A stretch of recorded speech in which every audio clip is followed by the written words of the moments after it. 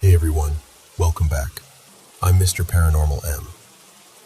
I've just wrapped up a long day at work, and honestly, this is the part I look forward to the most. Sitting down in front of the mic with you, and diving into the strange, mysterious stories you send from all over the world.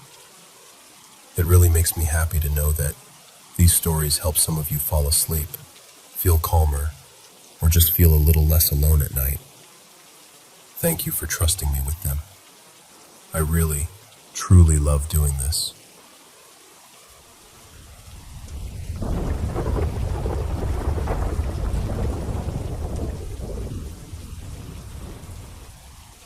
All right, let me take you back a bit.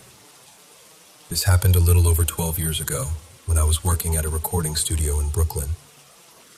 At the time, I was still pretty green, just an assistant engineer, but I was obsessed with the job. For about 4 years, I did everything I could to support one of the senior engineers there. Let's call him Marco. My goal was simple: become a staff engineer. To get promoted, I had to be able to run an entire session on my own. From meeting the band at the door, to setting up mics and gear, to recording, editing, and doing the final tweaks on the mix. No hand-holding, no one watching over my shoulder, just me and the session. When Marco finally asked, "Think you're ready to run one yourself?" my heart just about jumped out of my chest. I said yes, but inside, I was terrified. Of course, they weren't going to throw me at some big-name artist right away. The idea was, if I messed up, it had to be with a band the studio could afford to lose. So I was assigned this amateur college band, 4 of them. Drums, bass, guitar, and a second guitarist who also sang lead. They'd booked 2 days to record 2 songs as cheaply and quickly as possible. First time in a real studio for them. You could see they were excited, but also clearly counting every dollar. From the studio's perspective, they were a safe band to experiment with. From my perspective, this was my test. I was in charge. Day 1 arrives. We do a quick meeting, talk about the songs, the feel they want, that kind of thing. Then we start setting up drums and bass, the usual, tuning, mics, headphone mixes. Once everything's good, we begin tracking. Honestly, they weren't bad at all. Pretty decent, actually. Nervous, but they could play. The rhythm section went smoothly, and I remember thinking, okay, maybe I can actually do this. Then we moved on to guitars. We put the main guitarist, the one who would later sing lead, into this little ISO booth. Thick door, heavy walls, totally sealed. No outside noise, no street sounds, nothing. In a studio like that, once that door closes, it's like the world disappears. We start a take. He's playing along. Everything sounds normal. And then suddenly, mid-performance, he just stops. Completely. I hit stop on my side and say into the talkback, "Everything okay?" He stares at me through the glass and goes, "Didn't you just hear a woman's voice?" Now, just so you understand, during a take, nobody in the control room talks to the performer unless we hit the talkback button. Our voices don't go into their headphones unless we deliberately send them. And in that moment, none of us had touched anything. Everyone in the control room was quiet. So I tell him, "No, man, we didn't say anything. What did you hear?" He looks unsettled, but kind of brushes it off. I could have sworn I heard a woman talking, like right in my headphones. I roll back the audio and listen from the top. Nothing. No voice, no weird noise. Just guitar. I even solo the track, check the waveform. Still nothing. So I say, trying to keep him relaxed, It's probably just one of your effects. Some of those pedals can sound kind of vocal, you know? And that's a real thing, by the way. Certain effects and harmonizers can sound almost like a human voice. He doesn't look totally convinced. A couple more times during the session, he says things like, "I really felt like I heard a voice." But each time, the rest of us sort of laugh it off and say, "You're just tired." Or, "It's nerves, man." And that's when our real problem shows up. Time. We usually try not to split vocal recording across days, because the singer's tone and energy can change. But we ended up taking longer on the first song's vocals than we planned. By the time we realized he still hadn't nailed the performance, our booked studio time was basically gone. And remember, day 2 already had to cover both songs' vocals plus mixing. So I made them a proposal. I said, "Look, we've already got a bunch of takes for the first song. Tonight, I can go through them, comp the best parts, and fix any pitch issues. That way tomorrow, we can focus on recording vocals for the second song, and then move on to mixing." Most engineers use some kind of DAW editing anyway. I was working in Logic Pro at the time, and with that, you can fix timing, pitch, little mistakes, all kinds of things. The band members looked frustrated. They didn't have a big budget, and they knew that if we went over the reserved time, extra hours meant extra money. But in the end, they agreed. There wasn't really another option if they wanted to get both songs done. So I walk them out, say goodnight, and then my overnight shift begins. I remember thinking, if I can finish this comping job in about 3 hours, I can still get maybe 5 hours of sleep before we start again. Classic optimistic thinking. I made myself a strong coffee, sat down in front of the screen, and started working through the vocal takes. To my surprise, it went pretty smoothly. The singer wasn't perfect, but he wasn't terrible either, so comping and tuning weren't a nightmare. After I'd finished about half of the song, my brain started feeling a bit foggy, so I decided to take a short break and tidy up the live room in the booth. Sometimes, just stepping away from the screen clears your head. I grabbed the vacuum and started cleaning up some of the cable mess in the booth. While I'm vacuuming, the noise of the machine is roaring in my ears. And beneath it, I suddenly think I hear something. A woman screaming. Not like a little, "ah," more like a real, terrified scream. Far away but cutting through. I immediately switch off the vacuum. The moment the power cuts, the studio goes dead silent. And I mean silent in a way that almost hurts your ears, a kind of pressure.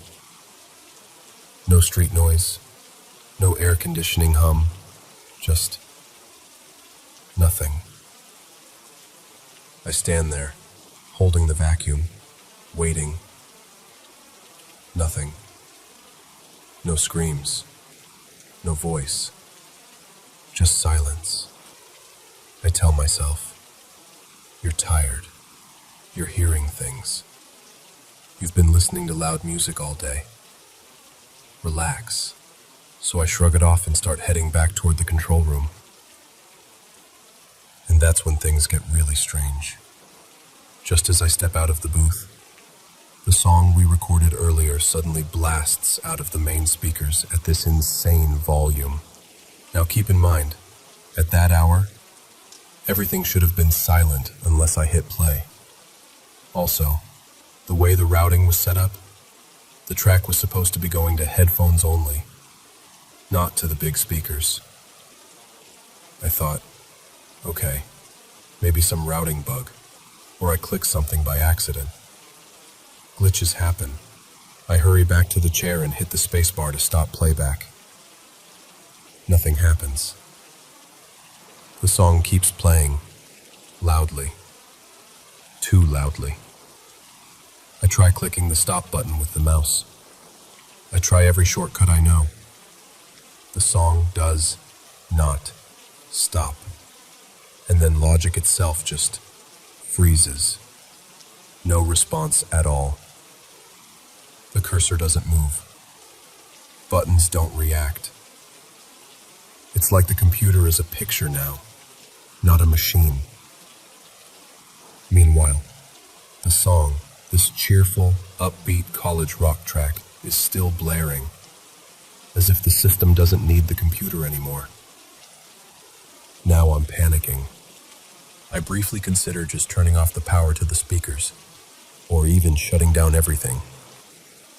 But I'm afraid that if I force it, I might lose the project altogether. And then, as I'm frozen there, hands hovering over the keyboard, I start hearing extra sounds in the music. First, this static, like zzz, the sound of an old, detuned radio. Then, a high-pitched metallic clank, clank, clank, like a piece of metal being hit or dragged. None of that was recorded. I know every layer of that track. It shouldn't be there. I'm staring at the screen, at the frozen waveform, and I'm thinking, okay, maybe the interface is dying. Maybe the whole system is finally giving out. And then it happens. From out of nowhere, a woman's scream cuts through everything. Ah! It's so loud it just obliterates the song and the noise. It's not even distorted in the normal technical sense. It's like the speakers themselves are cracking under the pressure.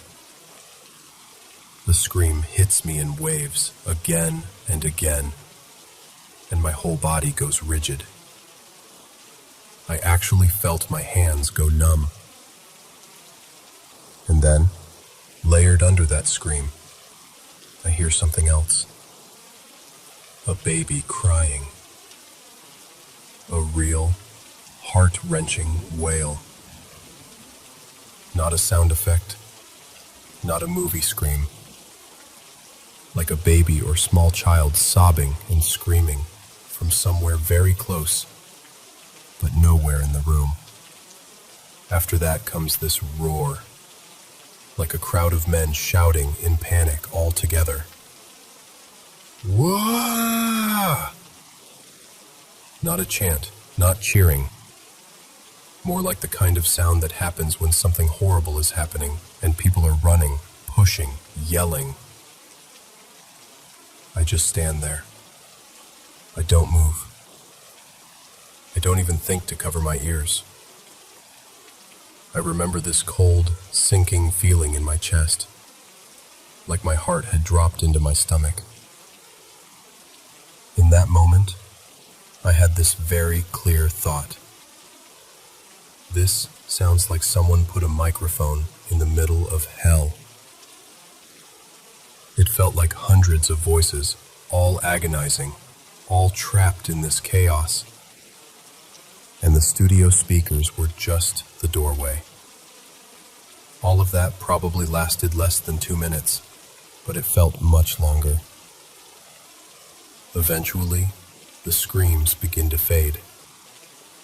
The crowd noise dies out. The baby's cry disappears. That rising panic in the sound just drains away. And then, almost casually, the original song, the college band's upbeat track, comes back, as if nothing had happened. Same place in the song, same arrangement. Like the horror was just something layered on top and then peeled away. This time, when I hit the stop button, the track stops. The cursor moves again. Logic responds like normal. I'm just sitting there, shaking.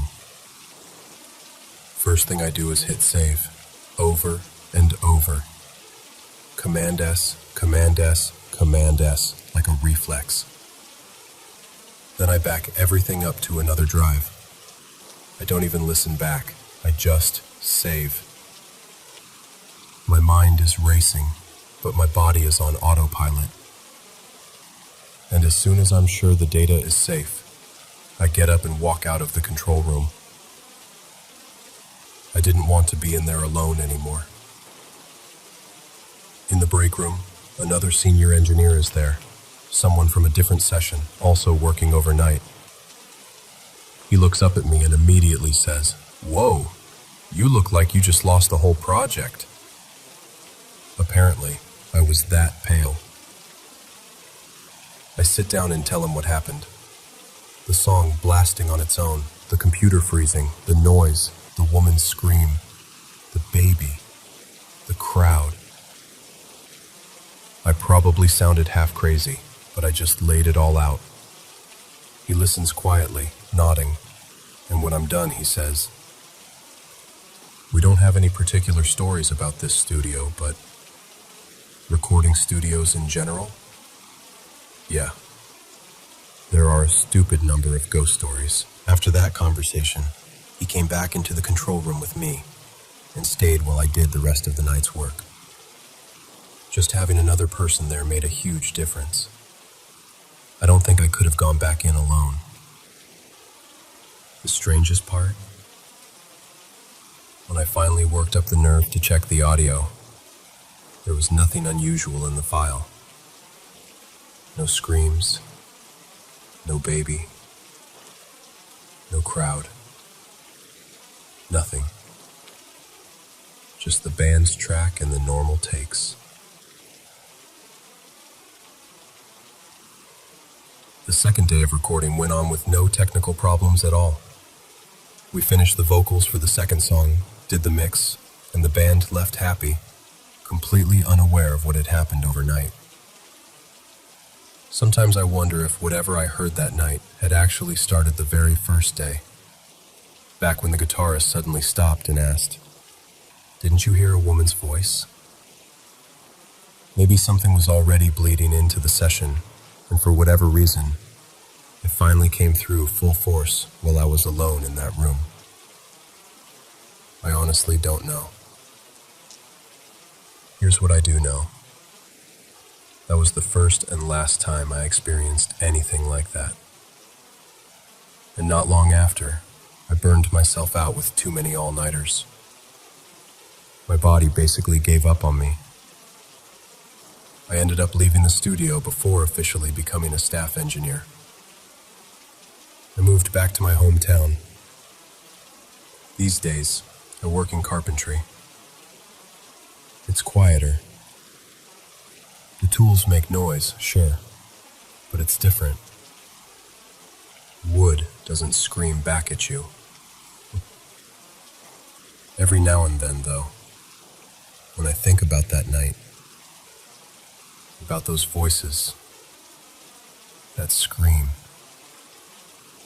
that wave of sound that felt like pure agony, I get this little chill.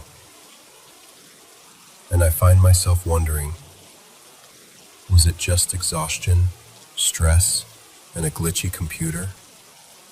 Or did something really reach through the wires and the microphones that night? Sometimes I joke and say, maybe I was the one who got cursed. But between you and me, I'm not entirely sure I'm joking.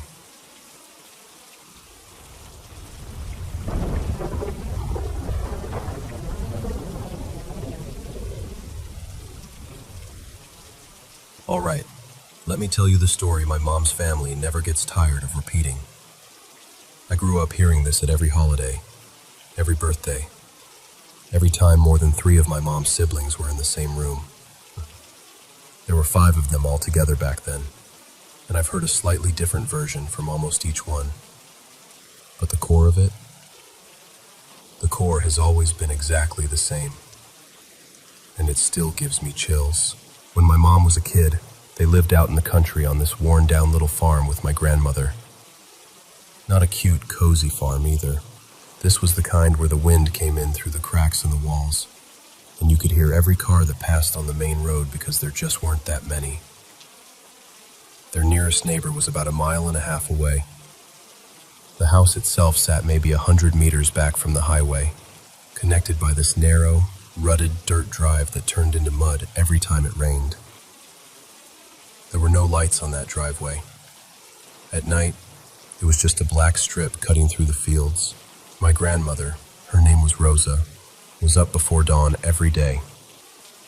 She'd go into town to work and to sell whatever vegetables and eggs she could at the market. Most evenings, she'd catch the 6:15 bus home and walk down from the highway, hauling bags that always seemed too heavy for one person. My mom's oldest sister, back then they called her Tessa, was only 11. Way too young to be handling the house and watching 4 younger kids. But things were hard, and my grandmother did what she had to do to keep everyone fed. They had a little routine. When Grandma Rosa got off the bus in the evening, she wouldn't come all the way up to the house by herself. She'd stand up by the road and call out toward the farmhouse, and her voice carried all the way down that dirt driveway. She always said the same sort of thing, cheerful, a little tired. "Kids, come give me a hand with these bags." And the children would come running, because there were almost always treats buried in those grocery bags. Little sweets, crackers, sometimes apples, or a bottle of soda if they were lucky. So, one evening, just around that usual time, a little after 6, they were all inside the house. The sun was almost gone. You know that thin gray light you get right before it turns properly dark? That was what my mom remembers. The younger ones were playing on the floor. My mom was helping Tessa wash the dishes, and the radio was on low in the background. Then, clear as anything, from out by the road, they heard it. "Kids, come help me with these bags." Same rhythm, same tone, same little laugh at the end. It was my grandmother's voice. There was no room for doubt about it. My mom remembers how everyone just froze for half a second, then looked at each other. Tessa wiped her hands on a towel, and my mom said, "That's Grandma. She's here." 4 of the kids rushed for the door without thinking. My mom was one of them. The youngest stayed behind because he was too little and had fallen asleep on the couch. They all noticed, in a sort of vague way, that they hadn't heard the bus that evening. Usually, the bus made a very distinct noise when it stopped and pulled away on that stretch of road. But kids don't overthink things when they're excited, right? They shrugged it off. They pushed open the front door and stepped out onto the porch. It was already darker than they expected. The yard was just shapes at that point. The fields around them were quiet. No crickets yet. No farm machinery. Nothing. Just a still, stretched out silence. My mom says that by the time they were halfway down, it was really bothering her that she couldn't see anyone at the road. Usually, you could at least make out their grandmother's silhouette under the dim bus stop light. But there was nothing. No figure. No bus. Just the yellowish highway light and an empty road. They kept going anyway because they had heard her. All of them. Plain as day.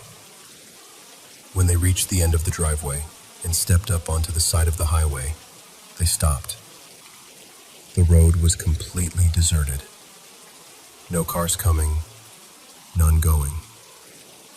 Just a long, straight line of asphalt disappearing into the dusk in both directions. No grandmother. No bus. No grocery bags. Tessa cupped her hands around her mouth and called out, "Mama?" Nothing. She tried again, louder.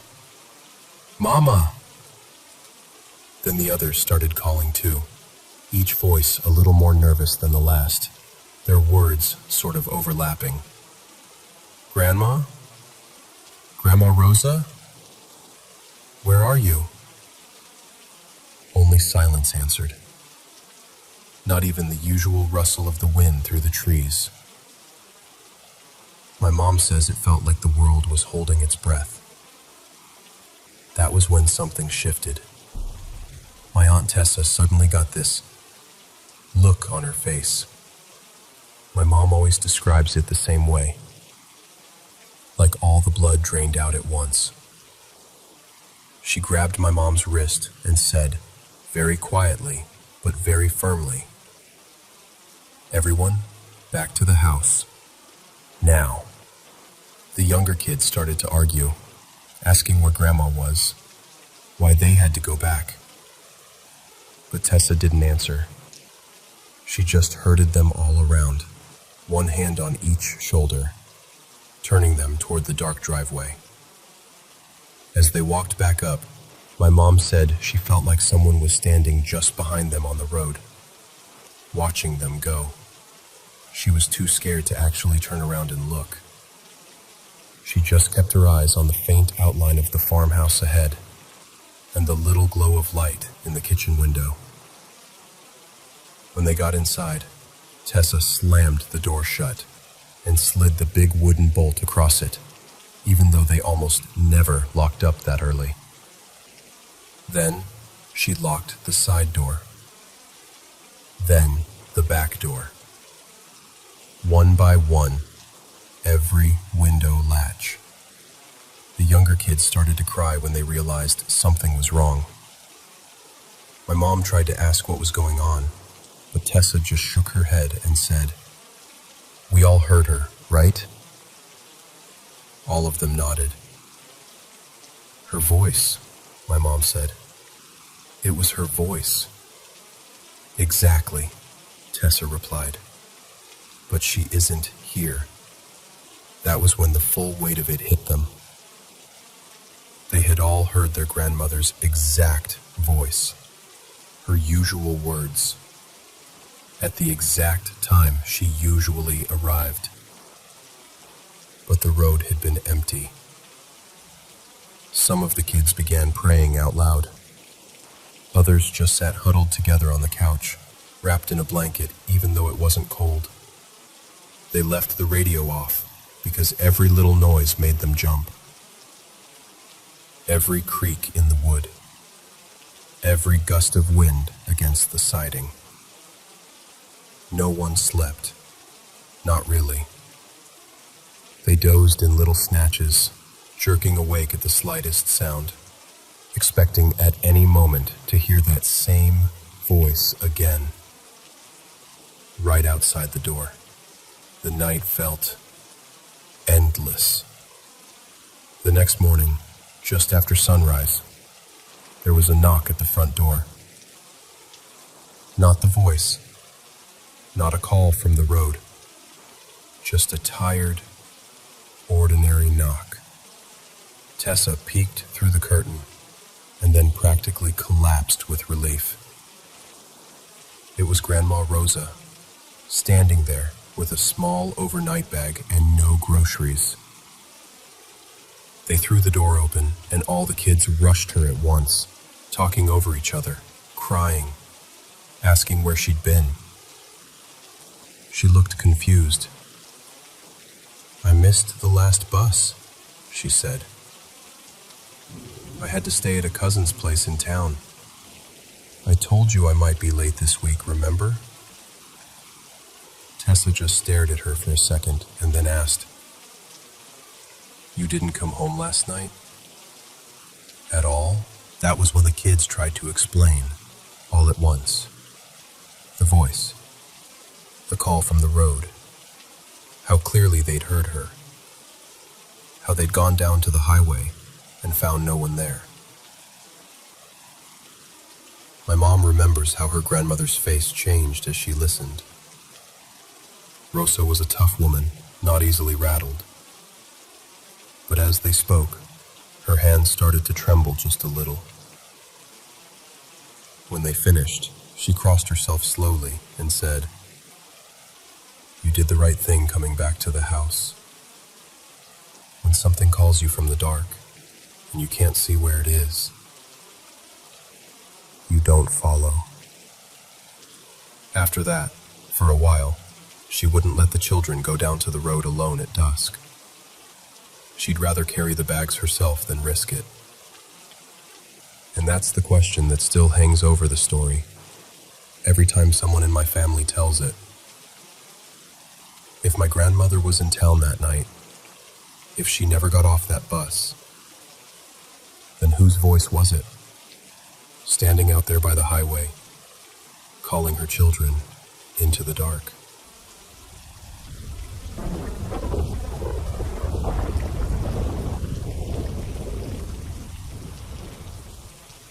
So, my Uncle Ramon's a taxi driver. I first heard this story, painting a picture, one humid Saturday night while he was drinking beer with my dad, Leo, out on our front porch. I was pretending not to listen, but you know how it is. I heard every word. Anyway, there's this stretch of road outside our town that every cabbie knows. They call it Runway Road, because it runs right alongside the airport fence. No houses, no shops, just empty fields on one side and a wall of tall trees on the other. No streetlights either. Once the last flight lands around 10:30 p.m., that whole place goes dark and quiet. No one really talks about that road when they're sober. So my uncle starts telling us about his friend, another driver, named Joey. That night, Joey was parked outside the airport, waiting for some late passenger who never showed up. He'd been working since the morning, so around 11 p.m., he dozed off in the driver's seat, engine idling, radio low. When he wakes up, the parking lot is almost empty. Just a few staff cars way in the back. He checks his phone, curses because it's so late, decides to take one last run through town before heading home. He pulls out of the airport, turns onto Runway Road. About halfway down, where there's nothing but trees and that rusty chain link fence, Joey sees someone up ahead by the side of the road. A woman. She's standing there like she just stepped out of the dark. Long black hair down past her waist, wearing this plain, pale dress that almost glows a little in his headlights. No bag, no phone, nothing. She raises one arm to flag him down.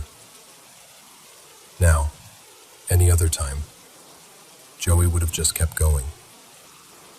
But it's late. The road is empty. And a lone woman out there? He says to himself, if I don't stop, who will? So he pulls over. She opens the back door and slides in without saying a word. The car dips just a bit, like it should when someone sits down. Joey glances in the mirror. He can't see her face clearly, just her hair covering most of it. "Good evening, ma'am," he says. "Where to?" She answers in this flat, distant voice, gives him a street name and a house number in a neighborhood on the far side of town. It's not a bad area, just far. He taps the meter, pulls back onto the road. At first, he tries small talk.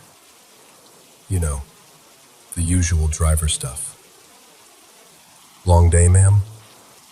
You working at the airport?" Nothing. She sits perfectly still, turns slightly toward the window, hair like a curtain, hiding her face. No fidgeting, no looking at her phone, no clearing her throat. Nothing. Just this heavy, quiet presence in the back seat. Then, he starts to notice the cold. Not aircon cold. Not, oh, I turned the temperature down too much. Cold. He says it was the kind that seeps into your fingers and your jaw. Makes you clench your teeth without realizing it. He checks the controls. AC is already low. He turns it off completely. The cold doesn't go away. Instead, it feels worse. Like the air is heavy. Like the kind you feel when you walk into a room where people were just fighting, you know? Not something you see, just something you feel. Joey keeps his eyes on the road. He tells himself, just drop her off, then go home. Shower, sleep, don't be dramatic. Still, he notices his hands are shaking on the steering wheel. He keeps flexing his fingers, trying to blame it on the coffee or the long shift. They're driving through the edge of the city now, where the first proper traffic light is. Up until that point, it's been nothing but empty road and a few warehouse gates. Finally, they hit a red light. The car rolls to a stop. No other vehicles, just them and that red glow on the hood. Joey says this is the part that still makes him sweat when he talks about it. He takes a breath, lifts his eyes to the rearview mirror, just to check, just to be polite, to say, "We're almost there, ma'am." And the back seat is empty. No one is there. No sound of the door opening. No click. No rush of air. The car didn't rock. Nothing. It's just him and the meter quietly ticking. He freezes. He doesn't turn around right away. He just stares at the mirror, his heart pounding in his ears. Then, very slowly, he twists in his seat, looks over his shoulder. Nothing. The seatbelt is still in place. The cushion looks the same as when he started his shift. There's no trace of anyone ever sitting there. He looks at the road outside. They haven't passed any intersections except this one. No sidewalks, no tricycles, no side streets. No spots where she could have slipped out without him noticing. He's a logical guy, Joey. Uncle Ramon swears up and down that Joey doesn't believe in ghosts, doesn't go to church, laughs at superstitions. The kind of guy who says, there's always an explanation. So his brain goes into overdrive. Maybe she got off at the airport gate? No, he remembers her getting in. Felt the car dip. Heard the door. Maybe she got off at a stop he doesn't remember. But there was no stop. No red lights, no speed bumps, nothing. Maybe he imagined the whole thing. Maybe he was so tired he dreamed it with his eyes open. But then he glances at the meter. The fare is running. Meters don't tick for imaginary passengers. That's when the hair on his arms stands up. He says the air in the car suddenly feels wrong, like it's too heavy, like you can't quite get a full breath. The cold digs straight into his bones. He slams his hand onto the button, stops the meter, and whispers, I'm sorry, to nobody. The light turns green. He doesn't wait. He makes a sharp U-turn, drives straight back toward town. But this time he avoids Runway Road, takes the long way, where there are houses and people and noise. He keeps checking the back seat, the mirror, the side windows, like he's afraid she'll be there again, just sitting quietly. When he finally gets home, he parks the cab outside his house and just sits there with the engine off.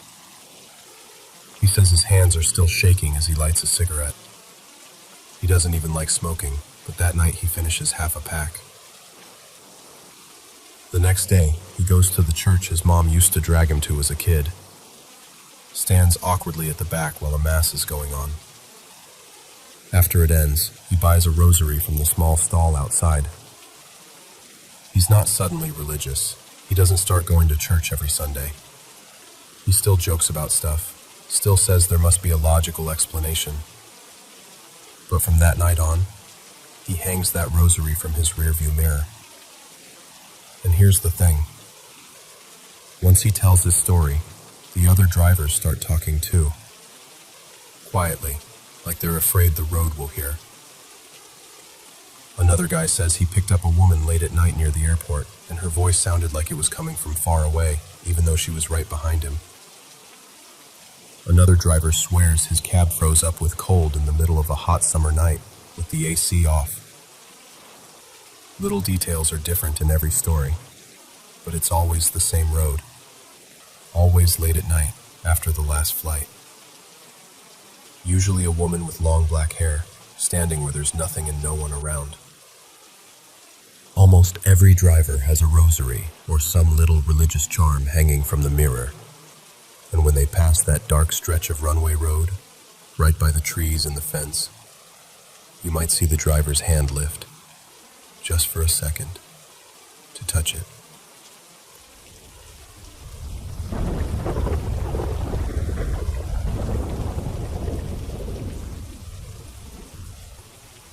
Okay, so this is one of those stories that's been told to me so many times I could practically recite it in my sleep.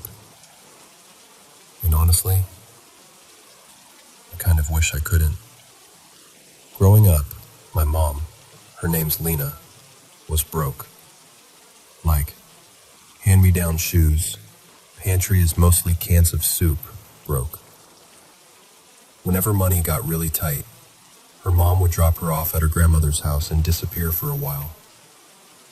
But Lena didn't mind. Her grandma, everyone called her Nana Rosa, absolutely adored her. She was the favorite. The golden girl, as Nana liked to say. They did everything together. Baking bread at 5 a.m., feeding chickens, walking into town for cheap ice cream. That house felt more like home than anywhere else. Eventually, Lena's mom pulled her life together a bit. She got a steady job and moved them about 8 hours away to a different city. She took Lena with her, of course, but that didn't stop the trips. Every summer, without fail, Lena would get on a bus by herself and go stay with Nana Rosa for a few weeks. Fast forward a bit. College time. Lena's older, juggling classes and work, but she still makes time every year to visit her grandmother. Same old house, same creaky porch, same steep staircase down to the basement. And that's the summer the dreams start. One morning over coffee, out of nowhere, Nana goes, "Lena, I had a strange dream last night."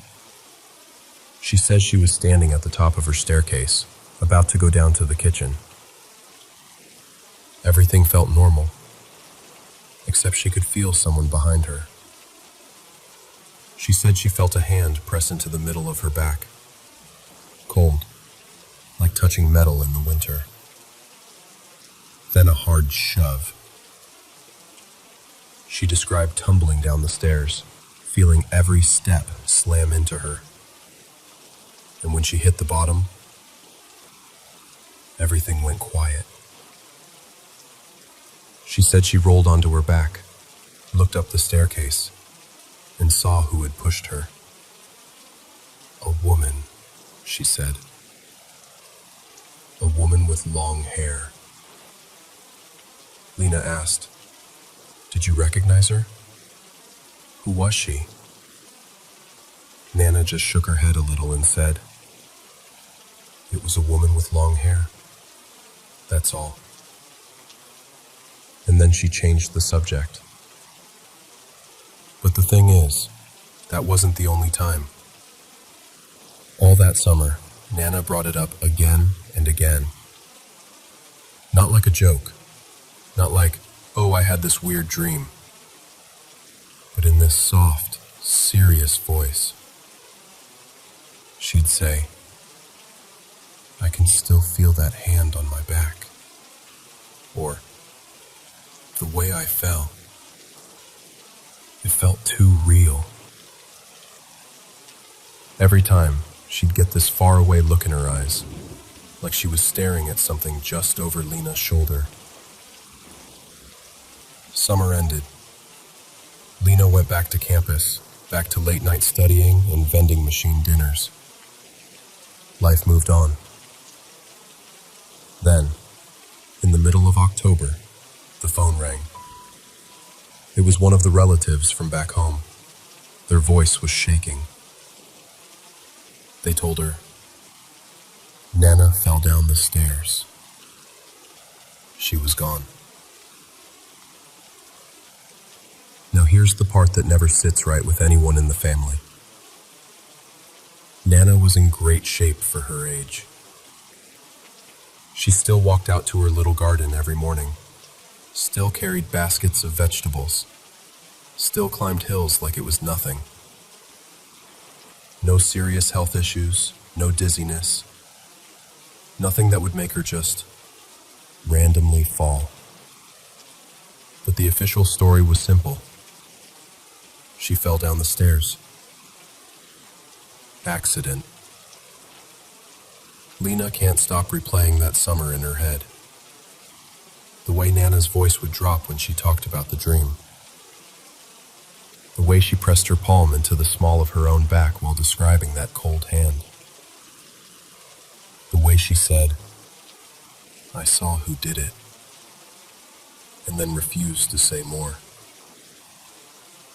My mom never got to ask, "Was it someone we know? Was it you? Was it me?" Any of those questions.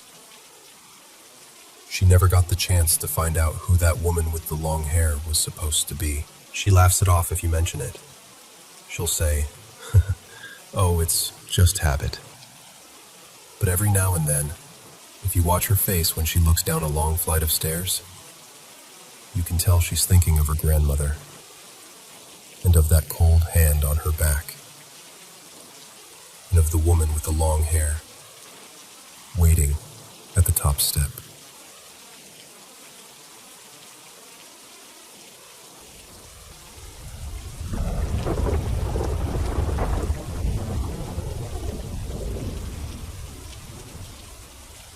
It all started back in 2021. I live in this really tiny village where, honestly, there isn't much to do and there aren't many places to hang out. Everyone knows everyone, and that also means everyone sees everything you do. So me and my friends were like, we need a spot, somewhere we could go without half the village watching us from their windows. And because my village has a bunch of abandoned houses, we thought, why not make one of those our place? We checked out one, then another. Nothing special, just dusty and boring. And then, we noticed this one house we swear we'd never seen before. It was kind of tucked behind some overgrown bushes, like it was trying not to be noticed. So of course, we decided to go in. The front door was locked, obviously, but we'd brought this old metal bar, kind of like a crowbar, and we started working on the lock. We actually managed to break it, but even then the door still wouldn't open. I broke one of the small glass panels in the door and peeked inside. And that's when I saw it. There was a chair pushed right up against the door from the inside, blocking it. We all just kind of looked at each other like, okay, that's weird. But we moved the chair, opened the door, and went in anyway.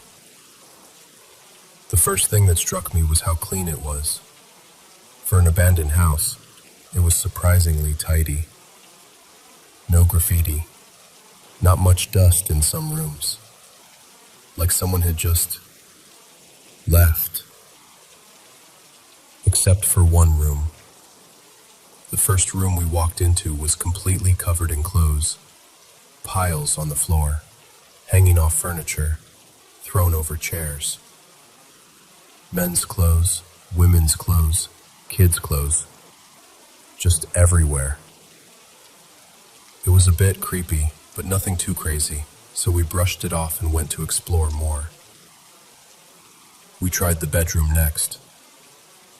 Of course, it was locked. So we did the same thing again. Broke the lock, pushed the door open, walked in. We were just messing around, talking, looking through drawers, checking out the old furniture. Maybe 10, 15 minutes went by.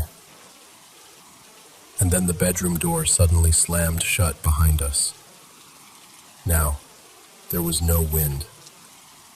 The windows in the bedroom were closed. The front door was closed. Everything was still. We laughed at first like, okay, funny, who did that? But when we tried to open it, it wouldn't budge. The door was locked again, from the inside. After a lock we had literally just broken. We all started to get that tight feeling in our chests, you know? Like the air gets heavier. Eventually, after some pushing and messing with the handle, we managed to get the door open again. To this day, I don't really know how or why it locked itself.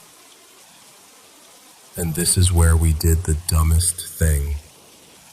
We decided to carve our names into the bedroom wall. There were 3 of us. Me, my friend Mila, and my other friend Rosa. We took a pocket knife and scratched our names into the paint like we were signing the place as ours. We also decided to borrow some stuff from the house. We took a small rusty knife, a little hammer, a few old church candles, and this really old gas mask we found. It felt like treasure at the time, like props from a horror movie. After we left the bedroom, we found this narrow hallway with another door at the end. That one was locked too. We worked on it for a while and managed to get it open. But our hammer actually snapped while we were doing it. That door turned out to be an exit that also led into this bigger room. And from that room, there were stairs going down to the basement. We told ourselves we'd check that out later. We wandered into the kitchen next, and that room was strange. There was a bed in there, not in a bedroom, but just in the kitchen, and a mirror sitting on the table facing another mirror on the wall.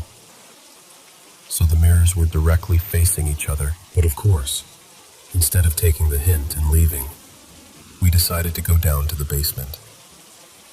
The second we stepped into the basement, all 3 of us got this horrible headache. It was almost instant. Mila actually grabbed the railing because she looked like she was about to faint. The air felt thick, like it was pressing on us. We stayed down there maybe a minute. Then we all looked at each other and were like, nope. We turned around and went back up. We sat for a while in that big room near the exit door, just kind of recovering and laughing it off, trying not to admit how freaked out we actually were. And then we left. At that point, we thought we'd found our new secret hangout spot. We had no idea what was coming. Day 2, The photos. The next day, only two of us went back, me and Mila. We decided to bring our cameras this time, because in our heads, this was all just an aesthetic abandoned house photo shoot idea. Mila went first. She stood in the little hallway, right in front of one of the mirrors, and took a selfie of herself with her camera. It looked cool in the moment, nothing strange. We didn't check it right away. Then I took some photos of her too, in that kitchen with the two facing mirrors. She was wearing a white t-shirt that day. I remember because I was dressed in all dark clothes, black hoodie, dark jeans, so we wouldn't mix each other up in the photos. Later, when Mila went home and started going through her pictures, she messaged me. In the photo she took of herself in the hallway mirror, her face looked wrong. Her head looked almost like a skull, like the skin was stretched tight or missing, and her eyes were almost completely white. That is not what she looks like. And behind her, reflected in the mirror, there was this little white circle that looked like a small head. Could it have just been dirt on the mirror? Maybe, but the way it lined up, it didn't feel like dirt. Then there were the pictures I took of Rosa from the day before that I hadn't really paid attention to yet. In one of them, she's standing by that weird mirror setup. On the right side of the photo, you can clearly see her. Her white t-shirt, her hair, part of her face. On the left side of the photo, right next to her, there's this white shape, like someone standing next to her, but all pale. It couldn't have been me because I wasn't wearing anything white. Where I was standing, I shouldn't have been in the reflection at all. I was off to the side. There was no flashlight, no strange light source, and the only window was behind the mirror. And then there was just a photo of the bedroom, all messy because of us. Beds unmade, clothes tossed around. That part was normal. The other two, not so much. Day 3, decorating the house. On the third day, we made what might have been our second biggest mistake. We brought another friend. For the story, I'll call her Nora. We wanted to show Nora our secret house. We didn't tell her about the weird photos yet. We just took her there like, look at this creepy cool place we found. We mostly stayed in the bedroom because it was the coziest. It had more light, and it felt less intense than the basement or the mirror room. We decided we'd actually decorate it, like it was really ours. We fixed up some books and magazines we found on a shelf. Nora found a stack of old photos, pictures of different places, like cities and mountains and old buildings. We brought some nails we'd taken from the basement, so she started hanging those photos up on the bedroom wall above the bed. We lay on the beds, listened to music from someone's phone, talked about random stuff, laughed. It almost felt normal, like a sleepover in a place that didn't belong to us. Day 4, the nightmare and the apology. That night, everything escalated. Around 2 a.m., my phone started blowing up with messages from Mila and Rosa. I was half asleep, just staring at the screen, trying to make sense of all the texts. Mila told me her mom had woken up from a nightmare, like, really shaken. Her mom had no idea we'd taken anything from that house. We hadn't told any adults what we were doing. In the nightmare, her mom saw, and I quote, "A woman with skin as white as snow, almost like she was dead.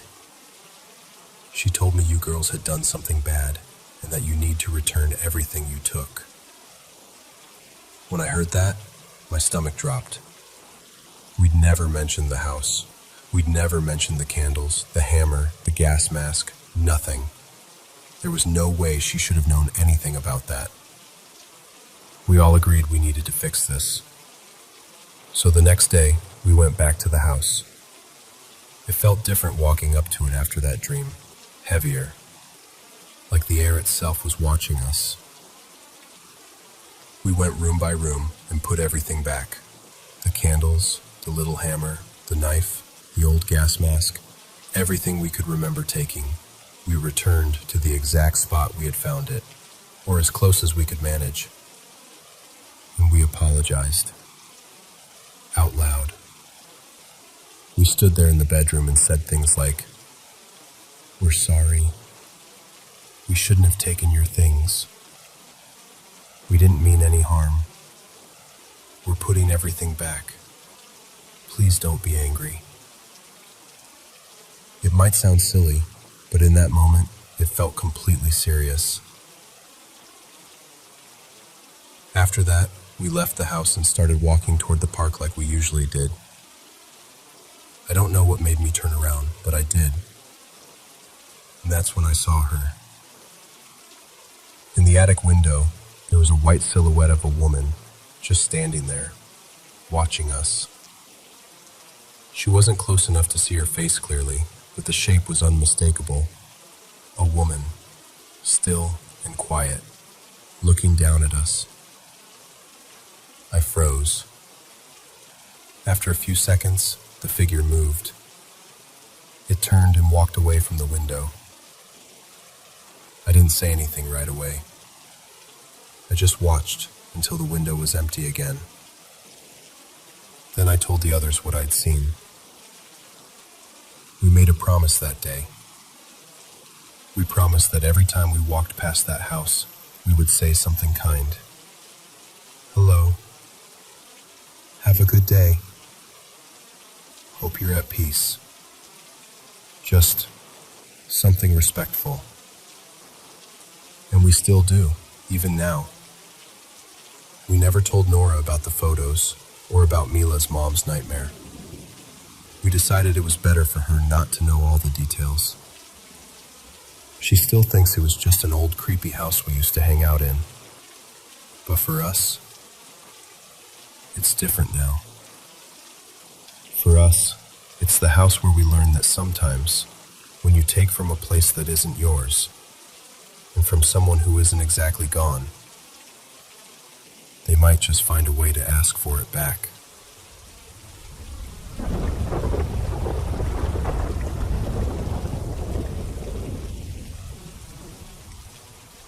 I grew up just outside Providence, Rhode Island.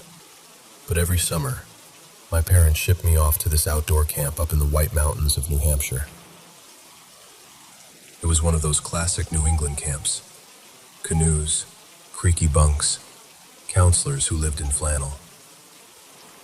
I started going when I was about 8, and by the time I was 17, I was finally old enough to be a CIT, a counselor in training.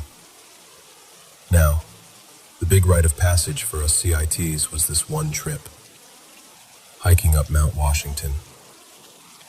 Tallest peak in the Whites, famous for truly awful weather.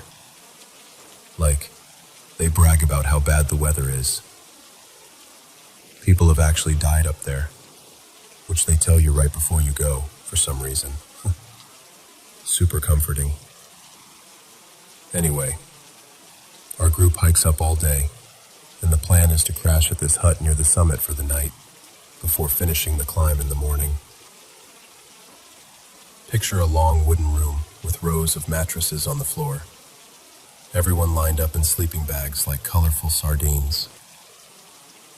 There were maybe a dozen of us. Me, my buddy Theo next to me, and a bunch of other half-exhausted teenagers who passed out almost immediately. Except me. For whatever reason, I just could not fall asleep. I was wired. Maybe it was the altitude. Maybe it was nerves. Maybe it was the gallon of hot chocolate I drank at dinner. I don't know. I just remember staring into the dark, listening to everyone breathe. After a while, maybe an hour, I started hearing these sounds. At first, I thought it was just normal sleep stuff. Someone snoring, somebody shifting in their bag, a little mumbling. No big deal. But then the voices started to change. It stopped sounding like my friends. The sounds got deeper, guttural, almost like someone was trying to talk with their throat half closed. And it wasn't just one voice. It would start as these low, broken noises, like someone whimpering under their breath. And then it would swell. More and more of them, all at once. They didn't sound like any of the kids I was with. These voices sounded older, worn out, desperate. And the words, when I could make out words at all, were like pleading, crying out for help, or mercy, or I don't even know. It was just this sense of raw distress, like being in a room with people who were all suffering, all at the same time, but you couldn't see any of them. The pattern was the same, all night. It would start with one or two voices, build and build until it felt like there was a crowd of them wailing, and then die down again. A few minutes of quiet, then back again, over and over. The whole time I'm lying there on my back, staring at the ceiling I can't even see, absolutely frozen. I kept trying to figure out if the sounds were coming from my friends' bodies, or from somewhere else. The room itself, the walls, the air. I honestly didn't know.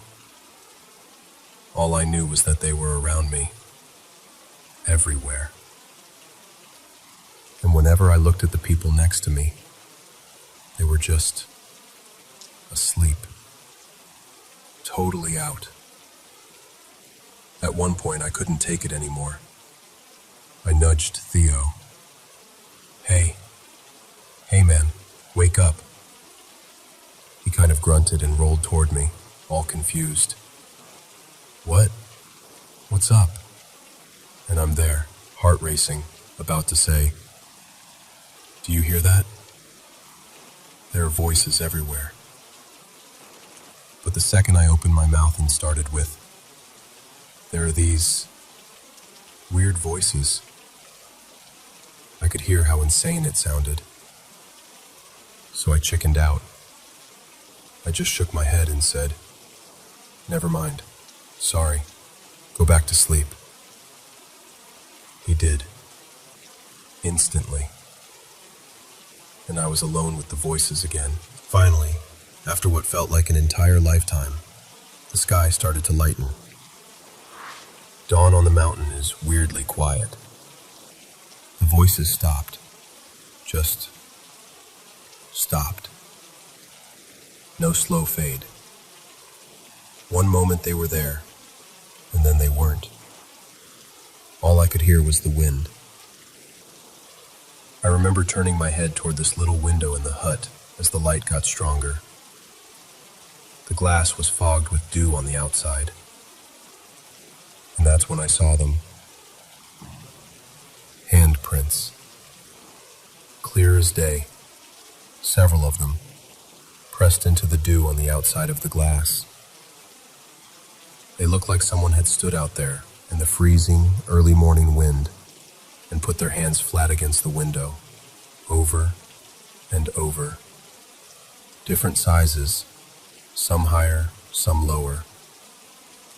And the wildest part was, I felt relieved. Not because it was normal, obviously, but because it meant maybe I wasn't going completely out of my mind.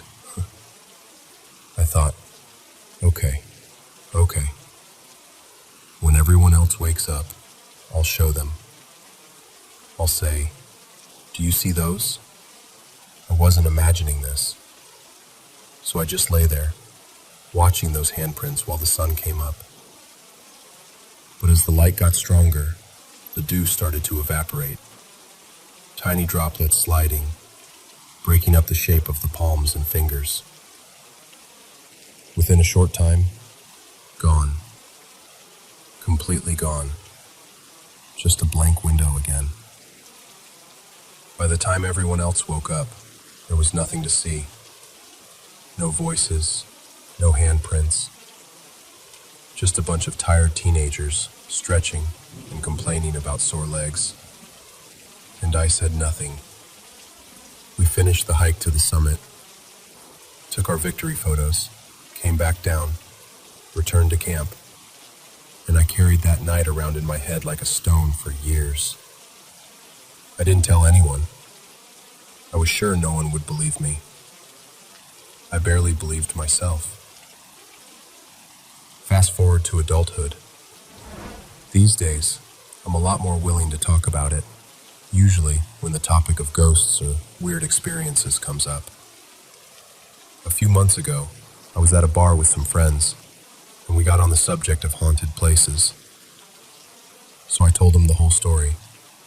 The CIT trip, the hut, the voices, the handprints, all of it. I finish, take a sip of my drink, and everyone's kind of sitting there in that. I don't know if I should joke or take this seriously. Silence. And then my friend Lena pulls out her phone. She scrolls for a second, then turns the screen to me. It's a photo of a mountain hut. Weathered wood, small windows, rocky ground around it. She goes, "Was it this place?" And my stomach just dropped. Because I had never looked up the hut. Not once. Back when it happened, I didn't even know what it was called. We were just kids, following our counselors. And it was like 2004 or 2005. My family still had dial-up, and I certainly wasn't going home to type "creepy cabin where I almost lost my mind" into a search bar. But I look at her phone, and I recognize it instantly. The angle is different. The weather's nicer, but the shape of it, the way it sits against the rocks, it's the same place. "Yeah," I say. "Yeah, I think that's it." "Why?" She scrolls up to the top of the article. The headline is something along the lines of, "Spend the night in New Hampshire's most haunted cabin for a truly terrifying experience." I just stared at it. Didn't quite work out that way. Over the years, more people died on that mountain, and along the way, the hut picked up this reputation for being haunted. People have reported seeing faces, crowds of them, pressed against the windows, or feeling invisible hands shove them in the dark, or hearing things they can't explain. There's even this idea of something they call the presence. Not one specific ghost, but kind of a collective spirit. The energy of all the people who died up there, bound somehow to the mountain itself. There are stories going back to the 1800s about people feeling followed or watched by something, long before the hut was built. And reading all that, it was like a switch flipped for me. For so long, I treated that night as this weird, maybe I was just overtired thing that happened to me alone. But realizing that other people, strangers, decades apart, had felt and heard similar things in that same spot, it became very, very hard to chalk it up to my imagination. I still don't understand what happened that night. I don't have a neat explanation. I just know what I heard, what I saw, and how it felt. I know those voices sounded like they were in pain, like they were reaching out. I know I lay there listening to them for hours, too scared to move. And I know that when I think about those handprints fading into the morning sun, part of me wonders if they were trying to be seen, to be acknowledged, to not just be another set of names on some old memorial. People sometimes ask me, would you ever go back, stay there again, just to see? And honestly, a part of me would love to, just to understand. To stand in that hut as an adult and say, okay, I'm listening. What are you trying to tell me? But the rest of me, the part that remembers lying awake all night while the dead begged for help in the dark, yeah. I don't think I'm taking that gamble. Not on that mountain. Not in that hut. Not again.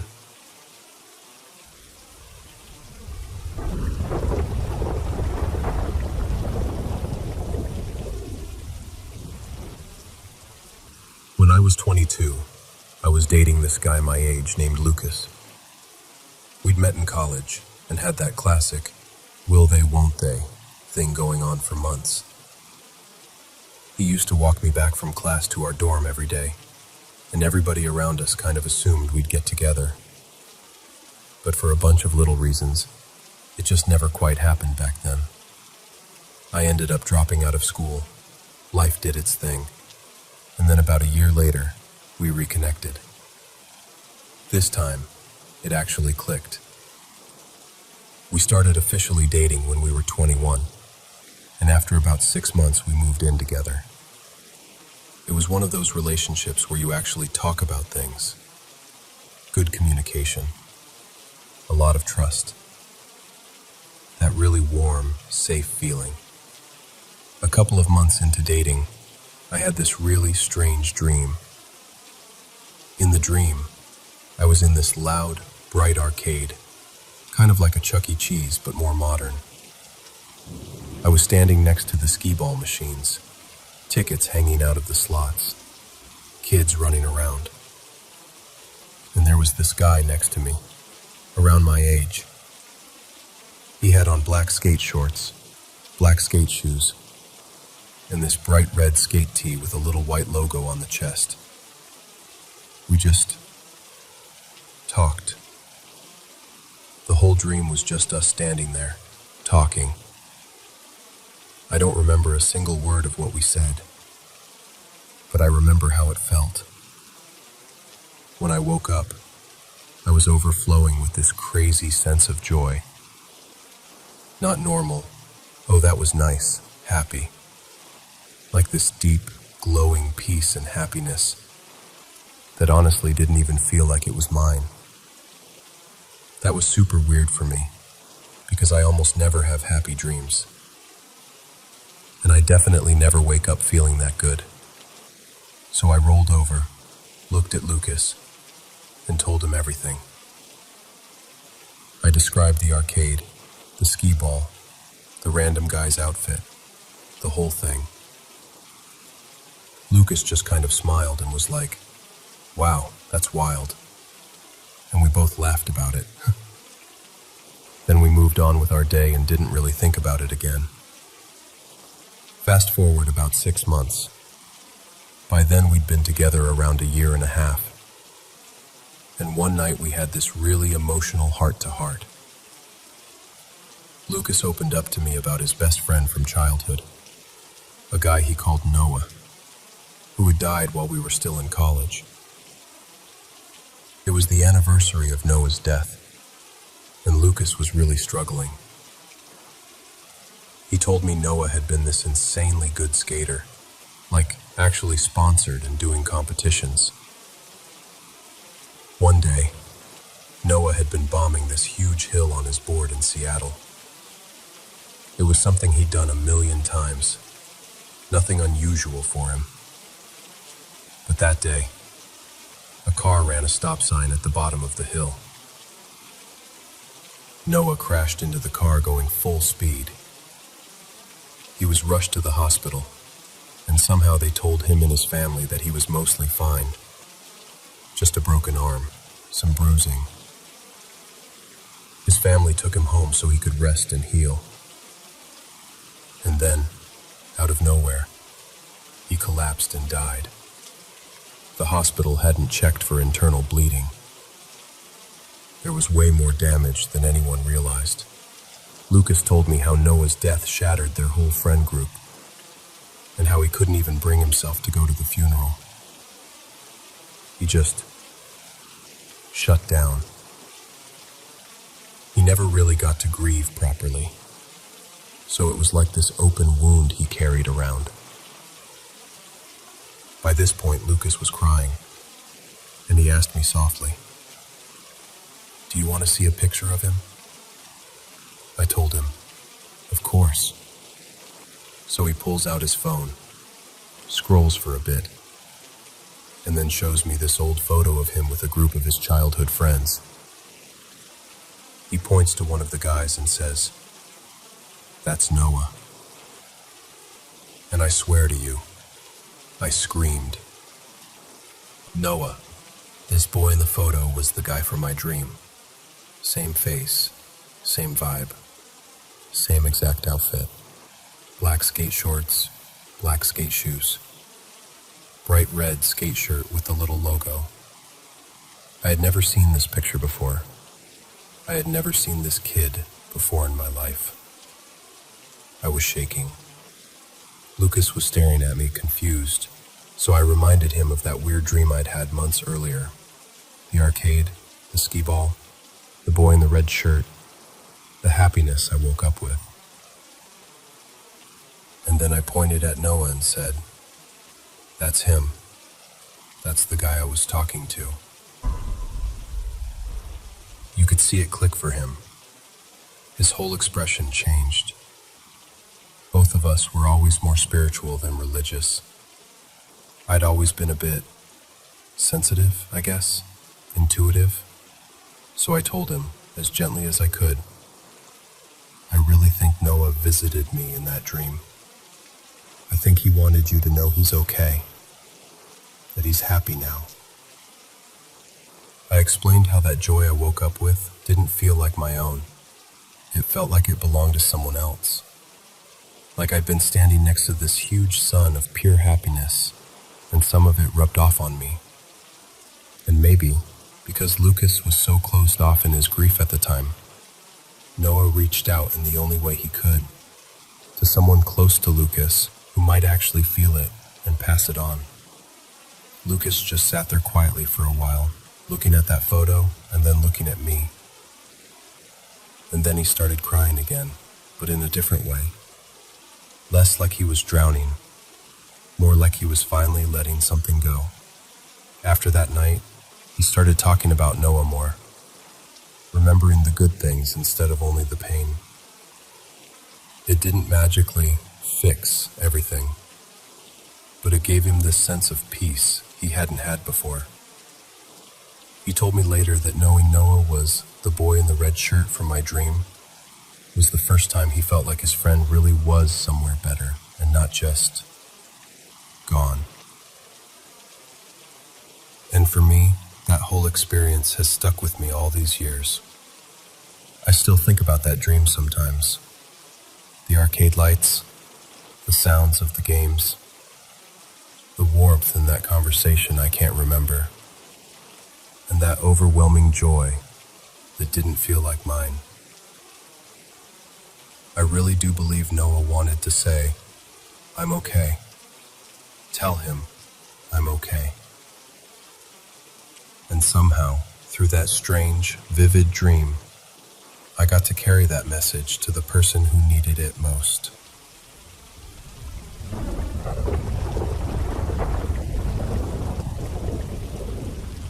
Paranormal M doesn't fear the shadows. It follows them. We uncover the mysteries the world once forgotten. Subscribe and dare to remember. Okay, so let me just start from the beginning. Our house is old. Not like charming old, more like it's seen some things old. The first floor was the original house. Before my family ever moved in, it belonged to an elderly couple. The wife actually had her funeral in the living room. People came, paid their respects, and said goodbye. Right there in what is now our TV room. Later, my grandparents bought the place and added a second floor. So the top floor is newer, but the bottom has all that history baked into it. My Grandma June, also passed away in the first floor guest room. So yeah, this house has had more than one goodbye inside its walls. Now, before I was even born, weird stuff was already happening. One night my dad was in the tiny downstairs bathroom, sitting on the toilet, smoking a cigarette out the cracked window. Super glamorous, I know. He said he suddenly heard a very clear, very stern voice right behind him say, "Put it out." Not yelling, just firm, like a scolding. He swears he dropped the cigarette, flicked it out the window, yanked up his pants, and ran out of there. There was no one else around the bathroom. The window looks out over the side yard. No porch, no people. Just that voice. Then there was my Granddad Earl. He was dozing on the couch in the family room one evening when he woke up to the smell and sight of smoke in the air. Thick, hazy, like the whole house was about to go up. He jumped up in a panic, ready to yell for everyone and call the fire department. But the second he stood up and really looked around, it was gone.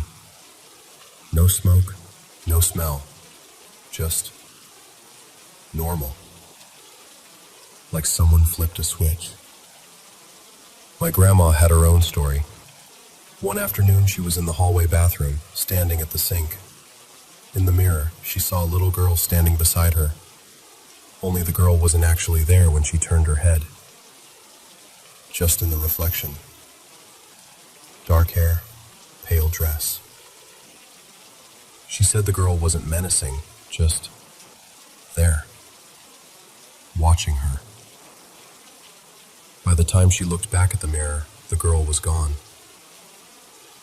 So that's the kind of history I was born into. Now for my own encounters. One night I was half asleep in my room upstairs, lying on my side facing away from the door. The house was quiet. Suddenly, my bedroom door slammed shut, like full-on slam. I shot up, heart pounding, and went straight downstairs. At that time, it was just my granddad and my Uncle Rob, at home. I asked, "Okay, who slammed my door?" And both of them looked genuinely confused. They were like, "We heard your door close, but we thought it was you." I tried to brush it off. I told myself, "You were half asleep. Maybe it just swung shut on its own." So I went back to bed. The next morning, I noticed something I hadn't seen the night before. There was a new hole in my door. Not huge, but very clearly from an impact. I pulled the door all the way open, and that hole lined up perfectly with the sharp corner of my dresser. So whatever force slammed that door shut did it hard enough to punch the wood into my furniture. And no one was up there. Another time, my friends and I were having a sleepover. We were all in my room on the second floor. Blankets everywhere, snacks, the whole thing. It was late, and the house had that super quiet, middle-of-the-night feeling. Out of nowhere, we heard this sound outside. Like someone dragging heavy chains across the backyard. Not fast. Slow. Metal scraping over the ground. We all went silent, just listening. You know when everyone's trying to pretend they're not scared, but nobody moves? That was us. Finally, we peeked out the window, expecting to see something. A neighbor, a prank, anything. No one was out there. No shadows, no movement. Just the backyard. Now, The strangest thing that ever happened involved me and my mom at the same time, but from two totally different angles. Let me tell you my side first. That night, I went to bed earlier than usual. I pulled my door mostly shut, left it just a little cracked, and made sure it was unlocked.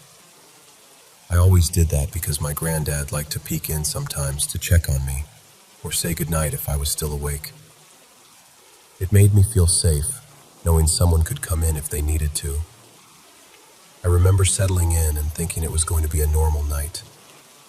I'm one of those people who almost always wakes up at least once. Bathroom, water, scrolling my phone, something. But that night, I didn't wake up at all. I slept straight through. Now here's what my mom, Elena, says happened downstairs. She was sleeping in the family room on the first floor, right at the bottom of the stairs. It's an open space, so you can hear everything, every step, every door. She says she heard my bedroom door open upstairs.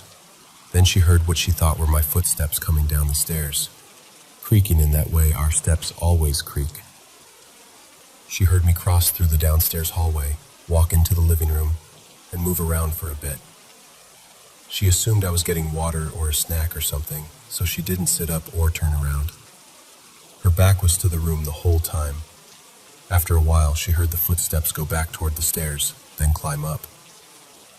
My bedroom door opened again, shut again. She figured, okay, she's going back to bed. A few minutes later, she hears my door open a third time. Footsteps down the stairs, this time only halfway. Then they stop, right on the staircase. She calls out my name. Hey, what are you doing? Why are you just standing there? She says that right after she asked, the footsteps slowly turned around on the steps, went back up to the second floor, walked into my room, and the door closed again. She thought I was just being weird or sleepwalking or something. Eventually, she fell back asleep. Now back to me. Like I said, I slept the entire night. No getting up, no bathroom trips, nothing.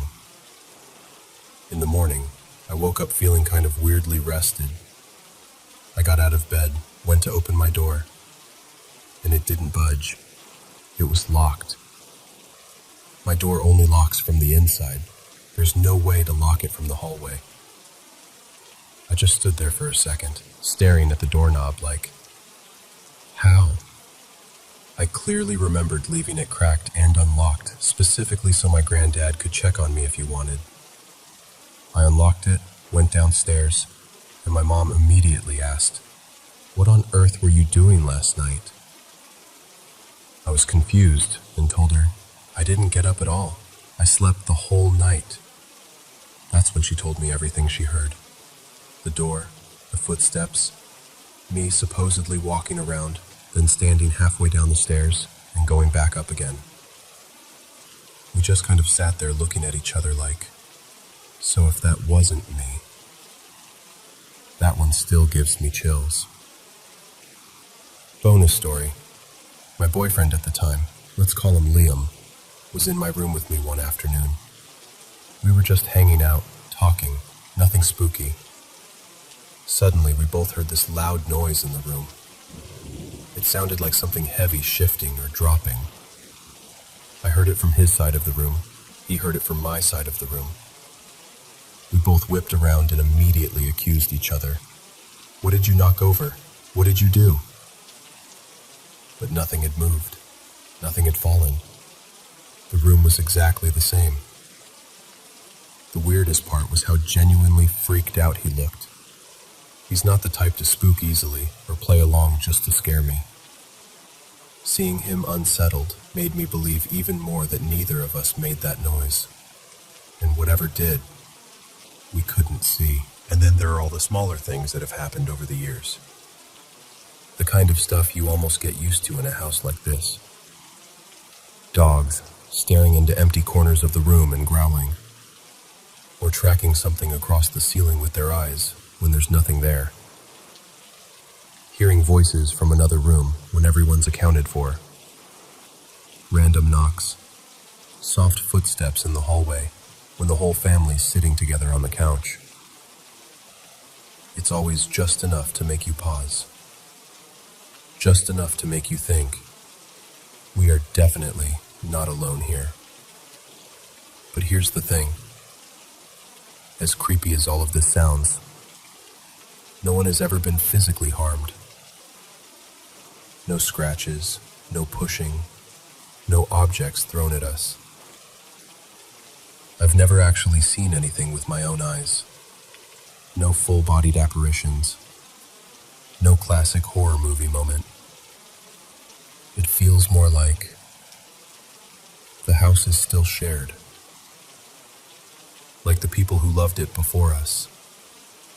The ones who said their goodbyes here. Never completely left. So yeah, that's my haunted house. And for better or worse, it's home.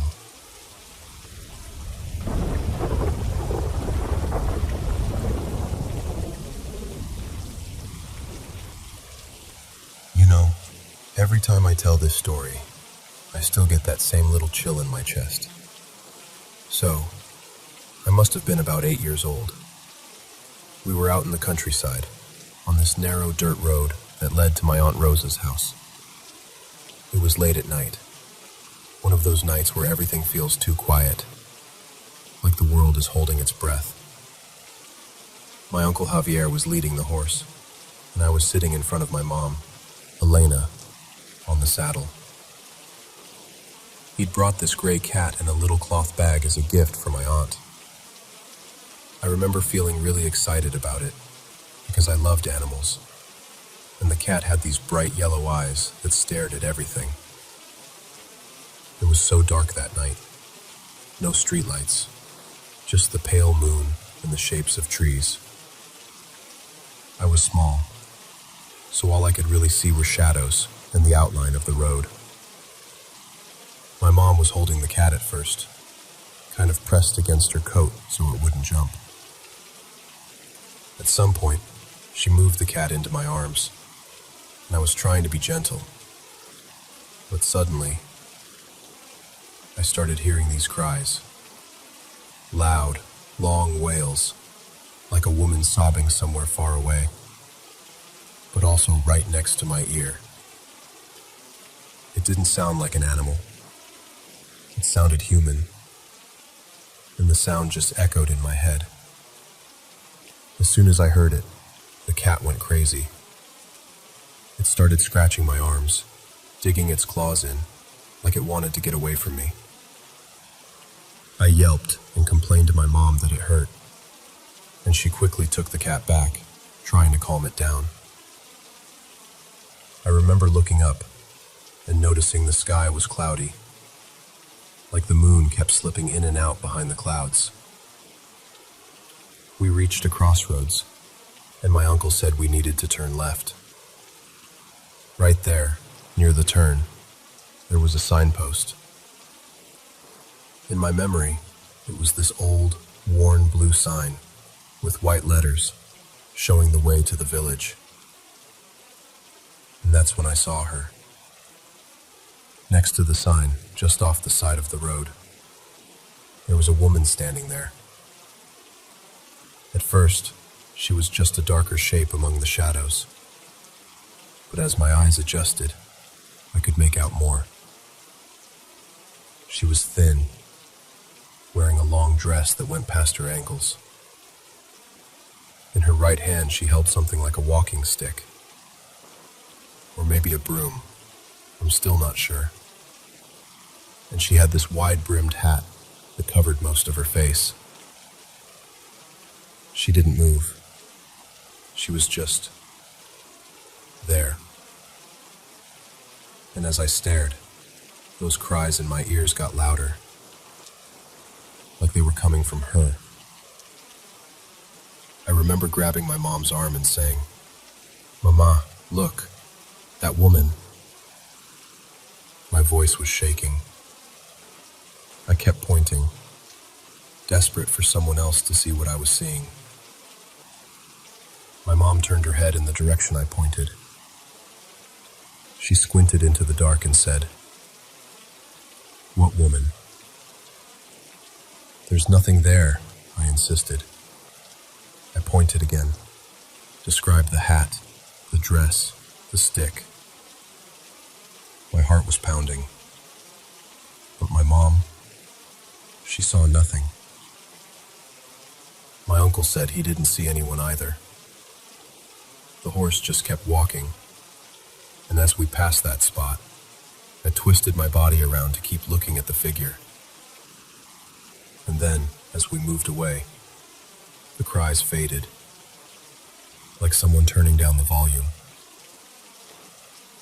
For years, I told myself it had to be a dream, that maybe I'd fallen asleep on the horse. But I remember the feeling of the saddle, the cat's claws, the cold night air.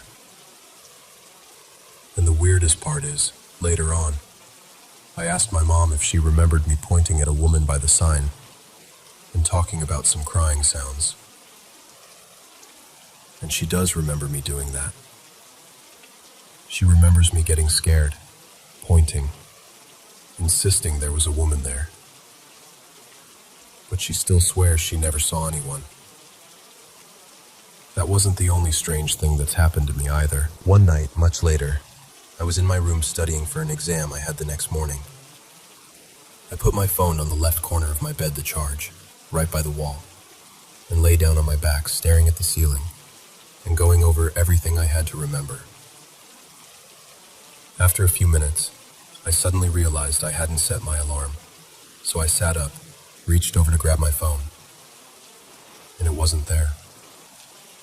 The charger cable was hanging down off the side of the bed, stretched tight, like it had been pulled.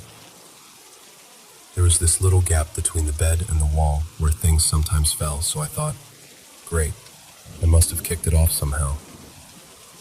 But I hadn't heard anything fall. No thud, no clatter, nothing. I leaned over the side of the bed, kind of annoyed and kind of confused, and looked down into that narrow space.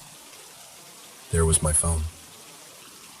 Not on the floor, not wedged awkwardly, not at a weird angle. It was resting perfectly on this tiny strip of baseboard, still plugged in, still charging, like someone had carefully set it there. No scratches, no cracks. And I didn't even have a case on it at the time. Any normal fall, and it should have hit the ground, or at least bounced around. I remember just staring at it for a moment, feeling this tightness in my chest. It didn't make sense. I picked it up quickly, checked the screen, the edges, everything. Perfect condition.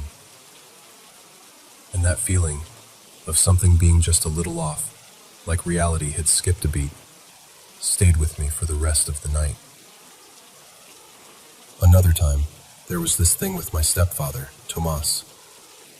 He wanted to watch a football match on the TV in my room because the living room TV was busy. I was in the living room flipping through channels, trying to find the right one for him.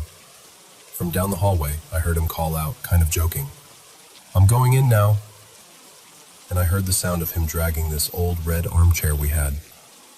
The chair always made this scraping, bumping noise when it hit the doorframe. I heard exactly that, a sort of thud and scrape as he went into my room with it. From where I was, I could see the hallway and my bedroom door. I saw him pass by with the chair and disappear into my room. It was such a normal, everyday moment that I didn't think twice about it. Once I finally found the channel, I got up and walked to my room to tell him. I stepped through the doorway, already talking, something like, "Hey, I found the match. It's on channel." And then I just stopped. The room was empty. The TV was off. The red armchair wasn't there. No one was in my room. I remember my brain trying to catch up with what my eyes were seeing. I literally froze for a couple of seconds. I had just heard him. I had just seen him walk in. And then, not even 10 seconds later, I heard his footsteps coming down the hallway behind me. Tomas appeared, dragging the same red armchair and said, in the same playful tone, "I'm going in now," then bumped the chair against the doorframe in exactly the same way I'd heard before. This time, I watched him physically enter the room. It felt like I'd seen it twice.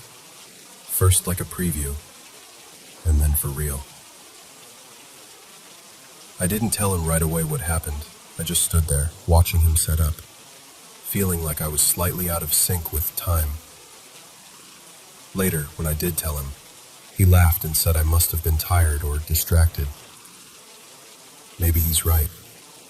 Maybe there's an explanation for all of this. But here's the thing. Those moments, all of them. The woman by the roadside. The cries no one else heard. The phone neatly balanced where it shouldn't have been. My stepfather entering my room twice. They're burned into my memory in a way that regular days aren't. Sometimes I tell myself it was just my imagination, or coincidences, or my brain filling in gaps. And other times, I wonder if, in those quiet, in-between moments, out on a dark road, in the space between a bed and a wall, or in the doorway of a room, something slips through that we're not supposed to notice. And every now and then, for just a second, we do.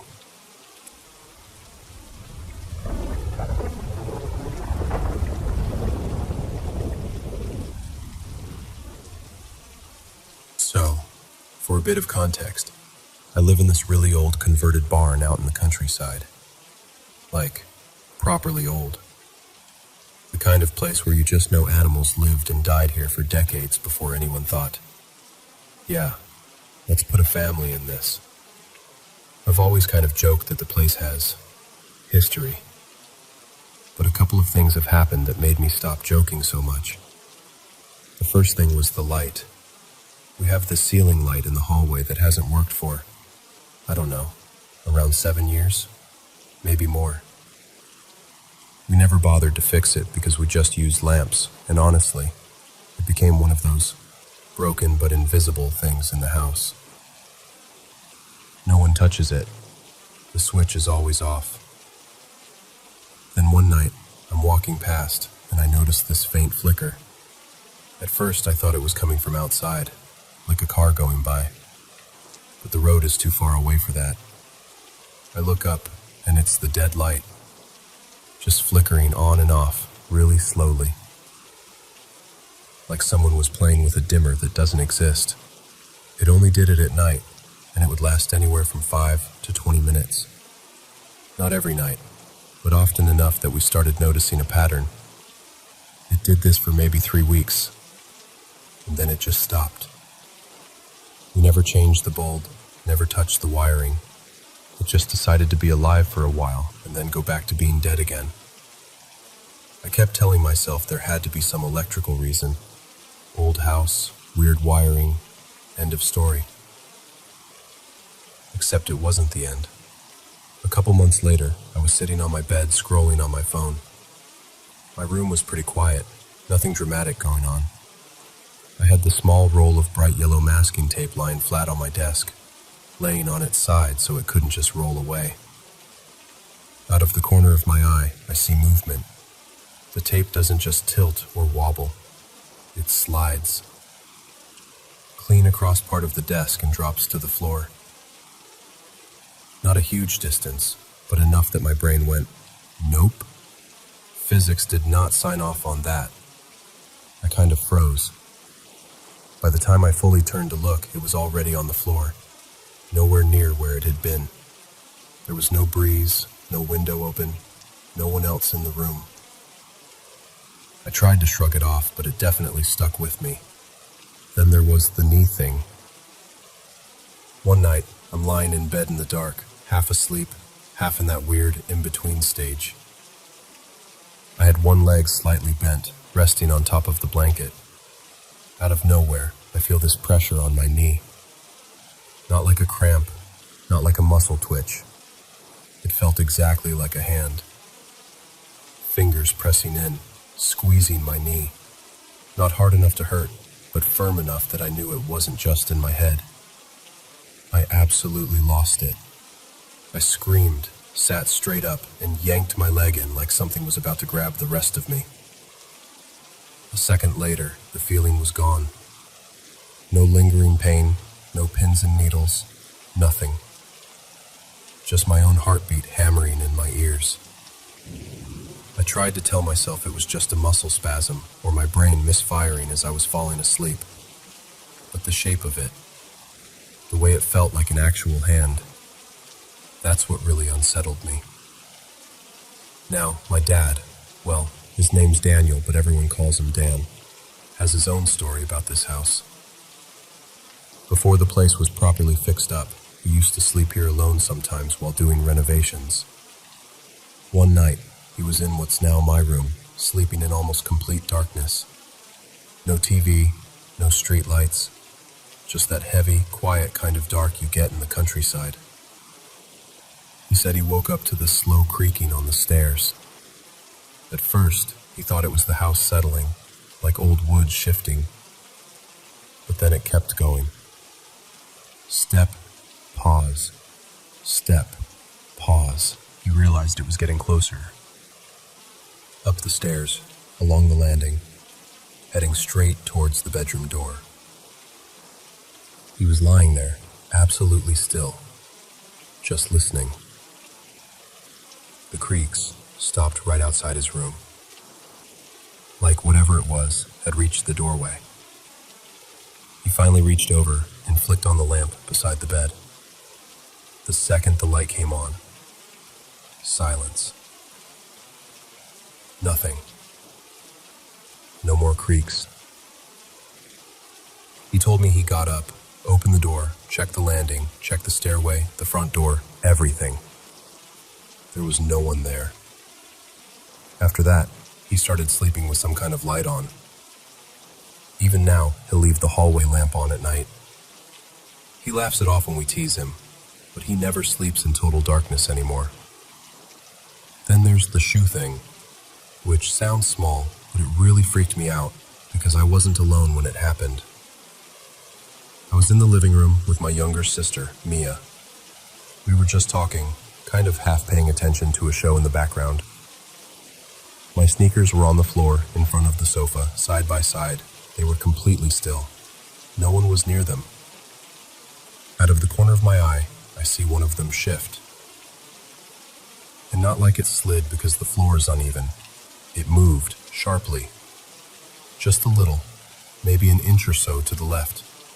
I blinked and turned my head properly. And at the same time, Mia goes, "Did you see that?"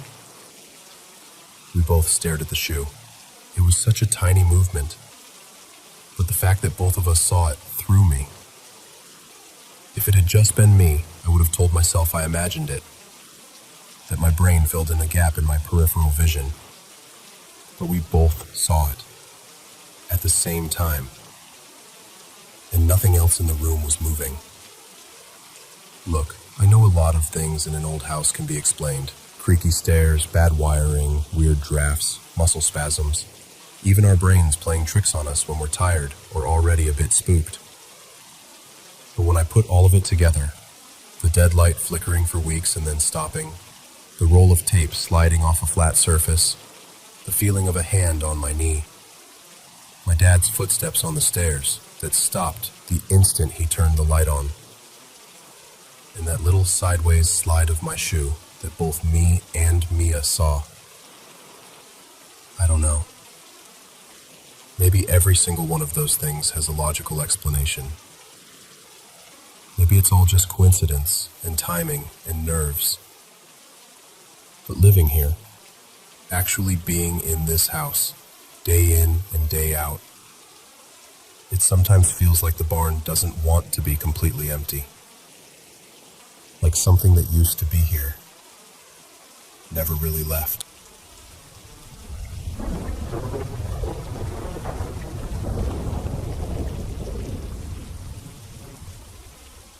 So I'm doing this bit of digging for a close friend of mine, Liam, and I want to tell you his story the way he told it to me.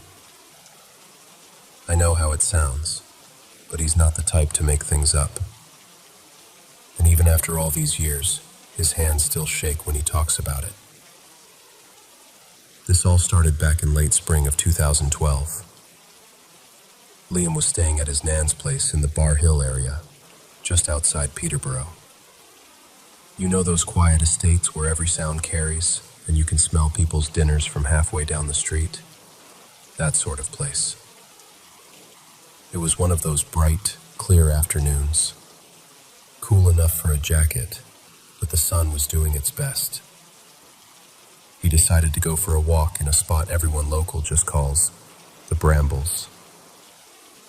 It's a tangle of scrub and trees, with little paths cut through by years of kids messing about and dog walkers taking shortcuts. Nothing special. He'd been there dozens of times. He told me that, at first, everything was completely normal. Birds, distant traffic, the occasional shout from kids somewhere behind him. And then, as he stepped off the main path, just a few meters, he said, everything cut out. And I mean everything. No wind in the branches, no birds, no distant rumble of cars. Just this hard, dense silence that felt like it had weight. He said it felt like he'd just walked into a room where someone had been arguing, and they all went quiet the second he opened the door. That's when he saw it. About 15, maybe 20 feet ahead, between two scruffy-looking bushes, something stepped into view. He described it as a grayish figure, but not gray like clothing. Gray skin. The kind of color you see in the underside of an animal, or something that hasn't seen the sun in a very long time. There was a light covering of fur over it, thin and patchy, more like wiry hair than a proper coat. It was hunched, the spine curved, shoulders high, and it moved on all fours. Not like a dog, he said. More like something that could stand upright if it wanted to, but preferred not to. Its eyes were the worst part. They were a deep, burning orange, with dark red pupils that didn't look quite round. He said they reminded him of embers in a fire, when you poke them, and they flare up for a second. And even from that distance, he felt them lock onto him. He heard this low sound coming from it, somewhere between a growl and a wet, grisling sort of throat noise. It wasn't loud, but it went straight through him in a way that normal sounds don't. Every nerve in his body told him he shouldn't be there. He said the feeling was very clear. You're not welcome here. Get out. The whole thing lasted maybe 4 or 5 seconds. That's all. But he swears it felt stretched, like time had been pulled thin, long enough for every detail to burn itself into his memory. And during those few seconds, the air around him turned bitterly cold. Not just a gust of wind, not a chill. He said it felt like stepping into a walk-in freezer. His breath didn't fog or anything. It was just that sharp, bone-deep cold that makes your skin tighten. Then he blinked, and it was gone. No sound of it moving off. No rustling in the bushes. 1 second it was there, locked eyes with him. The next second he was just staring at empty trees and scrub. And as soon as it vanished, all the background noise snapped back.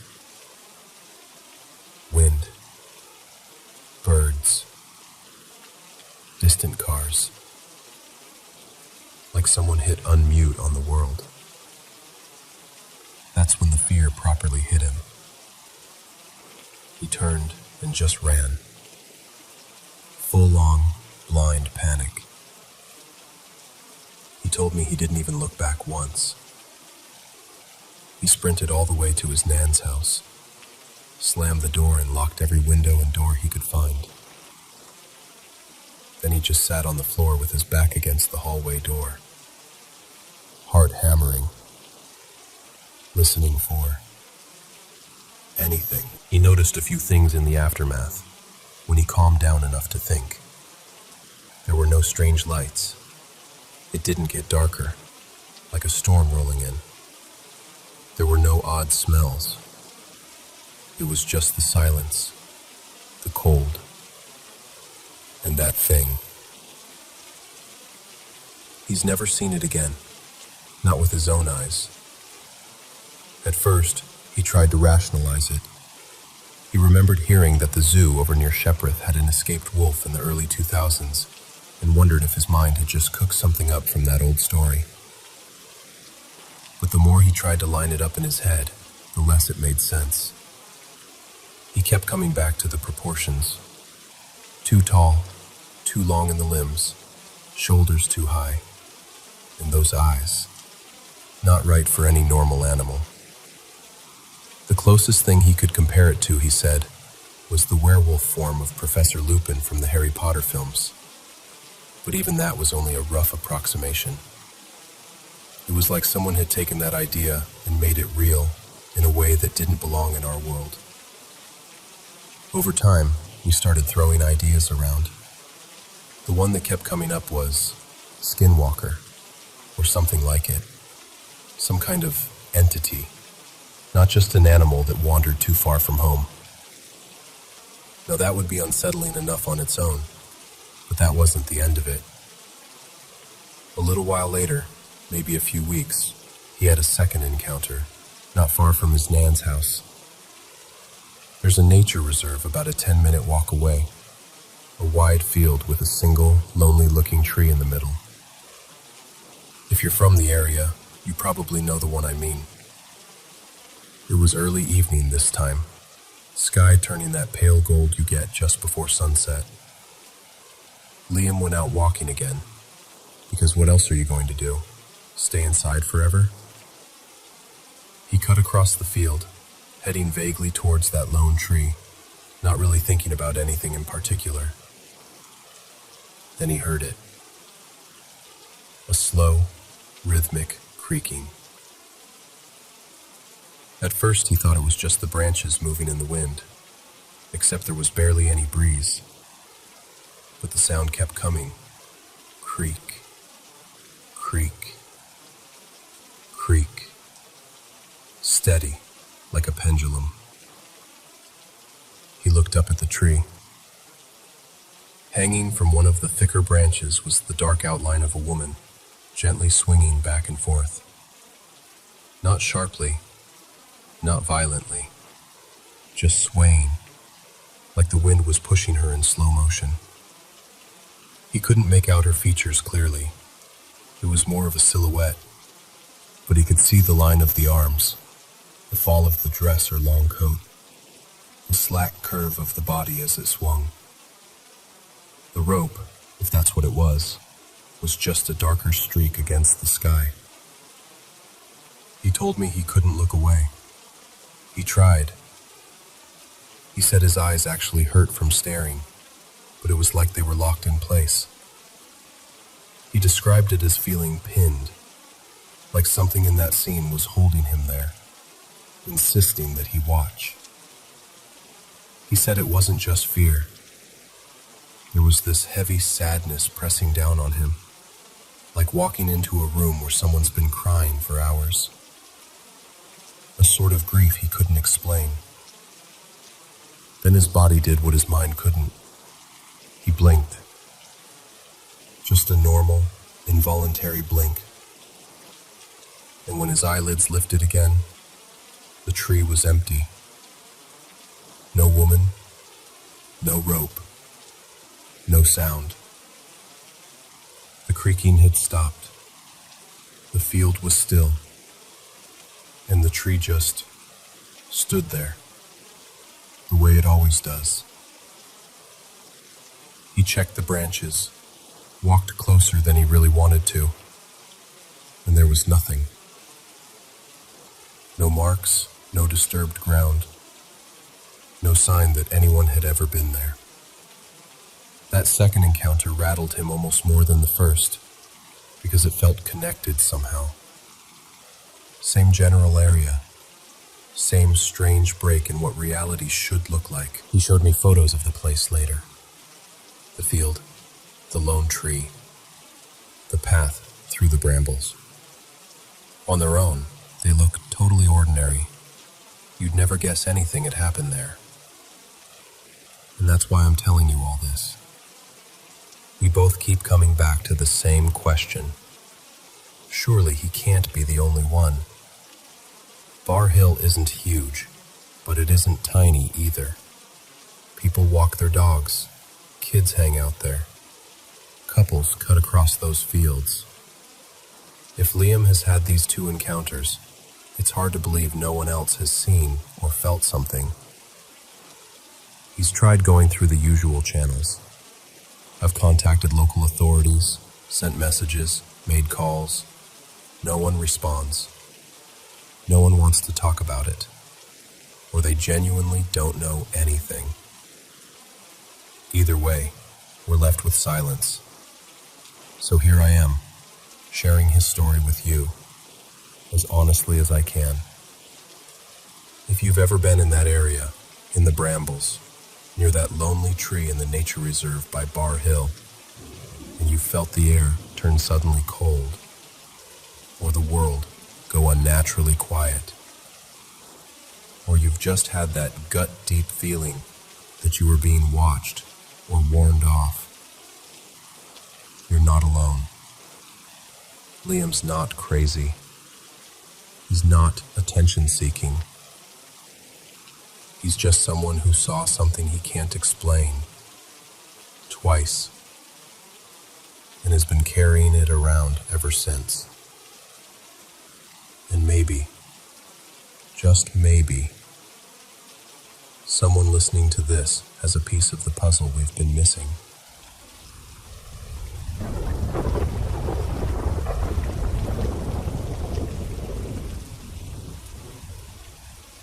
So, before I dive into this, I always have to start with a disclaimer. There's no proof of what I'm about to tell you. No photos, no audio, no physical evidence. Just me, and one once dear friend who heard every single thing I did. This was in the mid-1970s, long before everyone carried cameras in their pockets. I didn't own a camera, or a tape recorder, or anything like that. It actually wasn't until around 2005 that I started seriously researching the paranormal. Back then, I was just a kid with a job and a love for the outdoors. One of my first real jobs was in retail, at a sporting goods store. Early 70s. I worked my way into managing the camping department over the summers. And the attitude toward customers back then was different. We weren't just clerks ringing things through. We were salespeople who actually knew the gear. We listened, asked questions, matched people to the right tent or backpack. We took a kind of pride in it. That's how I met this guy. I'll call him Mark. He came in looking for a tent one slow afternoon. I walked him through materials, pole types, weather ratings, how to set it up, the whole thing. He was impressed that some skinny college kid actually knew what he was talking about. We got talking, first about camping, then about trips, then about life in general. And by the end of that shift, we weren't just salesman and customer anymore. We were friends. During the summers, when classes were out, Mark worked as a canoe guide up in Algonquin Park in northern Ontario. He led long canoe trips, sometimes 2, 3 weeks at a time. Canoeing, portaging, backcountry camping in places you absolutely could not drive to. He was in demand because he knew what he was doing. People trusted him with their safety for weeks in the middle of nowhere. Over the next couple of years, I started tagging along on some of his shorter trips. We'd spend long weekends exploring quiet corners of Algonquin. He taught me how to hang food properly so black bears couldn't get to it, how to read the wind on the lakes, how to listen to the forest and know when something wasn't normal. I admired him, not just for his skills, but for how calm he was. Nothing rattled him. Around him, I always felt safe. And of course, me being young and eager, I kept saying, "We've got to do a real trip, not just 3 days. I want to know what it's like to really push it." 2 weeks. Deep in, I wanted the full, stripped-down, hard mode experience. Eventually, that chance came. We planned a longer trip, about 10 days. We paddled and portaged for several days straight, deeper and deeper into the park. By Mark's estimate, we were at least 25 miles from where we'd first put the canoe in. No roads, no cabins, no people. Just lakes and forest. One late afternoon, I said to him, "Let's find somewhere really remote tonight. Somewhere that feels different." And he nodded, like, "Okay, you asked for it." We ended up spotting this small island in the middle of a quiet lake. Just one marked campsite on it. No other sites nearby. No cottages. Nothing. It was the kind of place where, when you stop paddling, the silence presses in on you. We pulled up, unloaded the canoe, and got to work. We pitched the tent in the middle of the island, set up camp, and made dinner over an open fire. The sky went from gold to deep blue, and then to that velvety dark you get so far from the city. I remember thinking we'd only seen one other canoe the entire day. It really felt like we were cut off from the world, like stepping back 100 years, easy. We'd just finished eating. We were sitting by the fire, leaning back on our packs, talking lazily about nothing in particular. That's when we heard it. At first, it sounded like something big moving through the trees, and that's not unusual up there. Branches snapping, underbrush being pushed aside. I remember thinking, okay, maybe a bear, maybe a moose. We both kind of froze and listened, but pretty quickly, we both realized something was wrong. It wasn't just branches breaking. It sounded like something plowing through the forest, like a bulldozer made of teeth and muscle. The island wasn't very big, and we were camped near the center. We could hear this thing, whatever it was, coming from one end of the island, toward us. And then came the sound I can still hear in my bones. This scream, this primal, ripping sound, like an animal and a human and something else all balled into one. It started to our right, way down at one end of the island, and within seconds, the sound was suddenly all the way over on our left. Not just the scream moving, but the crash of it barreling through thick timber, as if it had crossed the entire island in maybe 10 seconds, maybe less. Now, that might not sound impossible until you picture the terrain. This wasn't smooth ground. It was tangled roots, dense underbrush, fallen trees. You'd be hard-pressed to force your way 10 feet through that stuff in 10 seconds. But whatever this was, it sounded like it was tearing from one end of the island to the other. Full speed, screaming. I remember turning to look at Mark, The firelight was flickering across his face, and he was pale. Not worried about the weather pale. This was someone who'd spent years leading people through the wildest parts of that park. I had never seen fear on him before, but in that moment, he looked genuinely terrified.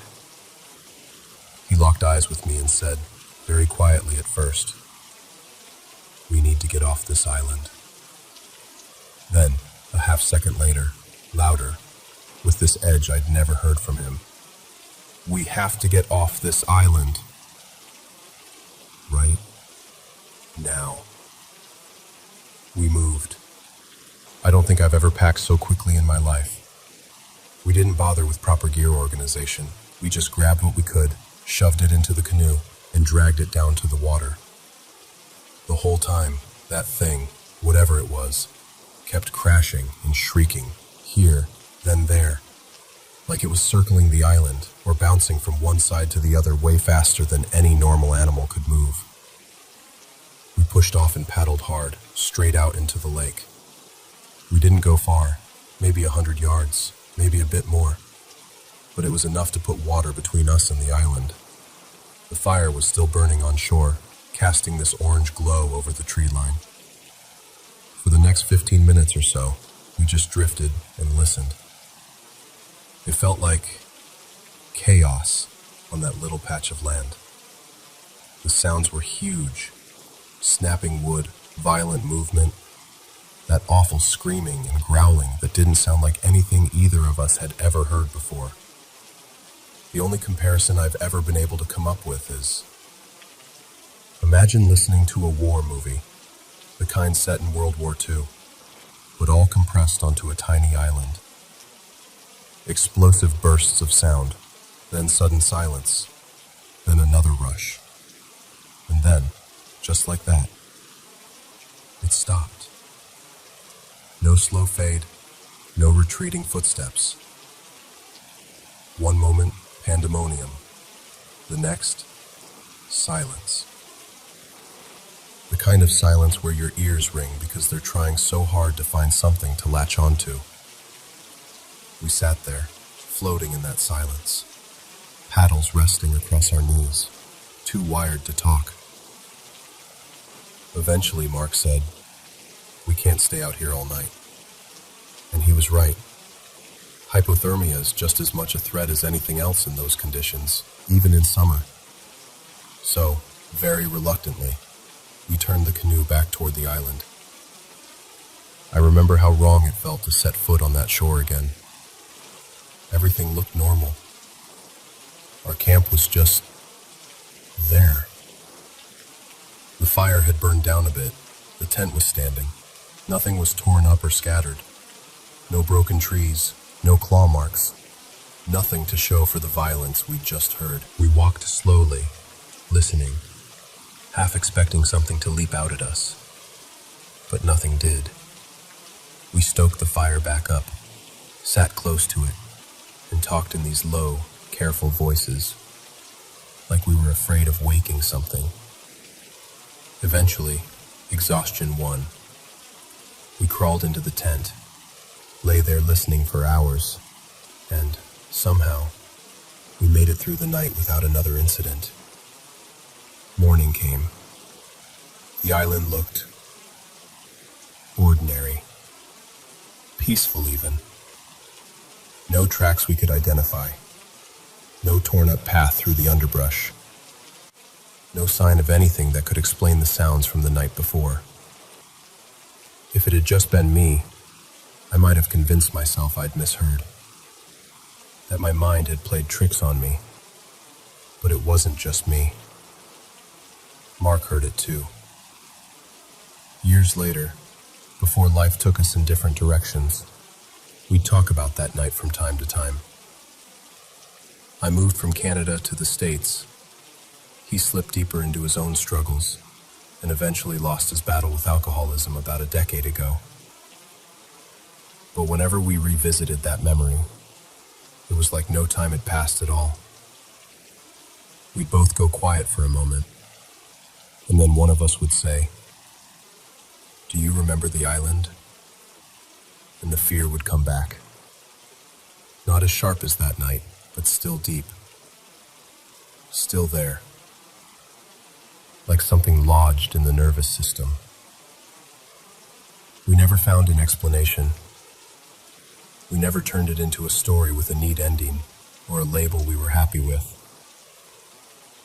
It's just this thing that happened out there in Algonquin Park, on a small island in the dark, with two friends sitting by a fire, thinking they understood the world, right up until the moment the island started to scream.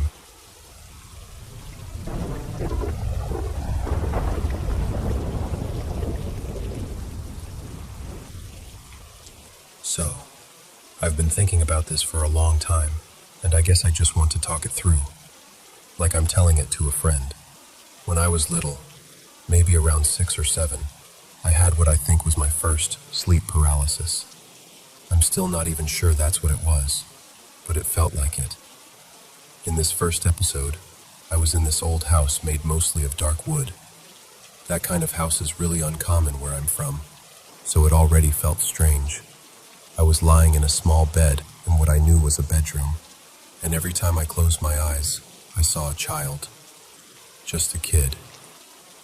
Very pale skin, straight black hair, just staring at me. I tried desperately to open my eyes, and sometimes I could. I'd fight and fight, finally force my eyes open, see the room, feel relief, and then it was like something pushed them closed again. And every time my eyes shut, the child was closer. No movement, no sound, just closer. Eventually I woke up for real, but that image stayed with me. Months later, I dreamt of the same house again. Same creaky wooden walls, same small bedroom. But this time there was no child. It was just me. I was in that same room, and the house caught on fire. I remembered the heat, the orange glow coming through the door, the sound of crackling wood. I knew I should run, but I couldn't move. I just watched it burn. Years went by, and then the house changed. In another dream, I was in a completely different house. It was brighter, like a family had just moved in, or was about to. There were boxes around, furniture half arranged. I don't remember actually seeing anyone, but I knew two things very clearly. First, that child, this time I somehow knew he was a boy, lived there. And second, this was my house. I lived there too. I knew every corner, every hallway, like I'd grown up in it. But the style of the house, I'd never seen anything like it in real life. It didn't look like any place I've ever actually been. Still, I felt completely at home. It was beautiful. Warm light, cozy rooms. I kept dreaming of that house all through my childhood. Whenever I realized I was there again, I was genuinely happy, like, oh, I'm back. It felt like coming home after a long trip. In those dreams, I'd run around, play games, laugh, play hide and seek, even though most of the time I was alone. It was awesome. There was nothing scary about it. Just this deep, strange comfort.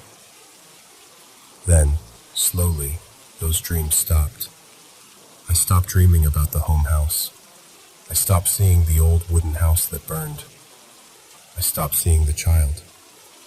Everything just faded out. Life went on.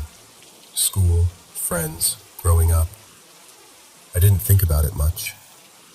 And then, 2 weeks ago, now that I'm 26, and all of this started when I was maybe between 5 and 9, it came back. I dreamt of him again.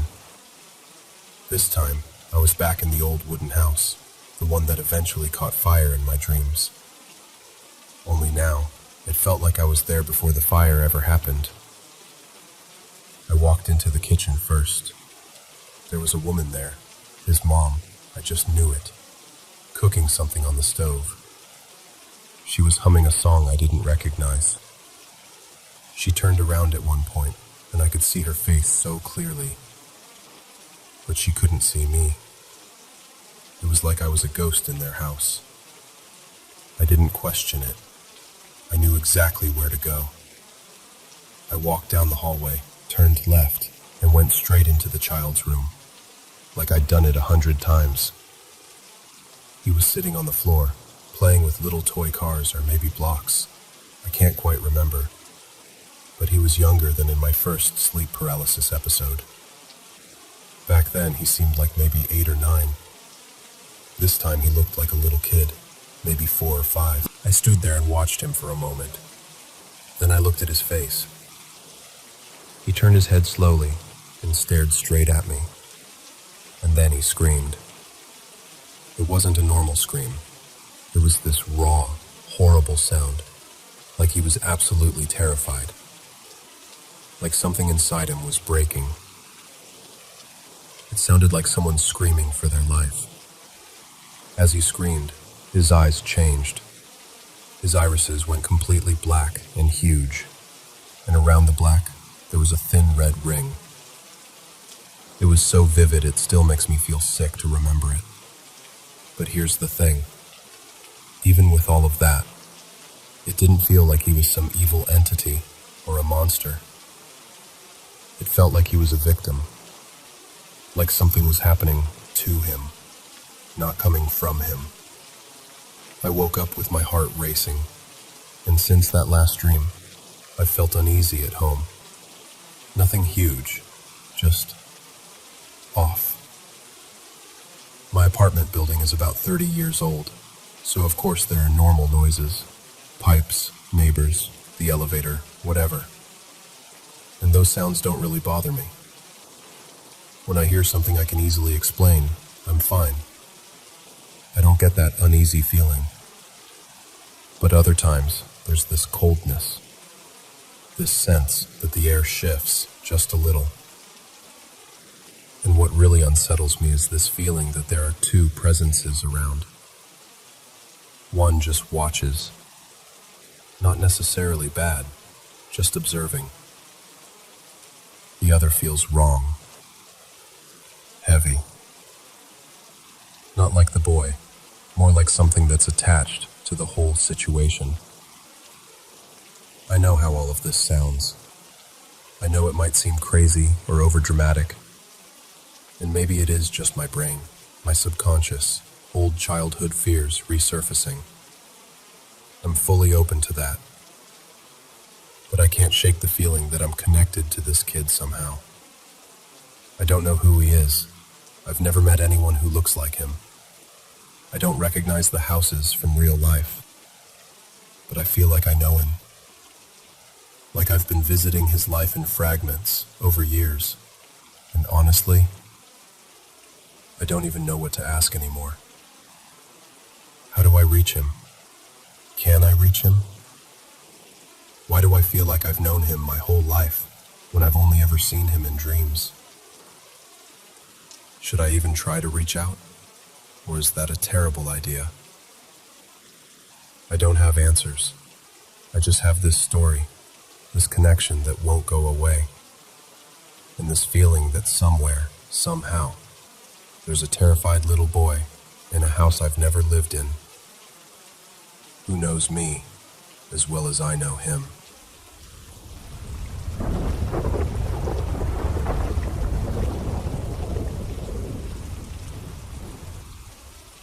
So, hey, I guess I'll just talk to you like we're sitting together on the couch, because that's honestly the only way I can get through this without shutting down. I've even been to therapy to try to talk about this stuff, about the trauma from these specific events, and nobody has ever really taken me seriously. They nod, they write things down, but I can tell they think it's just anxiety, or nightmares, or whatever. The only people who've really believed me are my family and my partner, Jonah. We've been together 8 years now, and he's actually had weird things happen around me too. So he doesn't have the luxury of pretending it's all in my head. My first real incident happened when I was a kid. I don't remember exactly how old, but I was definitely in elementary school. I was in the basement, playing on the Wii. Well, actually, it might have been the old PlayStation by then. My memory blurs a bit. And it was early evening, not even dark outside yet. I was alone down there, except for my dog Daisy. All of a sudden, it got noticeably colder. You know that feeling where the hair on your arm stands up before your brain has even caught up? I got goosebumps, and then I felt this immediate, almost physical urge to turn my head to the left. In the doorway that led out to the garage, I saw him. A tall, shadowy man wearing a hat. The hat was almost as tall as the doorway. Honestly, maybe a little taller. And the whole figure was just wrong. Too dark, too big. Like it was taking up more space than it should. I absolutely freaked out. Daisy started growling in the exact same direction at the exact same time, which made it 10 times worse. I scooped her up and sprinted up the stairs, bawling, and told my parents what I saw. The thing is, it wasn't just me. Everyone who spent time in that basement experienced something at some point. Family, friends, even people who were just staying over once. Boxes would shift or slide when nobody was near them. Things would get flung across the room. You'd hear footsteps when you knew you were alone. A few people described seeing the same tall, shadowy man with the hat. Whatever that thing was, it followed us through my entire childhood in that house. It showed itself to me the most. I had a bedroom upstairs, but eventually I couldn't sleep there anymore.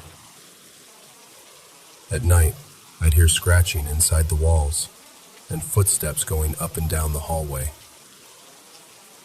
Walking past the staircase after dark felt like being in a horror movie.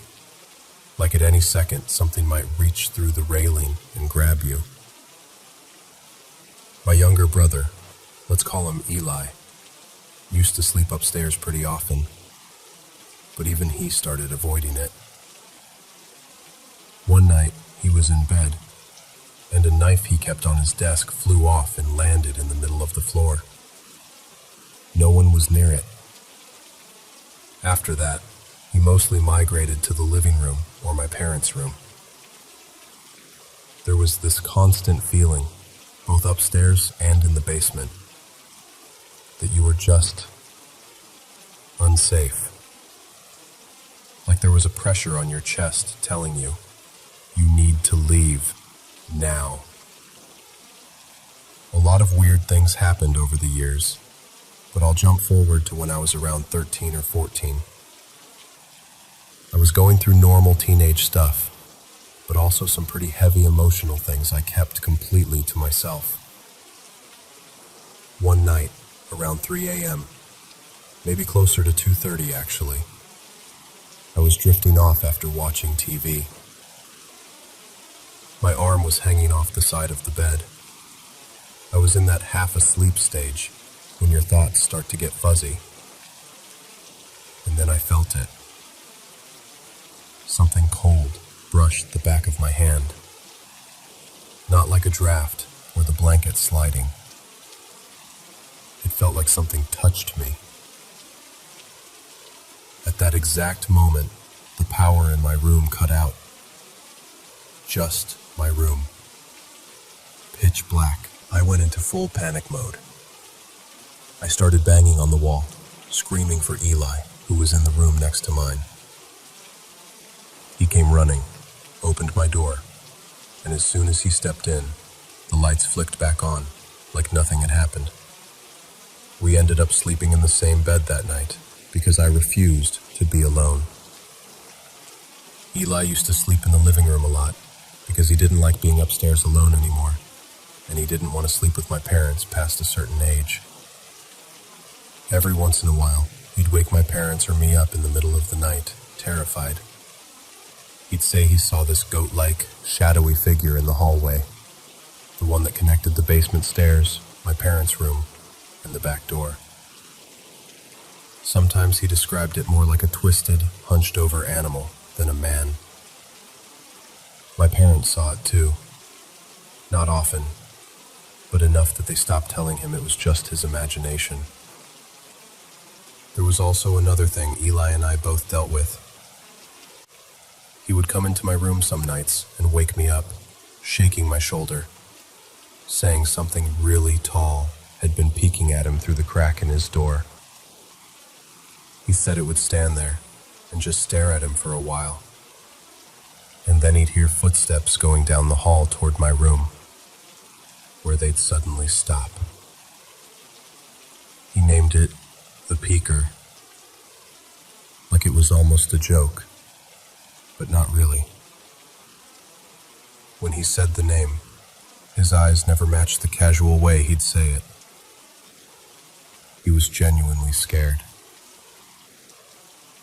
Me and Eli both had a lot of dreams about the house too. Mine were especially violent and surreal. I dream about being chased through those same hallways, and in some dreams, something had already killed my entire family and our dogs, and I was the last one left. The feeling I always got in those dreams was that I was the favorite, like I was the main target, the last prey. The dreams usually ended with me being dragged away by something I couldn't see clearly, and then I'd jolt awake, heart racing. My room was always dim, even in the daytime. The closet light never worked, and one of my lamps was half broken, so a couple of bulbs were always out. There were these patches of darkness that somehow felt thicker than they should. More than once, I caught Daisy staring at my open closet, growling, exactly the way she had in the basement that first time, just locked onto something I couldn't see in that pitch-black doorway. When I was younger, I used to sleep with my parents pretty often, because I'd wake up choking or gasping, and they didn't want me alone. I remember waking up some nights and seeing what looked like two white silhouettes of children near the doorway or by the bed. I honestly didn't think too much of it at the time. I'd tell my mom like, "Oh, I saw the kids again," almost like it was normal. My aunt, let's call her Aunt Rosa, was really sensitive to this kind of thing. She told my mom that whatever was in the house wanted me specifically. She said I was the most vulnerable, the one who panicked the most, the one whose energy was always high and chaotic.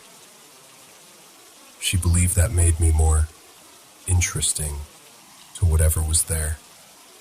She told me, with this absolute certainty, that it was because I was depressed and cried by myself at night. That shook me, because I had never told anyone I was depressed. I was really good at hiding it, actually. Hearing her say that out loud made my blood run cold. She urged my mom to always lock the basement door at night, and to lock all the other doors too, unless we were inviting someone in intentionally. She told us to close our bedroom doors before sleeping, and to leave some lights on, because they didn't like the light. She said she knew all this because my great-grandmother, who died before I was born, had told her. That they talked about me often, and that my great-grandmother was trying to protect me. A week before Aunt Rosa passed away, she told us that when she died, she'd watch over us. She said she'd come back as a very specific kind of butterfly to let us know she was around. Years later, after she was gone, that exact type of butterfly showed up. It wasn't even native to our area. It just appeared. And it stayed near our house for a while. And recently, one of her old music boxes, one that hadn't worked in years and wasn't even wound up, started playing softly in my parents' room. No one had touched it. No batteries. Nothing. It just started playing. The final straw that made my parents decide to move was my mom thinking someone had broken into the basement. She kept hearing noises down there, like someone was going through boxes, shuffling things around. One day, while my dad was at work, she put her phone on video, called him, and went downstairs by herself while he stayed on the line. We were all begging her not to go, but she did anyway. When she came back upstairs, she was white as a sheet. There were claw marks on the walls. Boxes that had been neatly stacked were flung everywhere, their contents spilled out all over the floor. Not long before that, she'd seen a glowing orb moving toward the basement door. She actually tried to brush it off as her eyes playing tricks on her, until she saw the basement. We moved out a few months later. During that time, while we were packing, I felt this intense, haunting energy behind me constantly, especially when I was alone in a room. It felt like something was angry I was leaving. Not just sad, angry, malevolent. Like it was hovering too close, trying to cling to me. That feeling still haunts me. Even now, I have nightmares about being back in that house. In the dreams, it feels like I never really left, or like the house itself is trying to lure me back somehow. Aunt Rosa used to tell me I had a gift like hers. She said I could sense things more clearly than other people, and that I was clairvoyant. Every year that passes, I believe her more. I've had too many experiences where I accurately sensed or knew something before it happened, especially when it comes to illness or death in people I love. These days, the activity isn't as extreme as it was in that house, but weird things still creep in. After we moved again, I had a nightmare where something was standing in my doorway, wearing my mother's face. It looked exactly like her, but it wasn't her. The expression was too cold, too empty. It just stared at me. I woke up shaken and couldn't shake that image for days. It burned into my brain. Sometimes, at night, I still hear voices calling my name. Sometimes it sounds like family members who've passed away. Other times it sounds like my parents, except I'll check and they're sound asleep. Or they'll swear they never called me. I try to ignore it now. The anxiety of knowing I can sense these things got so bad that the doctors ended up putting me on pretty strong antidepressants. So now I kind of just choose not to engage with it.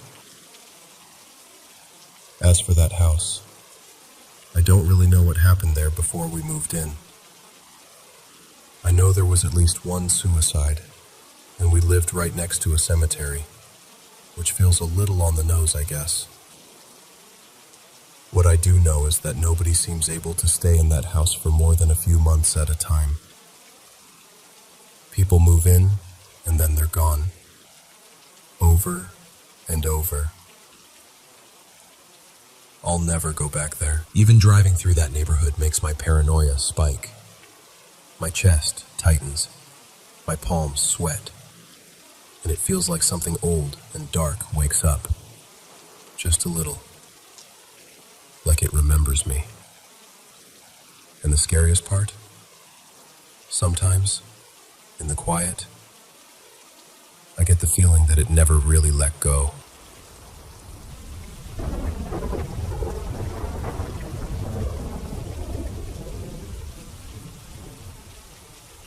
Okay, so I'm 19 now, but this all started when I was in second grade. I used to ride the bus to and from school with my older brother. He was a couple grades ahead of me, so he always sat in the back with the big kids, and I sat more toward the middle. At the start of the year, it was like musical chairs. Random kids sitting next to me every morning until everyone figured out their permanent bus buddy. One morning, this girl I had never seen before slid into the seat beside me. And immediately, the smell just hit me. It wasn't bad, exactly. It was like this stale, old, musty smell. Like a closet that's been shut for years. Or pages in a book that's been in someone's attic forever. I still don't know how to describe it properly. It's like I only recognize it when I smell it. Anyway, I'll call her Lena. Lena was a few grades above me. I think she was in 5th. But other than that, she looked like any other kid in school. Nothing dramatic, no cape, no goth aesthetic, nothing. The only weird thing about her was that smell, because I had never smelled anything like it in my very long and worldly 7-year-old life. I honestly don't remember how we became friends. One day she just started sitting next to me, and then suddenly we were talking every morning like we'd always known each other. After about a week, on a Monday, she leaned in all serious and said, "I have a secret to tell you tomorrow. I can only tell it on Tuesdays." So obviously, I spent the whole day and night and next morning hyped out of my mind for this big secret. When Tuesday finally rolled around and we got on the bus, she turned toward me and said, "I'm a vampire." Now, even at 7, I knew what a vampire was and that they were not real. I'd seen them in cartoons and kids' shows. Like, I knew they were monsters from stories. So I just kind of stared at her like, "Girl, no." I told her I didn't believe her, and she got this offended, determined look on her face, and said she'd prove it. And this part is burned into my brain. She told me that vampires can grant wishes. I'd never heard that in any vampire story, so I was like, that's not a vampire thing, that's a genie thing. But she was adamant. She said if I wished to become a vampire, she would turn me into one, and then I'd see she was telling the truth. So I'm thinking, okay, this is obviously fake, so sure, why not? I agreed. I said, "I wish I was a vampire." She snapped her fingers, super dramatic, and told me to look in the big mirror at the front of the bus, the one the driver uses to see all the kids. I was sitting on the aisle side, so I leaned out into the lane to look. And I swear to you, I did not see myself in that mirror. Everyone else was there. Kids, seats, movement. But where my little head should have been, there was just nothing. Like a gap. I remember my stomach dropping. It was like all the air got sucked out of me. I started freaking out. I don't know if she'd figured out some kind of angle thing with the seats and mirror, or if she was low-key a kid magician, or something else. But I was not in that mirror. She stayed super calm and told me to wish not to be a vampire anymore. So I did. I said I wished I wasn't a vampire. She snapped her fingers again, told me to look back. And when I leaned out this time, my reflection was there, like normal. After that, I believed her, fully, no questions asked. That's when I started noticing other little things. For one, she didn't have sharp fangs or anything, but her teeth were interesting. Her canines weren't pointy, but they stuck forward a bit, kind of like Kirsten Dunst's teeth when she played Claudia in Interview with the Vampire. It gave Lena this slight lisp that was kind of cute. Then there was the bus thing. She never rode the bus home on sunny days. Ever. The only time she'd be on the bus in the afternoon was if it was cloudy, raining, or the sun was already low and hidden. At first I thought it was coincidence, but it kept happening. Day after day. Rain, she was there. Bright sun, gone. She was seriously committed to the bit. She'd also remind me, regularly, not to tell anyone she was a vampire. She'd lean in and say, in that very matter-of-fact kid way, "If you tell anyone, I'll wish you never existed." It didn't exactly scare me, weirdly. It was more like unsettling. Like, okay girl, chill. I'm not telling anybody. There was also this one side quest where she pointed at a boy in my grade, I'll call him Ethan, and told me he was a werewolf. She said it so casually, like she was just pointing out someone's shoes. I was like, sure, why not? Vampire girl, werewolf boy.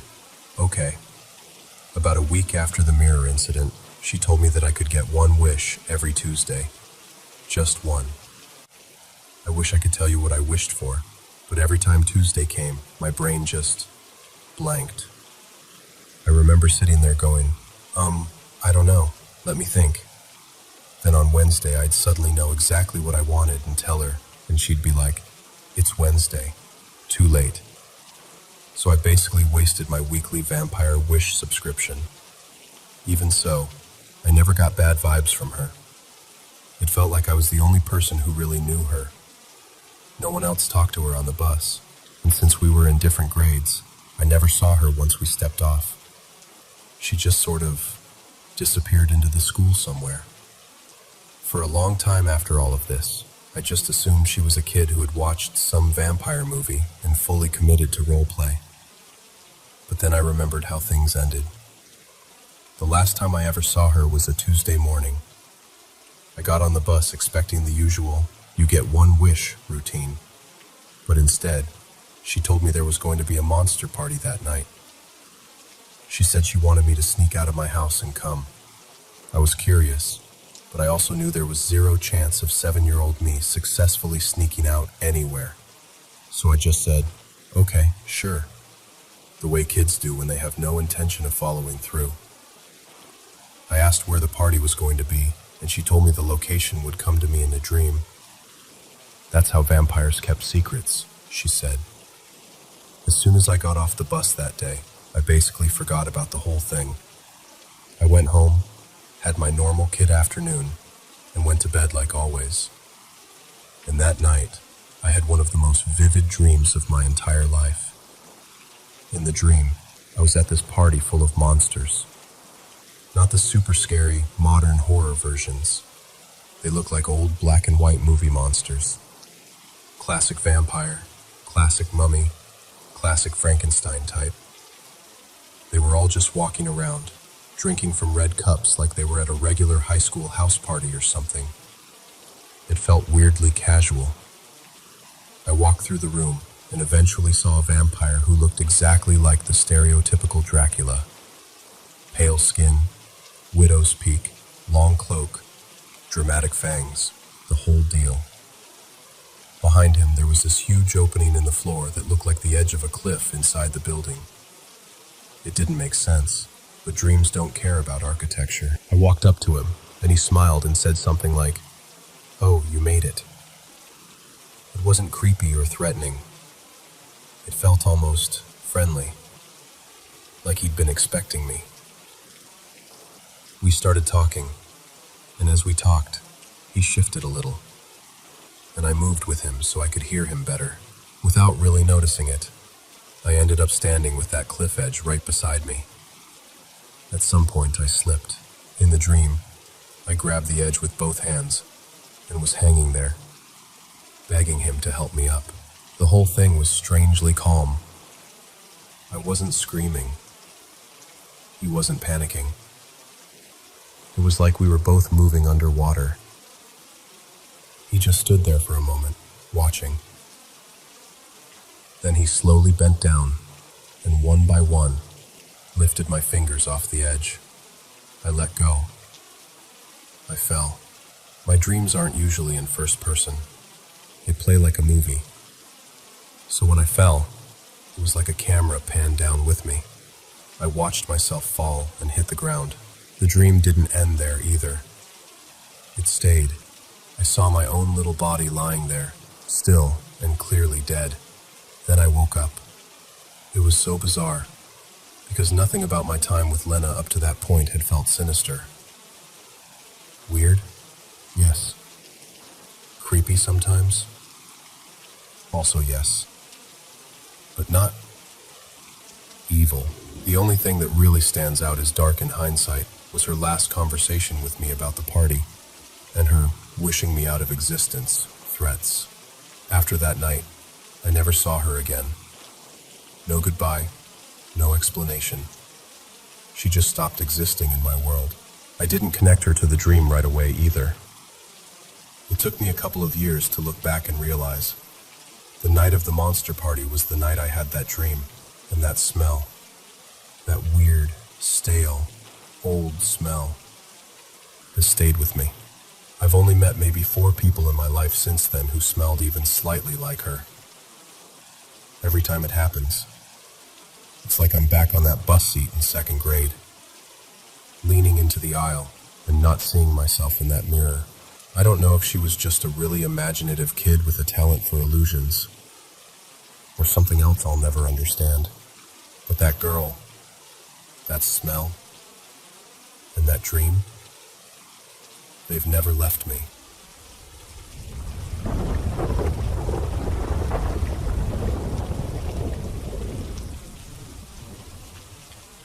Paranormal M unlocks the secrets of the supernatural.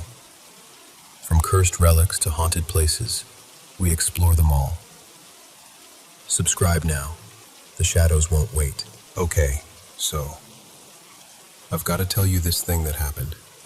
And I swear, I know how crazy it sounds, but it's been stuck in my head for weeks. So, my name's Lena, and this happened about a month ago. My friend Marco and I were spending the weekend in a city we barely know. Like, we've been there once or twice, but we're basically tourists. It was a Saturday evening, super crowded, you know, people everywhere, street performers, traffic noise, all that. We're just walking, talking nonsense, doing that slow, aimless stroll you do when you've got nowhere to be. We must have walked past hundreds of people, maybe more. Just faces, faces, faces. And then we passed this little corner cafe, the ones with those tiny round tables outside. Fairy lights, plants in pots that are a little too dry. Most of the tables are full of people facing each other, chatting, drinking wine, looking at their phones. But at one table, there's this woman. She's sitting alone at table 7. I know that because the number was printed on this little metal stand in front of her. And unlike everyone else, she's not turned toward her drink or her phone or whoever she's with. She's sitting straight, facing the street, facing us, like she's waiting. And I swear, the second our eyes met, everything just went weird. You know that feeling when you walk into a room and everyone stops talking It was like that, but in reverse. The street was still loud.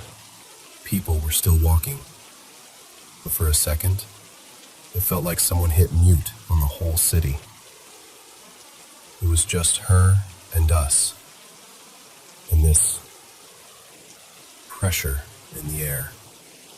She didn't look scary or anything.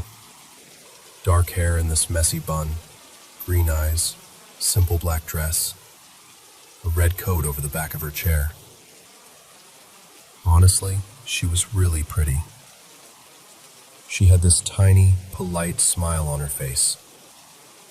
Not friendly, not creepy. Just like she'd been expecting us, and we were right on time. And my whole body just went, nope. I glance at Marco, and he has the exact same look I'm pretty sure I have. We walk past her, don't say anything, but a few steps later we both stop at the same time. We turn to each other like, did you feel that? And he's like, okay, I thought I was going insane. We couldn't explain what was wrong. She looked completely normal, but it felt like she didn't belong there. Like someone cut her out of one photo and pasted her into another one with bad Photoshop. The more I think about it, the more it feels like she wasn't real. I know how that sounds, but that's the closest I can get. So, obviously, because we're uncomfortable, we start joking about it. That's our coping mechanism. If we're scared, we turn it into comedy. We keep walking, and Marco goes, Madam Table 7 has foreseen your destiny, and starts doing this fake fortune teller voice. I play along, like, oh yes, she knows I'm gonna lose my keys and trip over a dog and spill coffee on myself today. We're laughing, making up stupid predictions. Stuff like, before tonight is over, we'll see a guy in a yellow suit. Somebody's going to drop a whole cake. You'll hear your name from a complete stranger. Just random, weird things. Because why not, right? And then, they start happening.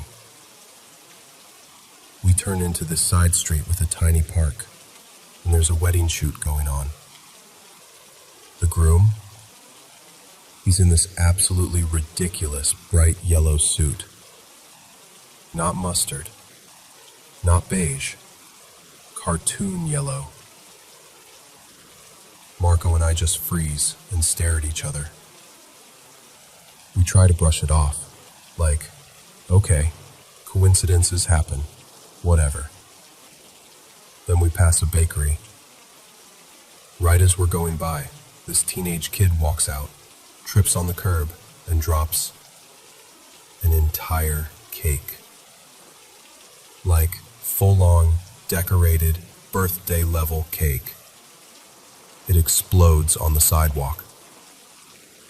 People are gasping, the kid's swearing, the staff runs out. Marco just looks at me like, you're kidding me. And I'm like, no. Nope, not doing this. Now we're both nervous laughing, but it's that shaky laughter where you're actually freaked out. We kind of stopped playing the prediction game after that, because it doesn't feel funny anymore. Then the third thing happens. We're waiting at a crosswalk. The little red man is still red. Cars are going by, and there's this group behind us chatting. Out of nowhere, someone behind me says my name. Clear as day, exact pronunciation. Not a nickname, not some common word that sounds like it. My name. I turn around instantly. I'm expecting someone I know, right? But it's just 3 tourists talking in another language. Nobody is looking at me. No one's made eye contact. They just keep chatting like nothing happened. Marco didn't hear it, but I know what I heard. And it felt exactly like when she looked at us. At that point, I'm done. I tell him I want to go back to the hotel. We get takeout, put on a movie, try to forget it. By the next day, we've sort of pushed it down into that box in your brain labeled, "Weird stuff, do not open." But here's the thing. It didn't go away. For the whole week after that, I felt off. Little things kept going wrong in ways that felt connected. Even if logically, I know they probably weren't. My phone glitched. Important emails vanished and then reappeared. I kept waking up at the same random time in the night, like my brain was on alert. Marco and I didn't bring her up at all. We kind of silently agreed not to. Then, one night, I text him like, "Okay, I need to talk about the woman at table 7. And he replies, "Thank you." I thought I was crazy. So we get on a call and talk everything through. The eye contact. The weird glow she kind of had. Those messed up predictions coming true. And because neither of us knows anything about spirituality or the occult or whatever, we decide to post about it online. Not like, "OMG, witch help," but more like, "Hey, this weird thing happened. Is there a name for this? Is it just anxiety? Sleep deprivation? Something?" Most people don't say much. A couple of, "Sounds creepy, LOL." A few, "Probably just coincidences." But one person replies with this super serious tone, right? They send us this short phrase in some forbidden language, according to them. They're like, "If you see her again, say this out loud. She will have to obey you." And even though we don't believe it, that message just hits wrong. Like, I don't want to mess with something I don't understand. Even if it's probably some edgy teenager making stuff up. But curiosity wins, so I copy the phrase and paste it into a search engine. I just want to see if it's from a movie or some creepypasta or something. Except, nothing normal comes up. The first result is one of those auto-generated AI overviews, where it tries to explain what you meant. It clearly thinks I'm searching for something else entirely. And that would be fine, except the summary starts with about 10 words, and my full legal name is just there, in the first line. Not my username, not my nickname, not a common name. My exact full name, spelled correctly, in the first sentence of a paragraph that has nothing to do with what I typed. I just stare at the screen, and my stomach drops. Like that feeling when you miss a step on the stairs. I refresh the page. It's still there. I show Marco. He goes quiet.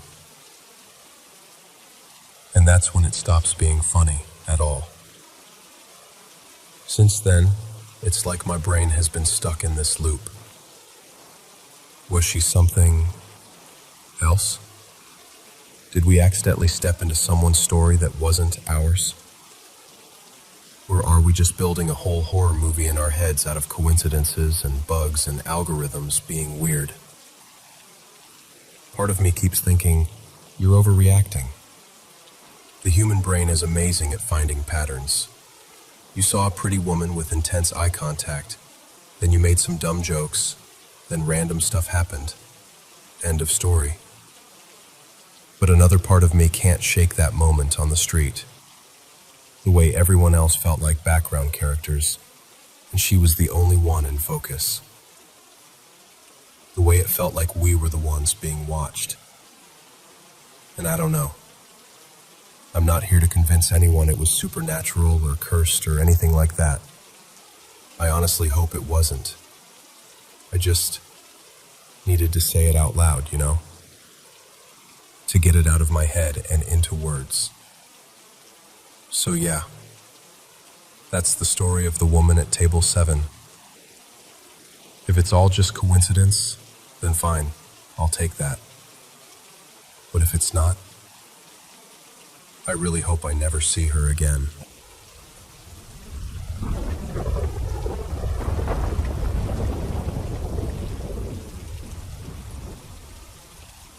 A couple of months ago, my wife Lena and I were dog sitting for our friend Maya.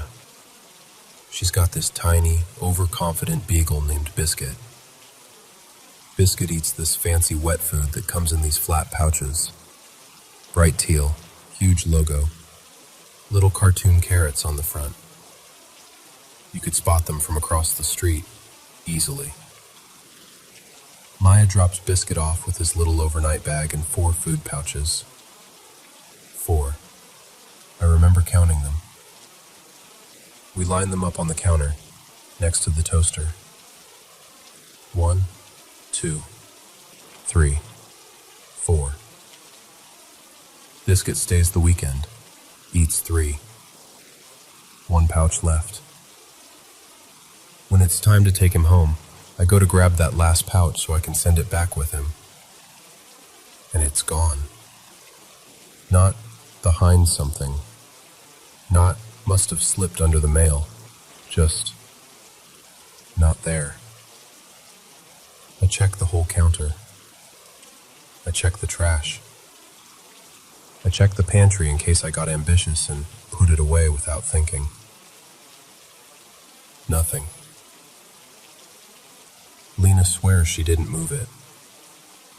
I definitely didn't move it. Our own 2 dogs, Jasper and Noodle, are big enough that if they'd gotten onto the counter, there would have been shredded pouch confetti and no question what happened. But there's nothing. No mess. No pouch. Just 3 empty teal rectangles in the trash. And a missing 4th. We shrug it off. Maya buys those things by the case, so I take Biscuit home, apologize, and we move on with our lives. Fast forward about a week. I'm in the kitchen making coffee, half awake, and there, sitting right on the counter between the stove and the knife block, a spot we walk past 50 times a day, is that teal dog food pouch. Same brand, same Best By date, same little cartoon carrots smiling at me. Just there. Not under anything, not behind anything, not in a weird corner, not in some oh duh place.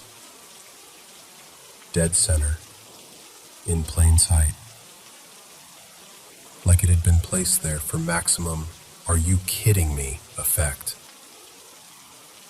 The thing is, Lena and I both remember keeping all the pouches on the other side of the stove, near the coffee maker and the microwave.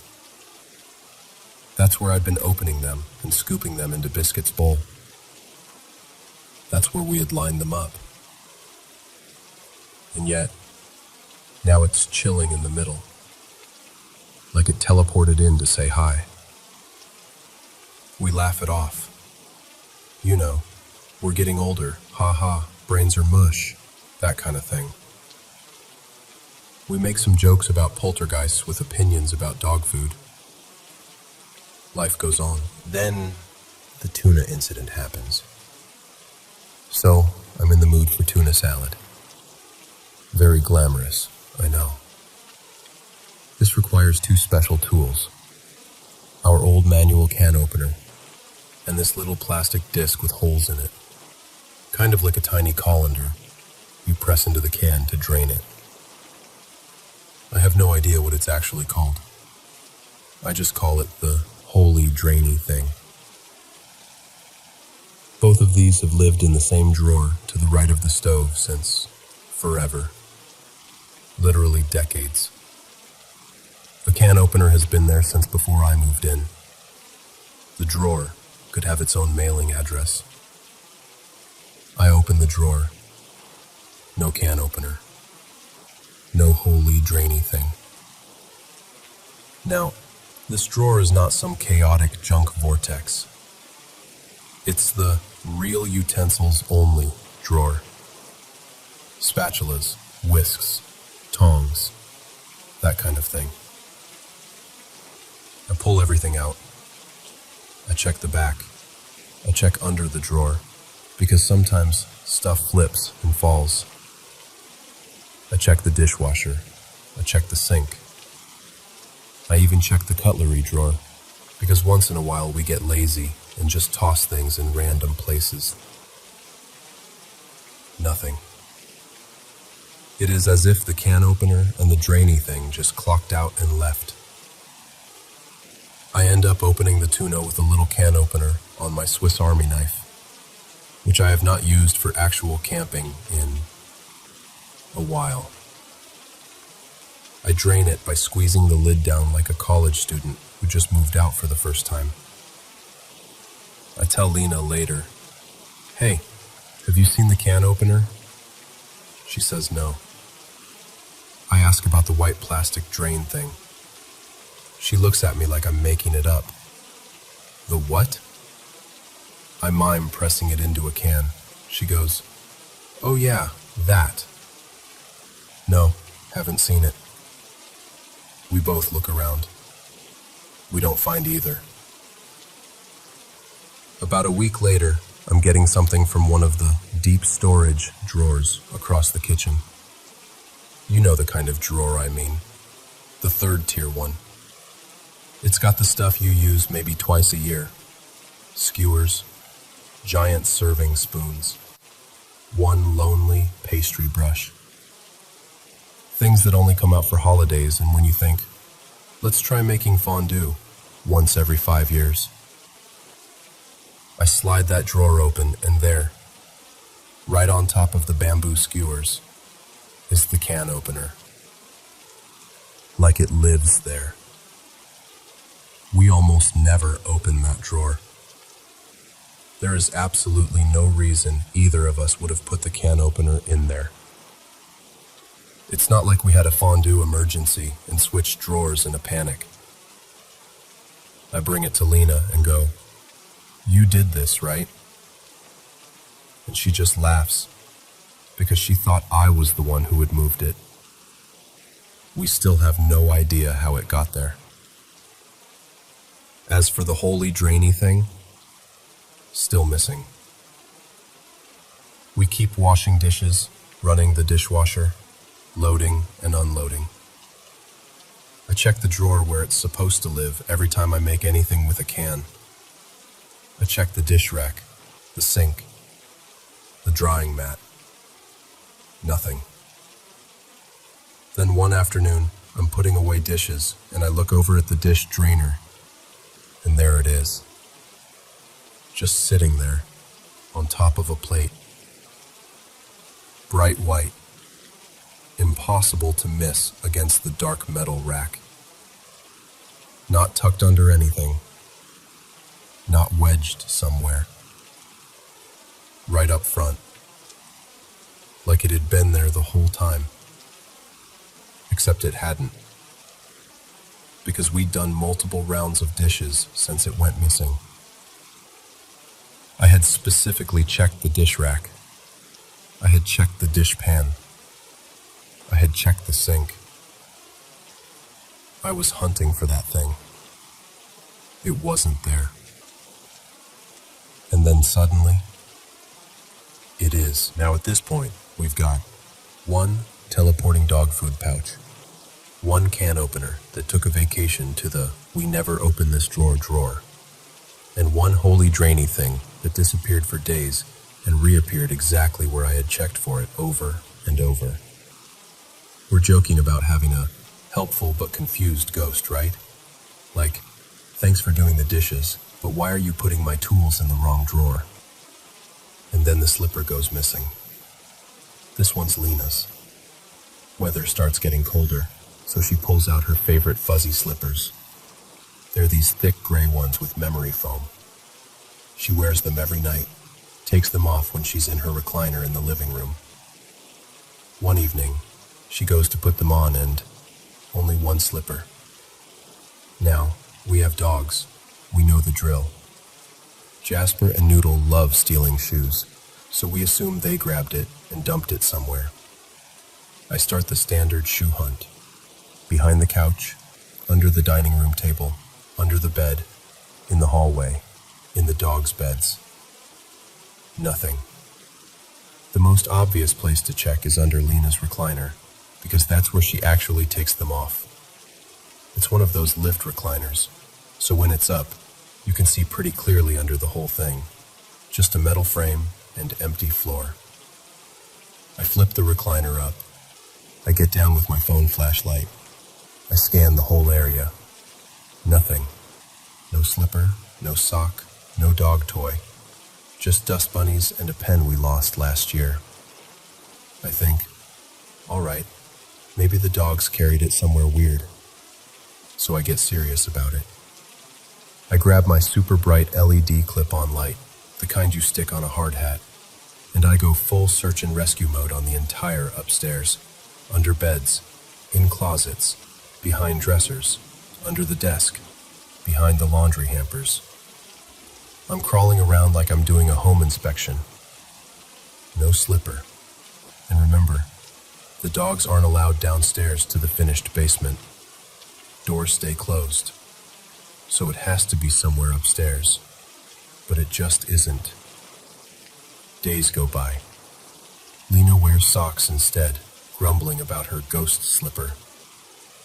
Then one night, she's sitting in her recliner and she goes, Sam? I come in. She's pointing under the chair. I lift the recliner up, and there it is. The missing slipper is lying neatly under the recliner, not half stuck out, not caught in some mechanism, just gently parked in the middle of the floor under the chair, in the exact spot I had checked before, with a bright light. Twice. Could the dogs have hidden it somewhere, gotten bored with it, and then later carried it back and dropped it under the chair? Sure, that's technically possible. But if they did, they managed to do it without us seeing them, without leaving tooth marks, and somehow chose to drop it right in the one place I had already searched like a crime scene. Now, before you ask, no, we don't have roommates. We don't have kids. We have a Ring doorbell. We lock our doors at night and when we're out. We've got 2 big dogs who go nuts if a leaf even thinks about blowing past our front step. Also, and this is important, we did a massive declutter this year. Like full house, multiple runs to donation centers declutter. The house has never been this organized. If something is out of place, it's obvious. And yet, these things keep moving, disappearing, reappearing, always in some place that's either very wrong for them or very obviously visible in a way that says, you should have seen me here, but you didn't. I don't have a big theory for you. I'm not going to tell you a demon did it, or we live on top of a portal, or time slips are real. Honestly, the most unsettling part of all this is how small it is. It's just normal life, but slightly off. And that's kind of why I'm sharing it with you. Because I have a feeling, I really do, that you have your own version of this. That one sock that showed up in a drawer you swear you never opened. The keys that were allegedly on the counter you looked at 3 times. The book that reappeared on the shelf you'd already scanned. So if you're listening to this while you're washing dishes, or making dinner, or hunting for your own missing can opener, and you feel like the universe is moving your stuff around just to mess with you, yeah, same. You're not alone.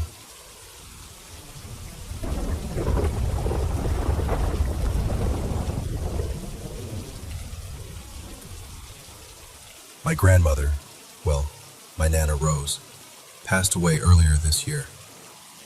We were close. After she passed, I ended up with some of her old things. A couple of her antiques, some framed photos, and a laptop that used to belong to one of her best friends. A guy named Mr. Harris, who also passed a while back. So the house is kind of full of memories, you know? Full of other people's energy. Anyway, that's the backdrop. Now here's where it gets weird. So I live with my partner, Mark, and our 2 cats. One of them, Luna, is obsessed, like truly obsessed, with water. If she could marry the bathroom sink, she would. We have to keep the bathroom door closed all the time because she'll drink out of the toilet, and we keep those bleach tablets in there. So keeping that door shut is like rule number 1 in this house. I am religious about it. I close it every single time. One night, Mark had already gone upstairs to crash. I was downstairs. I went into the bathroom, did my thing, shut the door behind me like I always do, and then stepped out onto the back porch to smoke and watch some videos on my phone. I don't smoke inside, so this is my little nightly ritual. Just me, the night air, and some random YouTube rabbit hole. I'm out there maybe, 20, 25 minutes. Long enough that my cigarette's done, the video's over, and my brain's starting to feel a little sleepy. I come back in, head toward the bathroom again, and the door is open. Not wide open, just cracked. Like someone used it after me and didn't close it. And immediately my whole body just chills. Tiny goosebumps everywhere. Because I know I closed that door. I remember the sound of the latch. That's how automatic it is for me. Now, Mark is not as good about it. He'll forget and leave it half shut sometimes. But he was already upstairs, knocked out. There was no one else in the house. And the door was just sitting there, slightly open, like it wanted me to notice. I tell myself, okay, old house. Maybe it's the air. Maybe it didn't catch right. I shut it again, kind of firmly this time, and try to shake it off. A couple days later, I'm sleeping over at my friend Ellie's place. Mark's home alone. Later, he tells me that he was sitting on the couch, scrolling through YouTube, trying to find something to watch. The house was totally quiet, and then he hears it. The bathroom door. That same door, downstairs, slowly creaking open. He said it wasn't like a random noise in the distance. It was the specific sound of that door. Hinges, latch, everything. And he knew he hadn't touched it. He knew he'd left it shut. He told me about it the next night after I got home. We were in bed, lights off, just talking before we fell asleep. When he mentioned the door, I felt those same goosebumps rise up again. That little electric feeling on your arms that says, you are not alone right now. And then I told him about my door moment. We just kind of lay there in the dark like, okay, that's odd. Now fast forward to another night. My dad, Dave, stopped by to bring me a laptop I needed for work. He's the type who doesn't really believe in anything paranormal, so it's funny that he's even part of this story. I wanted to show him how ridiculous Luna gets when she plays, so I grabbed her favorite toy. It's one of those long plastic wands with a bunch of strings and a little stuffed bird at the end with tiny bells. She absolutely loses her mind over this thing, running, jumping, twisting. Even when I just prop it up and walk away, I pull it out of this drawer in the living room. We all laugh, watching her sprint around like she's in the Olympics. And then Mark looks at me and goes, Okay, can you put that away now? She's driving me nuts. So I'm like, fair enough. I put the wand back in the drawer. I remember closing the drawer. End of story. toy is put away. Later that night, Mark and I are in bed upstairs, lights off. We're in that half-asleep place where your body is heavy, but your brain's still barely hanging on. And then we hear it, the sound of something being batted around downstairs. The unmistakable noise of cat chaos, little thumps, a faint jingle, that plasticky tapping sound. At first I'm like, okay, they found a bottle cap or something. But it keeps going, so I lean over the railing at the top of the stairs to peek down. And there she is. Luna is on the floor, with that same exact wand toy, strings and little bird and all, just going to town on it.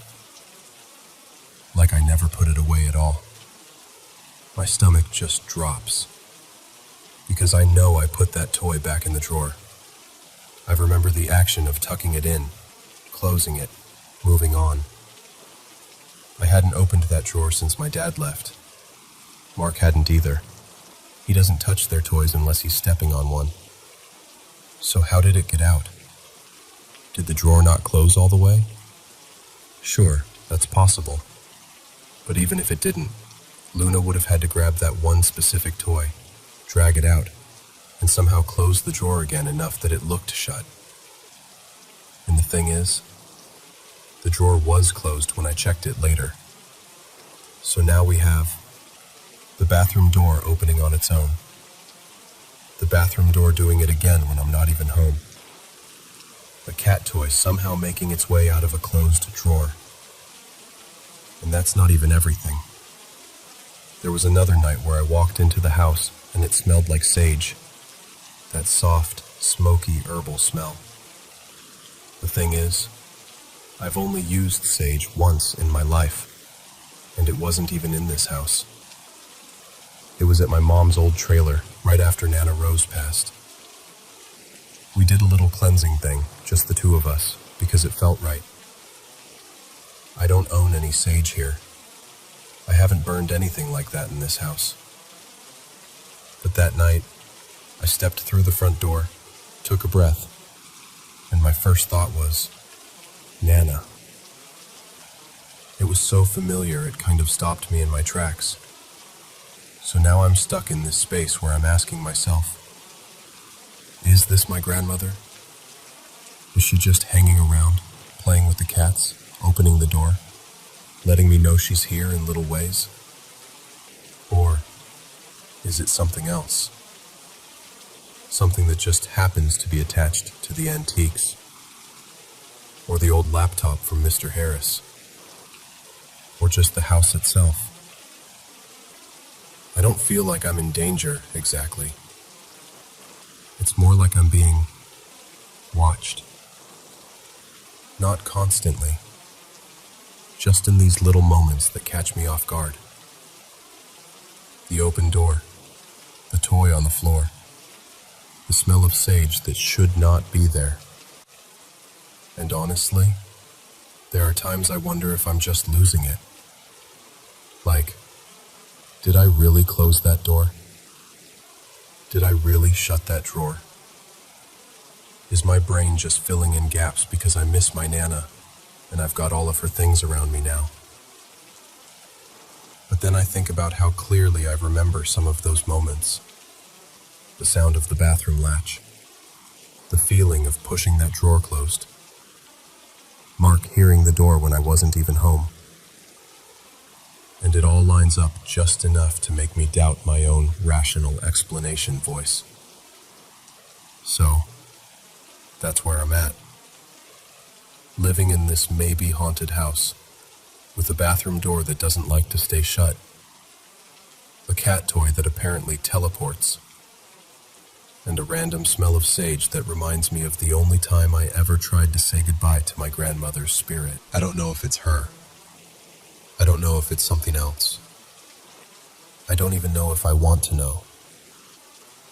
But if you've had something like this happen, little things moving, doors opening, smells that come out of nowhere, just know you're not the only one lying awake at night, listening for the sound of a door you know you closed. Thanks for listening to me ramble about my weird little haunted life. It actually feels kind of good to say it out loud. Wherever you are, whatever's creaking in your house tonight, I hope you feel safe, and I hope you feel held.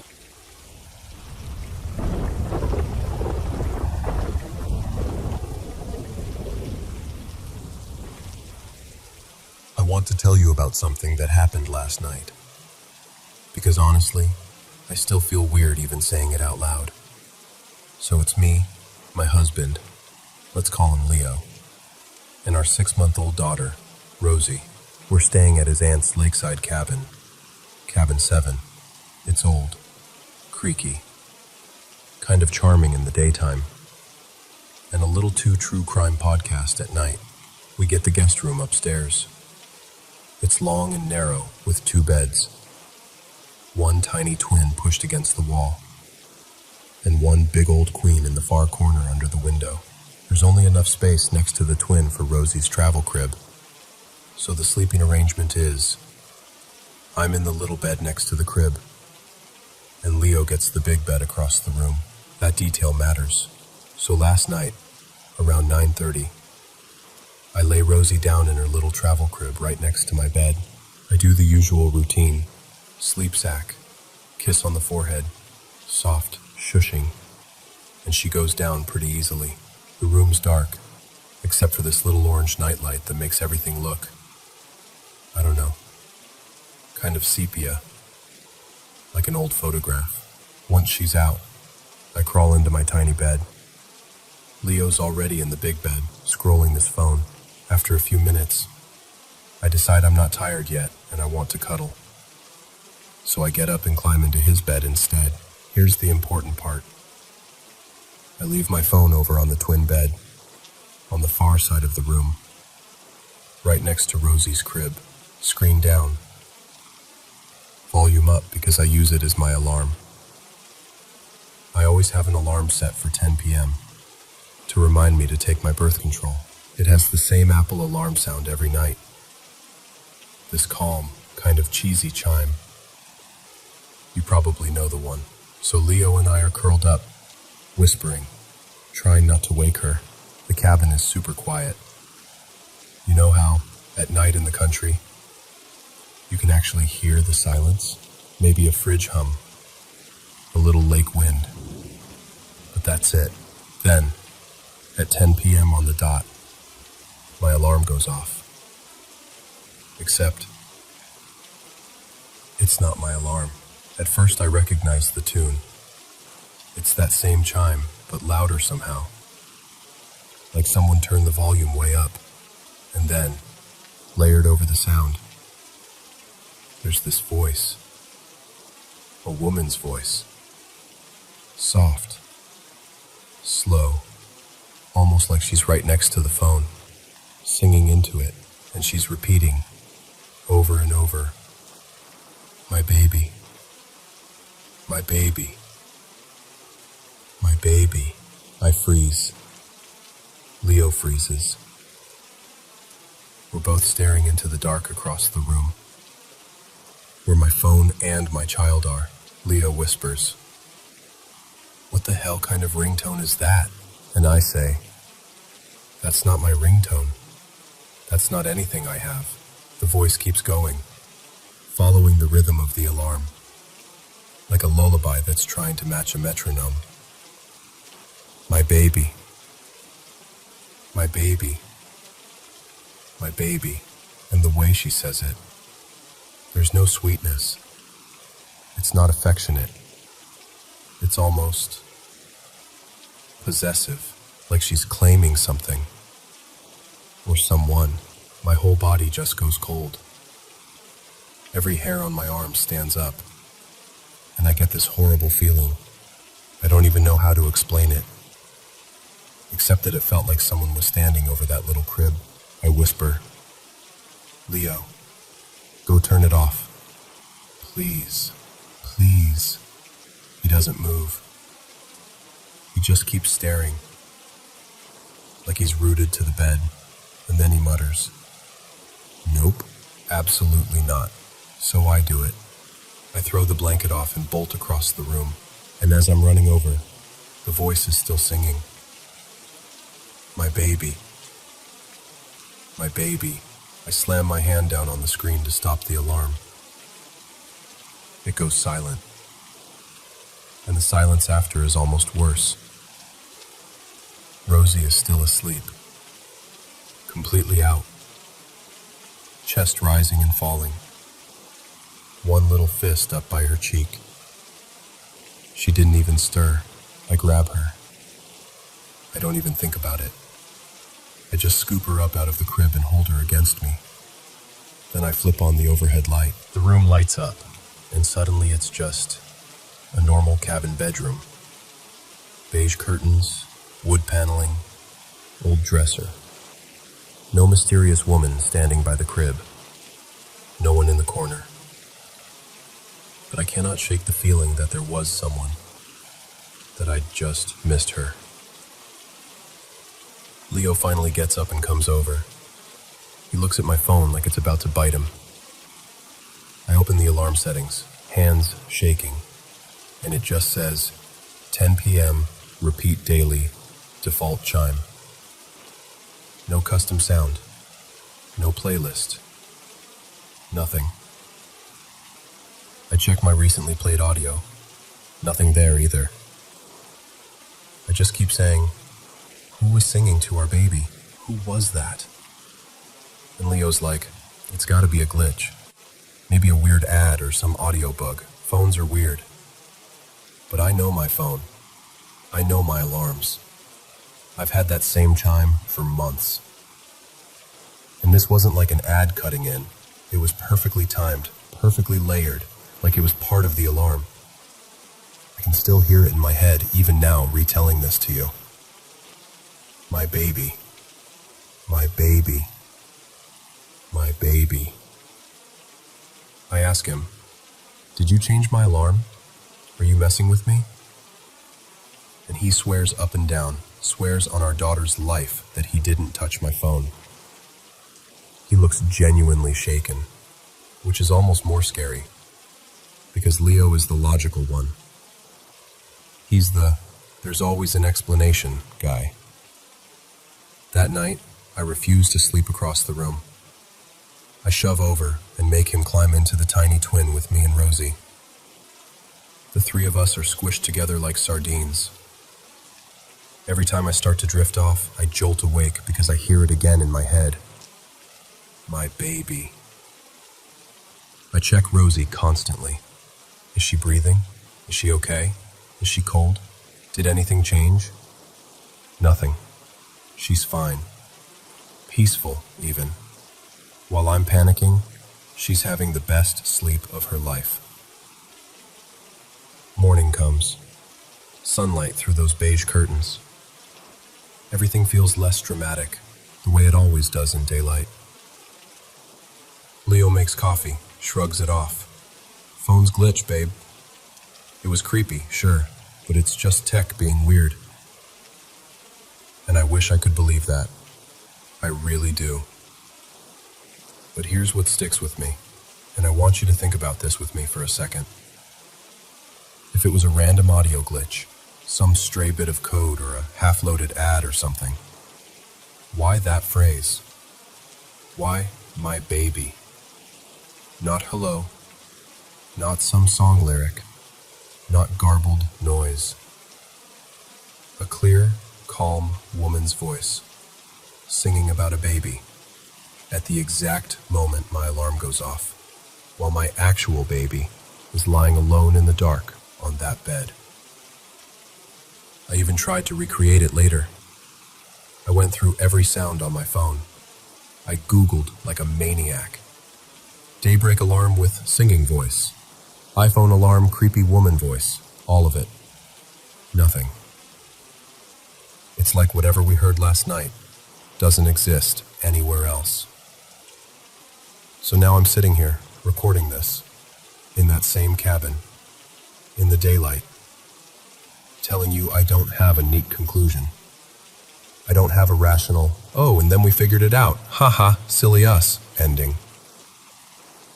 All I have is that song echoing in my head, and that feeling that someone, somewhere in this house, or tied to it, or maybe just passing through, wanted to stand over my daughter and claim her, even for a moment. My baby, my baby, my baby. I don't know if it was a glitch. I don't know if it was something else. What I do know is, tonight, I'm sleeping with my phone off, my baby in my arms, and every light in this room on. And if you ever hear your alarm play a song you've never heard before, especially one that knows a little too much about you,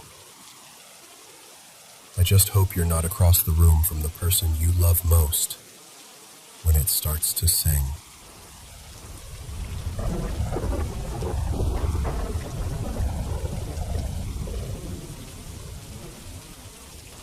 You know, every now and then, you come across a story that just refuses to fit neatly into any box.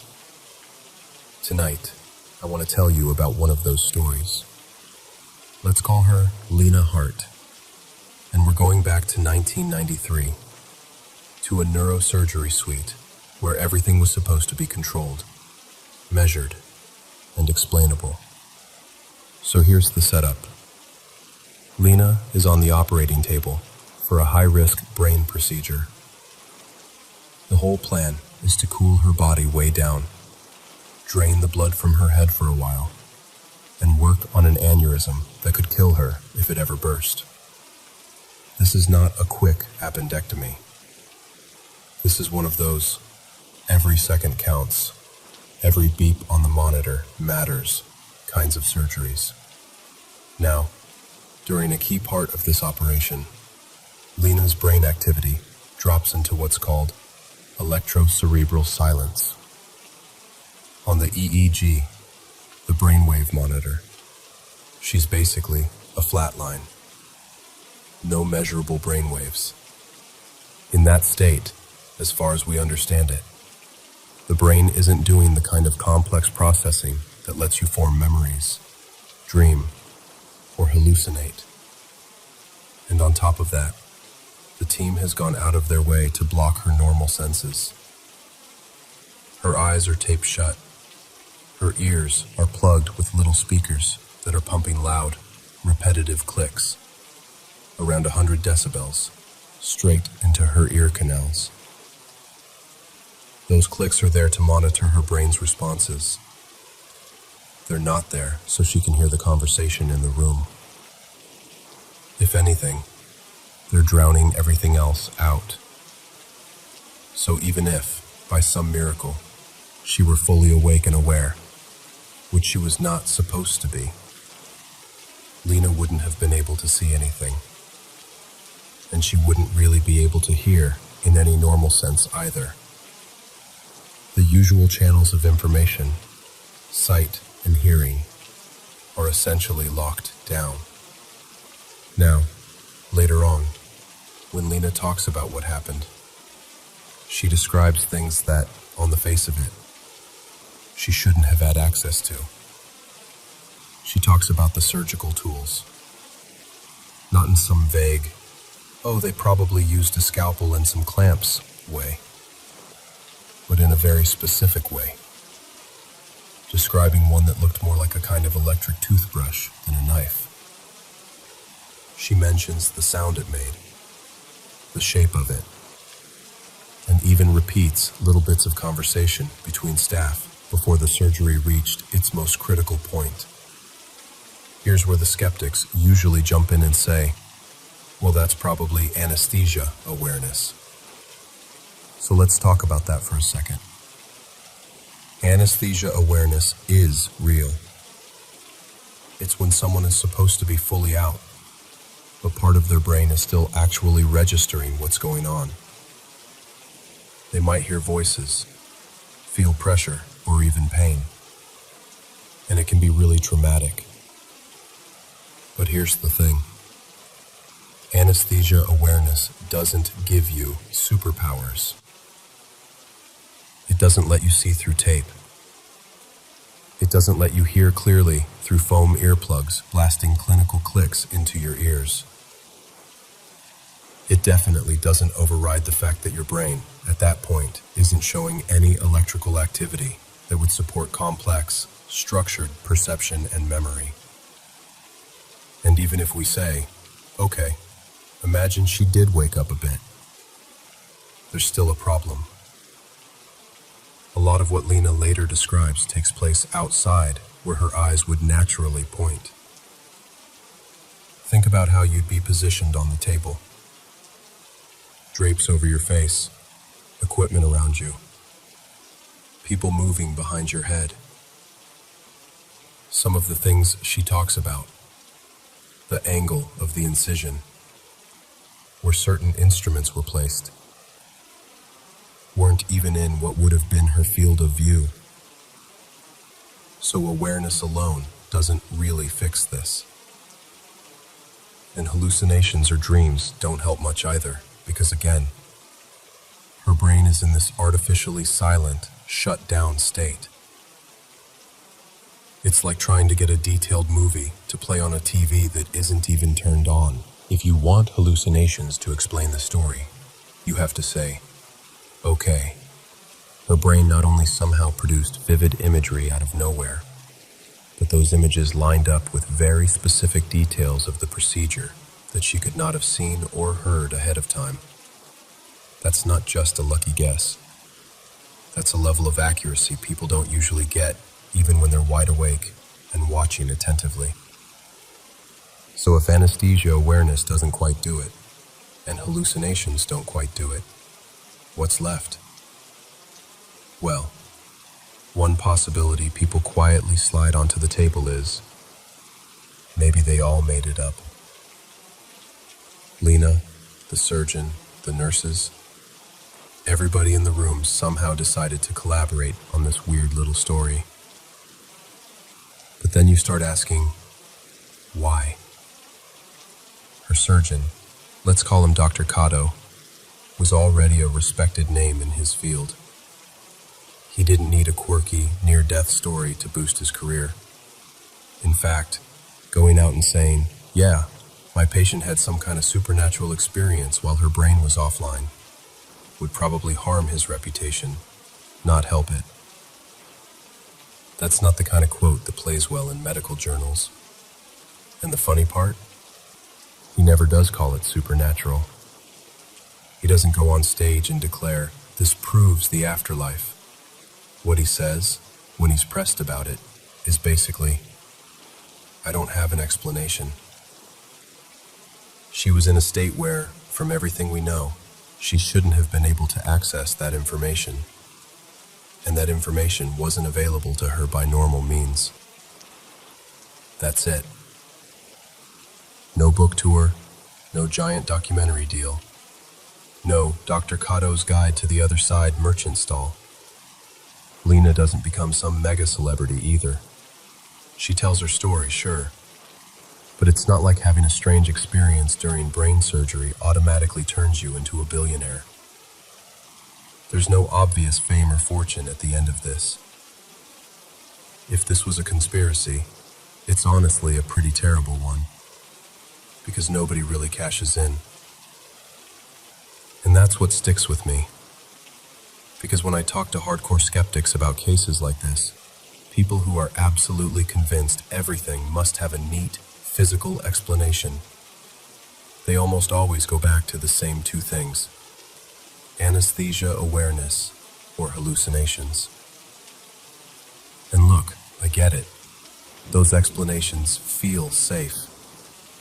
They let us keep the world in a comfortable box. But in this situation, with these surgical conditions, those explanations start to fall apart. You've got a brain that's electrically quiet. You've got eyes taped shut. You've got ears stuffed and flooded with loud clicks. You've got details described that shouldn't have been in view anyway.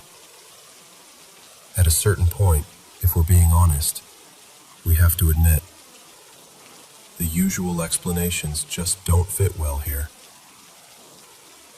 Now, I'm not telling you what to believe. I'm not saying this proves there's life after death or consciousness floats around the operating room. What I am saying is, stories like Lena's are really hard to wave away if we're playing fair with the facts we're given. And it's okay to sit in that space of, I don't know. It's okay to say, yeah, that bothers me. That doesn't line up with the way I expect the world to work. For me, the frustrating part isn't skepticism itself. Healthy skepticism is good. It keeps us from believing every wild thing we hear. The frustrating part is when people refuse to update their position even a little when they bump into something that clearly doesn't fit their favorite explanation. Because in this case, if we take the conditions of the surgery seriously, if we take the monitoring seriously, if we take the medical team at their word, then it was just anesthesia awareness, or it was just a hallucination. Stop being real answers and start sounding more like ways to avoid the discomfort of mystery. So as you're listening to this, wherever you are, on a walk, in your car, lying in bed in the dark, I just want to invite you to sit with that mystery for a moment. A woman on a table, a silent brain, taped shut eyes, plugged ears, and yet, somehow, detailed, accurate memories of what happened around her. You don't have to decide tonight what that means. But maybe, just maybe, you can leave a little room in your worldview for the possibility that we don't understand consciousness as well as we think we do. And honestly, I think that's kind of beautiful.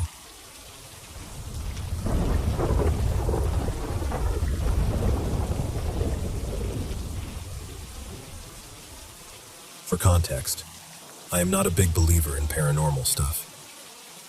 I'm open-minded, but I'm also the person who Googles scientific explanation after every creepy video. Still, I have this big wooden sign by my front door that says, absolutely no spirit boards allowed. I host game nights all the time. Cards, trivia, ridiculous party games. But if someone ever showed up with a Ouija board, I'd walk them right back to the elevator. I always joke that I don't want to accidentally open a portal while people are still eating nachos. Anyway, my mom's been a widow for a long time now. My dad, Robert, passed away when I was in my 20s. We talk about him a lot, but we don't usually talk about ghosts. So we're sitting in her kitchen one rainy Saturday, drinking tea, and she glances at the "No Spirit Boards" sign I'd brought over as a joke to show her. She stares at it for a second longer than normal, and then goes, "You know, there's a reason I don't like those things either." And that's when she tells me this story she'd never told me before. She says it was the late 1970s, when she was about 16. She grew up in a small town, the kind where everybody knows which kid snuck a cigarette behind the grocery store. One night, she and 3 of her friends, Marcy, Lou, and Tina, were hanging out in Marcy's basement. You know the setup already. Wood-paneled walls, that old couch that eats your keys, one dim lamp in the corner. Marcy had found a spirit board at a thrift shop, one of those with the alphabet printed in this overly dramatic Gothic font, and a little heart-shaped planchette. My mom said she wasn't really into it, but she was a teenager, bored, and everyone else was insisting. So they turned off most of the lights, left the lamp on low, and sat in a circle on the carpet. They started with stupid questions, like, "Is anyone here with us? Are you a boy or a girl?" And at first, nothing happened. The planchette just sat there, stubborn and still. They were giggling, making fun of it. Then, my mom says, the room got weirdly quiet. You know that moment when everyone stops talking at once, and the silence feels heavier than it should? Like the air is listening too? That. They all put their fingertips back on the planchette, and Marcy goes, "Okay, seriously this time. Who are we going to marry?" Now, remember, they're 16. This is basically the most important question they could think of. My mom swears to me, that they all agreed not to move the planchette. And she believed them. She'd known these girls her whole life. First up was Marcy. The planchette slid to the letters D-A-V-E. Everyone laughed because there was a Dave in their class. But my mom said he barely knew Marcy existed. It felt like the board was just picking random names. Then it was Lou's turn. The planchette moved again. C-A-R-L-O-S.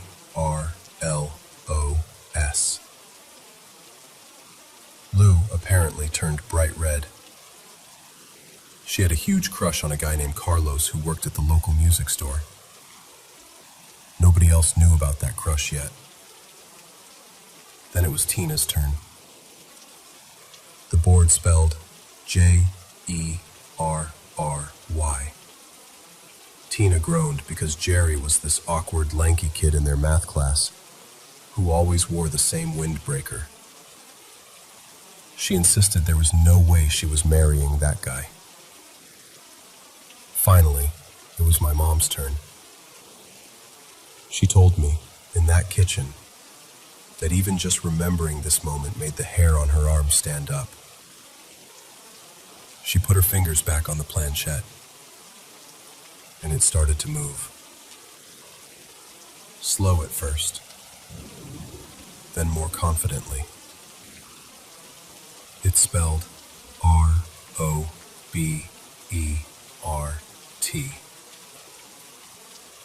Now here's the important part. At that time, she didn't know any Roberts her age. There was a Mr. Roberts, a cranky science teacher at the high school, but no teenage Robert in her world. They all sat there, half laughing, half freaked out. Then someone decided they'd had enough. They shoved the board back in its box, turned the lights on, and tried to pretend it was no big deal. And in their rush, this is the detail that stuck with me. They forgot to say goodbye. If you've ever used a spirit board, you know that's the one rule even skeptics tend to follow. You always move the planchette to goodbye at the end. Close the session. Shut the door. They didn't. Life went on. They went back to school, talked about homework and crushes and music. But the weirdness started almost immediately. At first it was little things. My mom would wake up in the middle of the night, convinced someone had whispered her name directly into her ear. She'd sit up, heart racing, but her room would be empty and still. The radio in the kitchen would flip stations by itself, always landing on static for a second before settling on some old love song. A framed photo would be slightly crooked no matter how many times she straightened it. The family dog would stand in the hallway and growl at a corner of the living room where absolutely nothing was. She figured it was just her imagination until she started hearing similar stories from the other girls. Marcy's bedroom door would slowly open on its own, even when it was locked. Lou swore she heard tapping on her window at night from the second floor. Tina kept misplacing her keys and finding them in the same spot, on top of her dresser, balanced right on the edge, like someone had placed them there. None of it was big enough to prove anything. No flying furniture, no demons, just unsettling, persistent oddness. And then the years started to roll by. Here's the part that made me put my tea down and just stare at my mom. Every single one of those predictions, they came true. Marcy married a guy named Dave she met in college. Lou ended up with Carlos, the music store guy, years later, completely by chance in a different city. Tina, she moved away, swore off that hometown forever, and then reconnected on social media with our old awkward friend Jerry, who, according to my mom, had become surprisingly charming. They got married in their 30s, and my mom, she moved to a new town after high school, got a job at a little bookstore, and one day this guy walked in asking for a book on photography. His name tag read, Robert. She said when she saw his name, her stomach dropped. Not in a bad way, just in a, this is familiar and I don't know why way. She didn't remember the board right away. That came later, after they were dating, when she was lying in bed one night and the name from that teenage seance just popped into her mind like a song she hadn't heard in years. That Robert became my dad. And no, before you ask, she never told him the story about the board while he was alive. She said she was scared it would make their whole relationship feel cursed or scripted, like they never really had a choice. I asked her, so, do you think the board predicted it? Or do you think you just noticed those names because of that night? She shrugged and said, I've heard the explanations. The little unconscious movements, the ideomotor effect, all of that. Maybe our hands moved the planchette. Maybe our minds filled in the blanks. But that doesn't explain why the names stuck.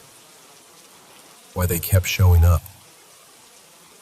And it definitely doesn't explain why, for years afterward, I felt like someone was standing just over my shoulder whenever I was alone.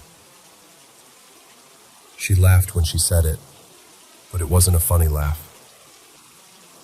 It was that soft, tired laugh people do when they've made some kind of uneasy peace with something they can't prove.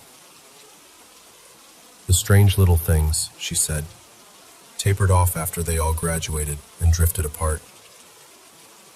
It was like whatever they'd nudged awake finally lost interest. Or maybe, she said, the board never had any power at all. Maybe the real power was their own belief, humming along beneath everything, quietly shaping the choices they made. We sat there for a moment, just listening to the rain hit the kitchen window. I thought about my no spirit boards sign, my insistence that I don't really believe in any of this.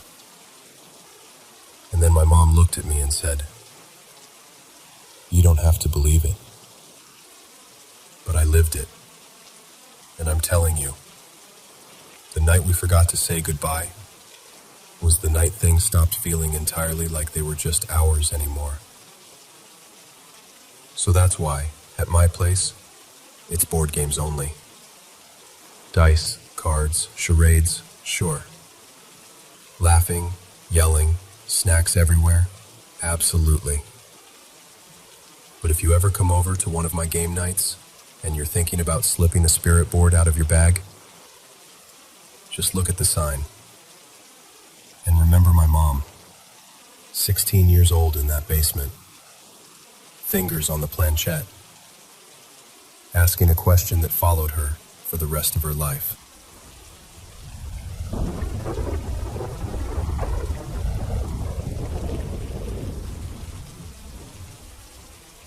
I'm in 7th grade, and my family has just moved into this new-to-us house in this quiet little neighborhood. You know, the kind of place where every mailbox has flowers painted on it, and everybody already knows everyone else's business. We buy the house from this family: mom, dad, daughter, and an older son. During the walkthrough, there's this one bedroom with a bunch of holes punched in the drywall, like actual fist-sized holes. My mom asks the owners to patch everything before closing, and they're like, "Oh yeah, of course, no problem." So, they fix it. We move in. Life goes on. A few months later, it's the start of 8th grade. Instead of the bus, I walk to school because it's just a few blocks away. And on the way, I start talking to this girl who lives 3 houses down. Let's call her Jess. One morning, we're just chatting and she goes, "Wait, you live in the white house with the big oak in the front?" I'm like, "Yeah?" And she just kind of looks at me and goes, "Oh." That was Dylan's house. Now I have no idea who Dylan is. So I ask, "Who's Dylan?"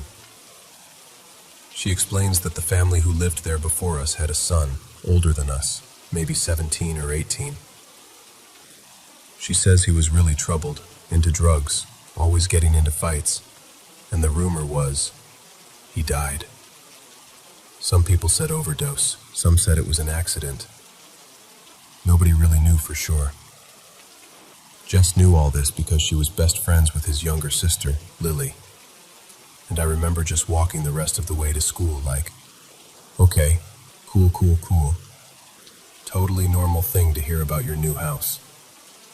I didn't think too much about it at first. So, in our house, the bedroom that ends up being my room, that was apparently Dylan's old room. And inside my room I had a regular closet, but inside the closet there was this little half-size wooden door that led to the attic crawl space. It was low and narrow, one of those places you have to duck into, with exposed beams and itchy insulation. Very cozy, very, "you'll definitely see a spider the size of your hand" vibes. One Saturday, I decide I'm going to be responsible and declutter. I'm dragging all the stuff I don't want, old school projects, broken toys, random boxes, into that attic space. I'm in there on my knees, pushing a box back, and my hand hits something wooden. I pull it out, and it's this dusty little plaque. On it, in these chunky blue letters, it says, "Dylan's Den." You know that feeling when your stomach just drops? Yeah. I just kind of stare at it for a minute, then shrug it off like, "Haha, okay, weird," and bring it downstairs to show my parents. My mom laughs. My stepdad, Mark, jokes like, "Hey, maybe you've got a roommate now." And I, for some reason, decide to prop this plaque on top of my dresser, like a genius. Like, "Yes, welcome, ghost boy. Here's your nameplate." That night, nothing happens. I go to bed, no big deal. The next day, school, homework, normal life. Then comes the day after that. It's a Sunday afternoon. My parents are out running errands, my brother's at a friend's, and it's just me and my dog, Milo, this little mutt who usually doesn't have a care in the world. We're on the couch in the living room, watching TV. There's a floor lamp next to us, the kind with that little metal switch you click with your fingers. Out of nowhere, the lamp just turns on. Click, light. I frown, look at it, and before I can even react, click, off. Click, on. Click, off. Like someone is standing right there, playing with the switch. I figure, okay, maybe it's a short or something. I lean over, unplug the lamp from the wall. And that's when I swear to you, the little metal switch starts clicking by itself. Click. Click. Click, click, click. No power. Completely unplugged. And that switch is just flicking up and down on its own. Milo loses it. He jumps off the couch, starts barking at the lamp, hackles up. I grab him. I'm shaking. My heart is pounding, and I bolt upstairs, slam my bedroom door, and lock it. When my parents get home, I tell them everything. They kind of shrug it off. Old house, weird wiring, maybe air pressure. You're watching too many scary movies. All the classic parent lines. But after that, things start to stack up. Over the next couple of months, I start hearing these creaks on the wooden stairs when I'm home alone. At first I'm like, okay, it's an old house, it settles, whatever. But after a while, I notice there's a pattern to it. It's not random creaking, it's steps. Step.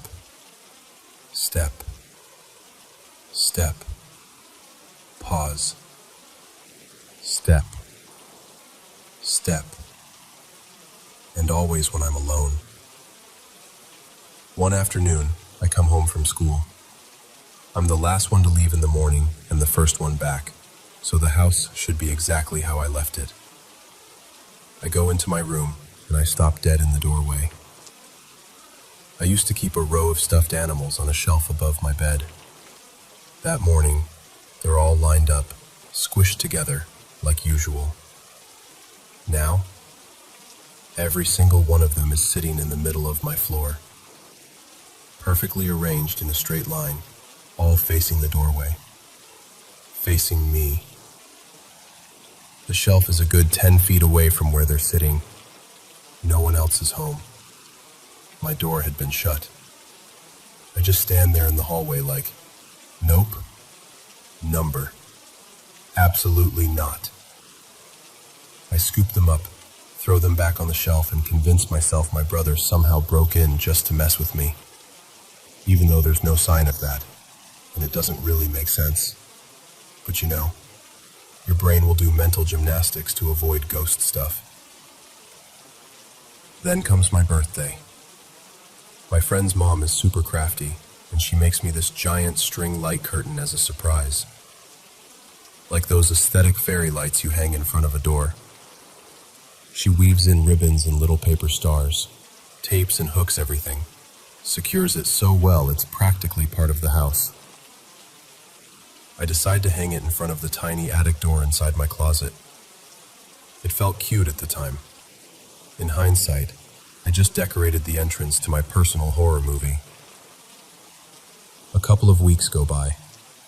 One night, it's after 2 a.m., dark, quiet, and I wake up abruptly. No sound, no nightmare that I remember, just that feeling like something yanked me out of sleep. I'm lying on my side, facing the wall. My room is mostly dark, except for this faint glow from the street light coming through the blinds.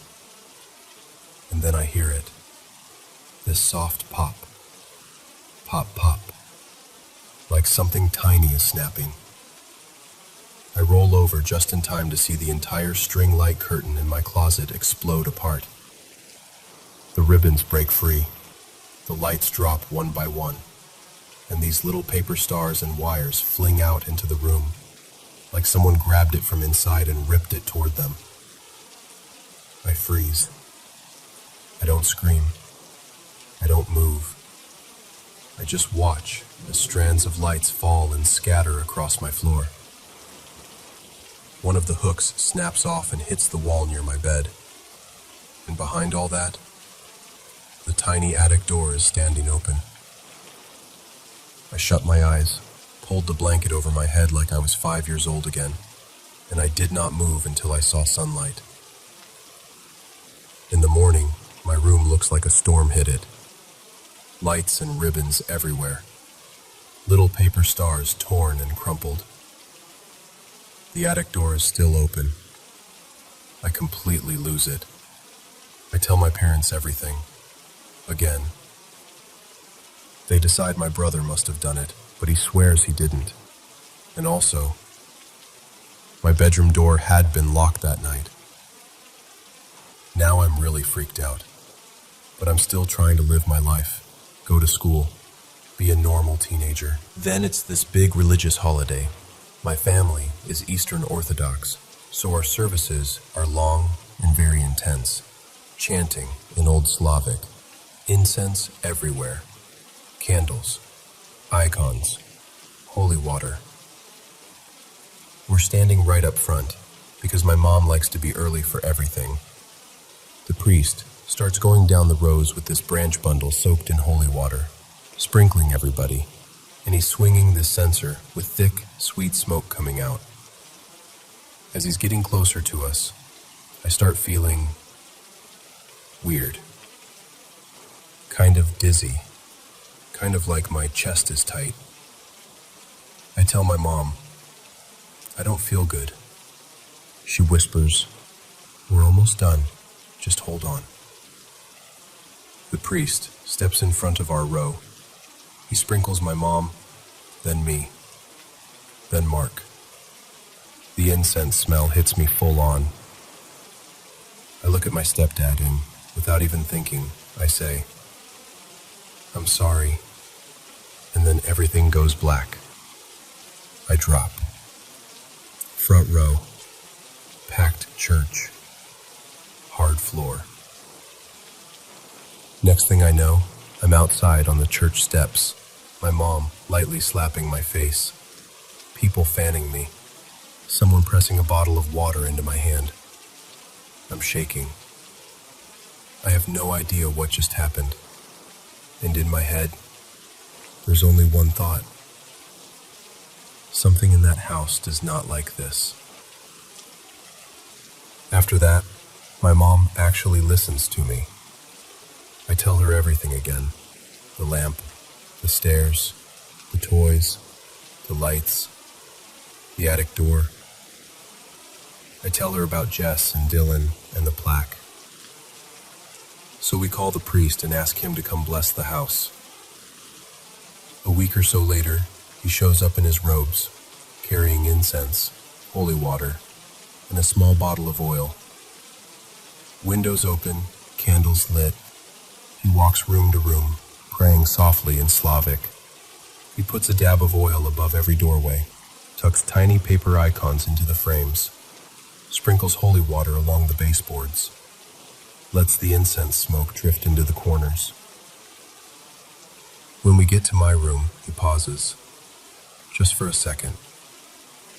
He doesn't say anything, but he looks at that attic door a little longer than he looks at anything else. Then he makes the sign of the cross, sprinkles extra holy water around the closet, and quietly moves on. After that, everything stops. No more footsteps on the stairs when I'm alone. No more lamps turning on. No more toys moving. No more late-night exploding decorations. Milo goes back to sleeping in my room, totally unbothered. The house feels lighter, quieter in a good way. Not that heavy silence that hums with, "You're not alone." Life moves on. I grow up. We stay in that house for years, and as far as I know, nothing else happens. And honestly, I kind of forget about the plaque. Dylan's den. It just sort of disappears from my dresser one day, and I assume someone packed it away or tossed it. Fast forward, like 10 years. I'm visiting my parents, sitting at the kitchen table, and my stepdad comes downstairs from the attic, covered in dust, shaking his head, laughing. He goes, "You are not going to believe what I just found." He holds up this old wooden plaque, all chipped on the edges. Dylan's den. I hadn't seen it in years. I honestly thought I'd lost it or accidentally broken it and blocked it out. Mark says, It was wedged behind a beam up there, like someone slid it in and forgot about it. I never put it up there. Nobody remembers moving it. It just migrated back into the attic on its own. We just kind of look at each other and laugh it off, like, haha, guess Dylan wanted his sign back. But in the back of my head, I'm thinking, maybe that blessing worked. Maybe he finally got whatever peace he needed. Maybe the house isn't his anymore. And maybe, just maybe, the attic door staying closed all these years is his way of saying, we're good now.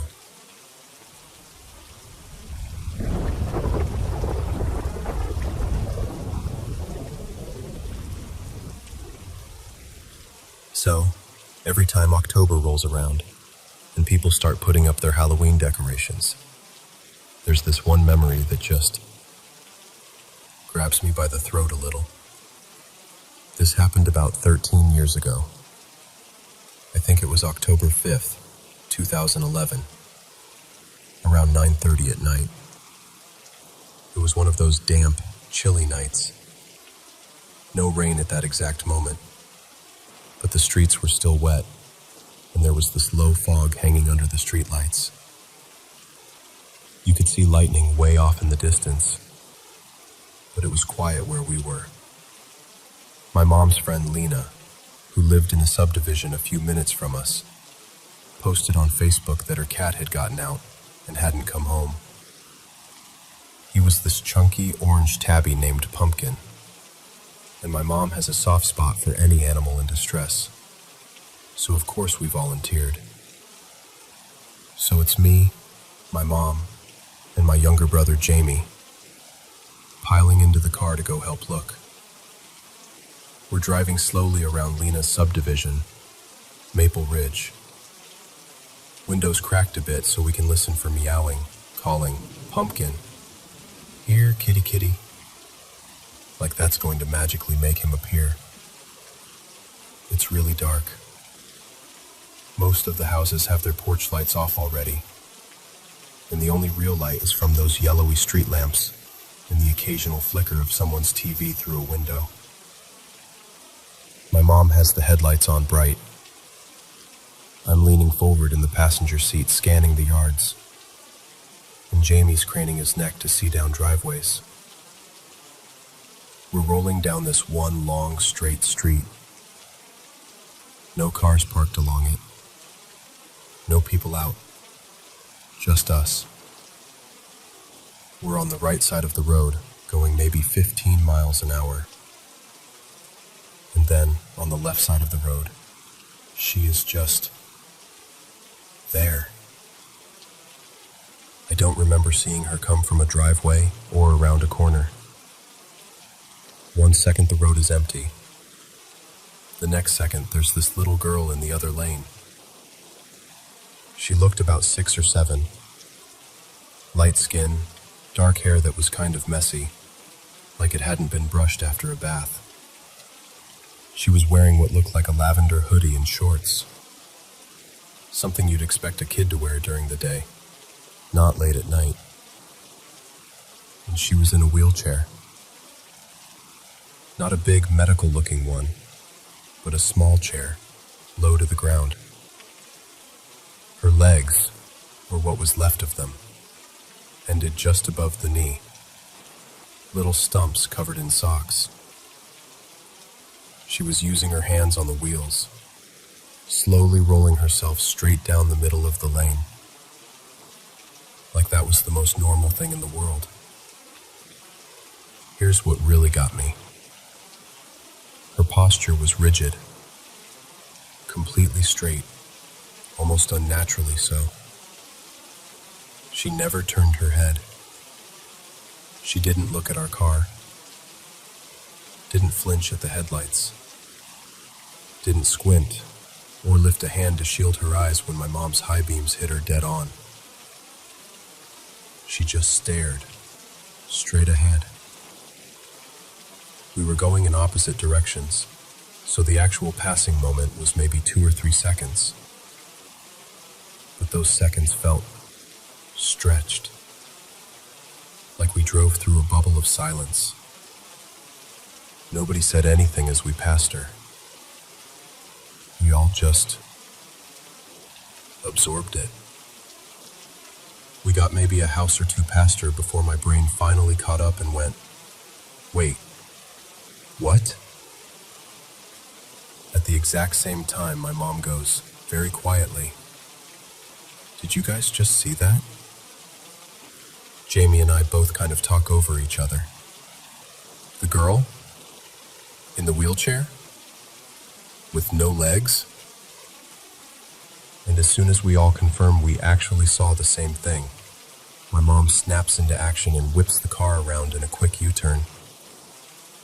We're all suddenly wide awake, hearts pounding, scanning the road like crazy. We drive back down that same stretch of street, slowly, like really slowly. She's gone. No little girl, no wheelchair, no movement on the sidewalks, no open garage doors, nothing. It's not like there were a lot of side streets for her to turn down either. It was a long, mostly straight run. For her to disappear in those few seconds would have meant turning off somewhere and getting out of sight very fast, which seems unlikely, given the wheelchair and the way she was moving. My mom pulls over and we just sit there for a minute, all of us staring at the empty road.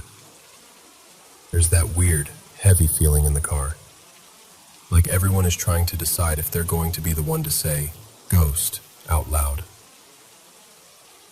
Nobody does. Instead, my mom finally goes, "Well, okay. That was strange. Let's, keep looking for Pumpkin, I guess." So we do. We drive around the subdivision for another hour, calling for the cat, looking down every side street, every cul-de-sac. We don't see the girl again. We don't see anyone else, actually. It feels like the whole neighborhood is asleep. Eventually, we hear this faint, pitiful yowling near one of the houses at the very back of the subdivision. We follow the sound and find Pumpkin wedged under a wooden porch, screaming at another neighborhood cat like they're in some kind of dramatic soap opera. Jamie coaxes him out, we get him in the car, and we head back to Lena's place. When we hand Pumpkin over, my mom kind of laughs and goes, "You're not going to believe what we just saw while we were looking for him." So we tell her the whole story. The street, the time, the little girl, the wheelchair, how she vanished when we turned around. Lena listens, frowning a little, and then says, "I've lived here for 8 years. I've never seen any little girl in a wheelchair. There isn't anyone like that around here that I know of." And that just makes the whole thing creepier. Life moves on, but I never forget that night. It becomes one of those stories I pull out sometimes, usually around Halloween. Always with that same unsettled feeling in my chest. Fast forward to just a few days ago.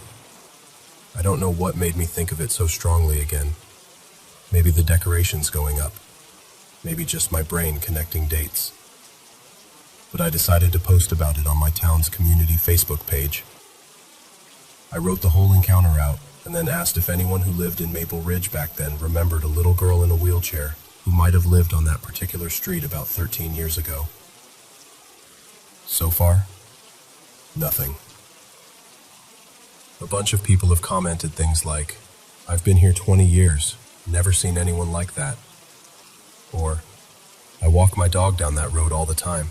Don't recall any family with a child in a wheelchair." Some people shared their own weird stories, but nobody could say, "Oh yeah, that was so-and-so's daughter." And that's what bothers me.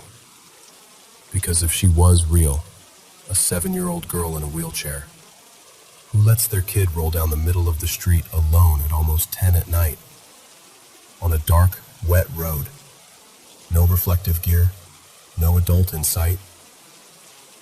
I even went digging through old local news archives online, seeing if there were any stories about a missing girl or an accident involving a child with a disability in our area.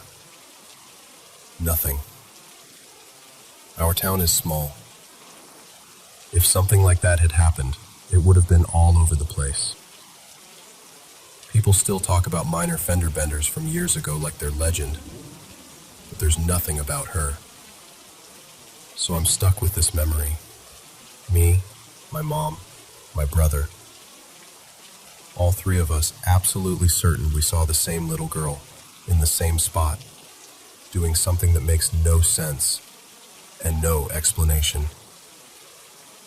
And now, to make it even eerier, they've started a bunch of new construction near that street, tearing up old lots, digging foundations, moving dirt around. Every time I drive past, I catch myself wondering if something's going to turn up. Some old story, some piece of evidence, something that explains where she came from, or where she went. For now, though, it's just this moment, frozen in my mind. The wet road, the fog in the headlights, and that tiny figure rolling steadily forward, eyes fixed straight ahead. Like we were the ones who didn't belong there. Not her. I think I'll be holding my breath about that night for a long time.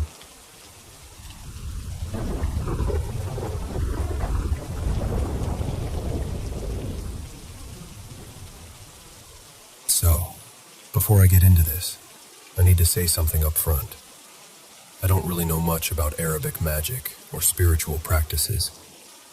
I've heard stories here and there, like everyone does, but I never took the time to really study them or think too deeply about it. What I have always had, though, is this sensitivity to the other side, I guess. I get these really vivid premonition dreams, and they've come true often enough that I don't just brush them off anymore. For the past 3 years, my grandmother, let's call her Nuda, has been having awful night terrors. There's no medical explanation. We've taken her to doctors, run tests, checked everything. She never had anything like this when she was younger.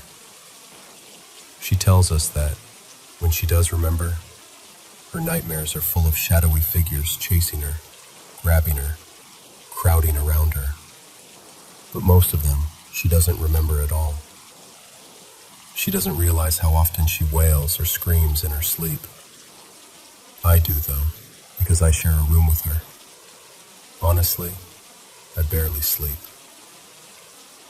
One night, not that long ago, she had one of the worst episodes I've seen. She let out this horrible scream, like a real, from-the-gut scream, and her whole body was shaking. I kept calling her name, shaking her shoulder, trying to pull her back. It took a while, longer than usual. When she finally woke up properly, she clutched my hand and said, very seriously, that she felt like she could have died if I hadn't brought her out of it. And the way she said it didn't feel dramatic.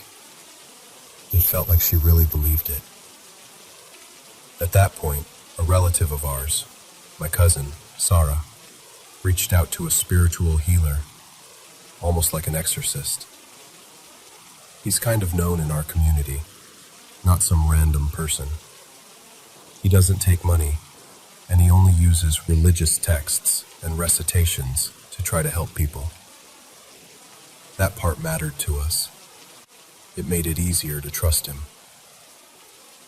After he did whatever assessments he does, he told us that there had been some kind of malicious magic done on my grandmother decades ago.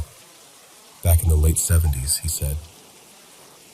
He described it as something written on parchment that had started to disintegrate over time.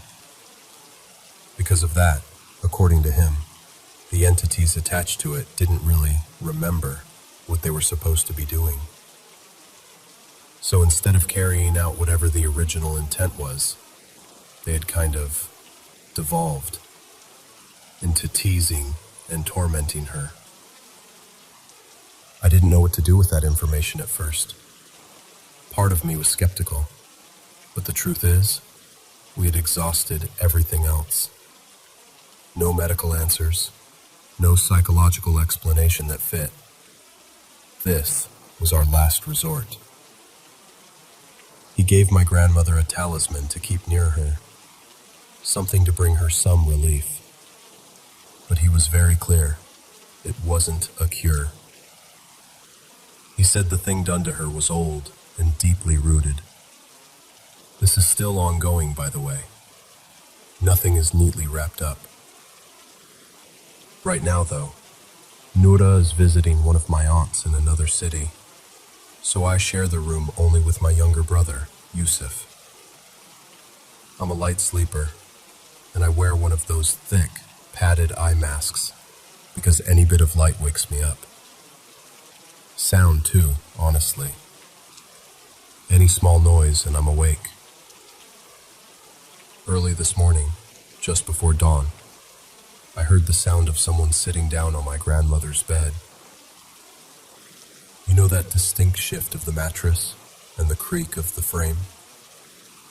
It was exactly that. Right after that, I heard soft sniffling, the kind that comes with quiet crying. It sounded like someone was sitting there, hunched over, trying not to sob out loud. My first thought was, why would anyone in my family come into my room, sit on that bed, and cry this early in the morning? I lay there completely still, listening. The sniffling kept going. Wet breaths, small, shaky inhales. It sounded real. Then something clicked in my head. The door had never opened. Our door has one of those dust stoppers attached to the bottom, and it drags loudly along the floor whenever someone opens it. You can't miss it. If the door moves, you hear it. But there had been no sound. No dragging, no click of the handle. Nothing. That realization hit me hard. And I have to be honest, that's when I got scared. I didn't take off my eye mask. I didn't sit up. I just froze. My heart was pounding, and every part of me wanted to peek and see who or what was sitting there. But at the same time, I had this heavy, instinctive feeling that I did not want to see its face. So I did what I usually do when something like this happens. I pretended to ignore it and tried to go back to sleep. This isn't my first haunting, unfortunately, but it is the first time something like this has happened in this particular room.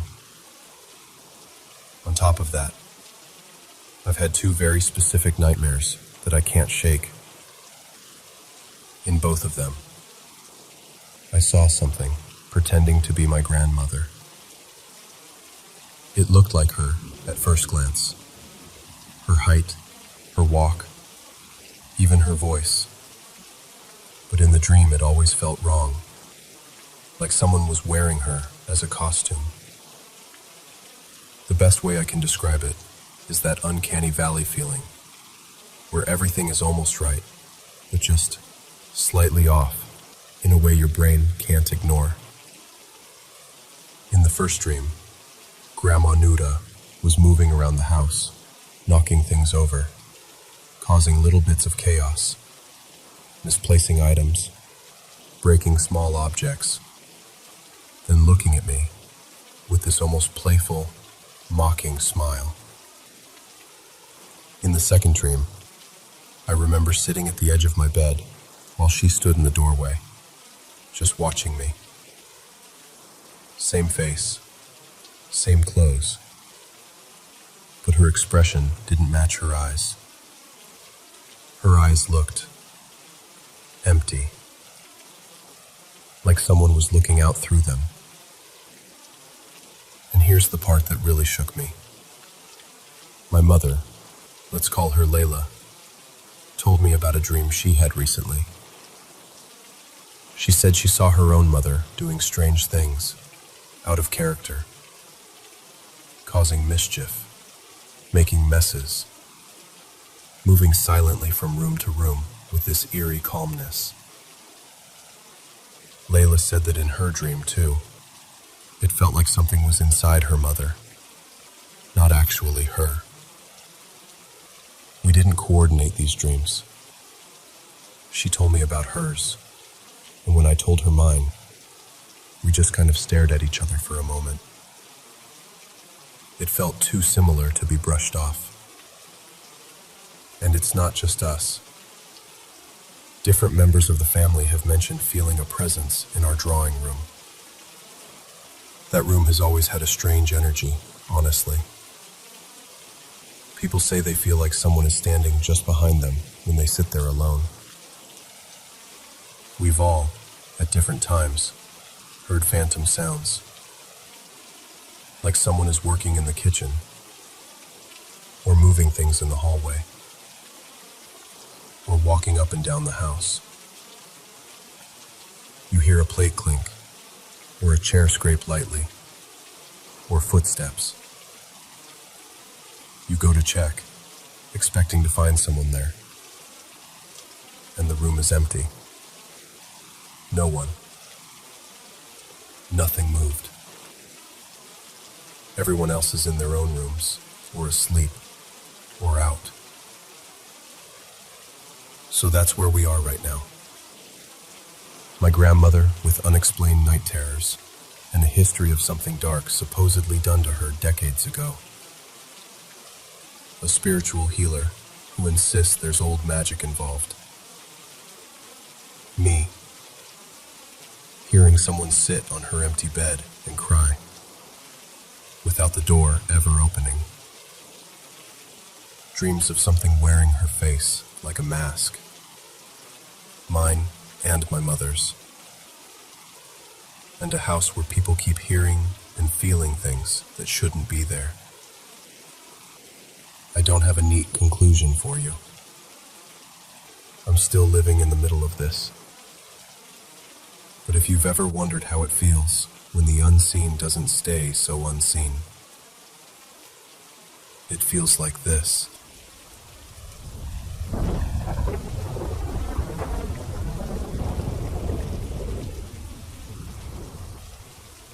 So, when winter starts creeping in like this, I always end up thinking about an old story I heard as a kid. It's about the mountains and a woman made of snow. They called her Yuki-onna, the Snow Woman. A long time ago, there were two woodcutters from a village tucked right under the shadow of the northern peak.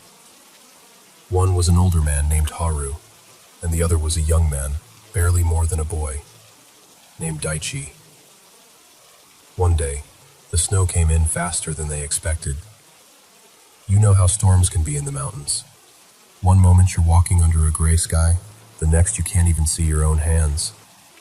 The wind howled, the trees vanished into white, and the path home simply disappeared. They stumbled around until they found an old, half-rotten hut by the river. No firewood, no blankets, just four walls and a roof that creaked when the wind hit it. Still, it was better than freezing outside. Exhausted, they lay down and tried to sleep. Sometime after midnight, Daichi woke up. He didn't know why. Maybe it was the cold. Maybe it was that strange feeling you get when someone's watching you. The hut was dim, lit only by a faint glow leaking in through the cracks in the walls. Moonlight caught in the snow. And in that pale light, Daichi saw her. A woman stood beside Haru.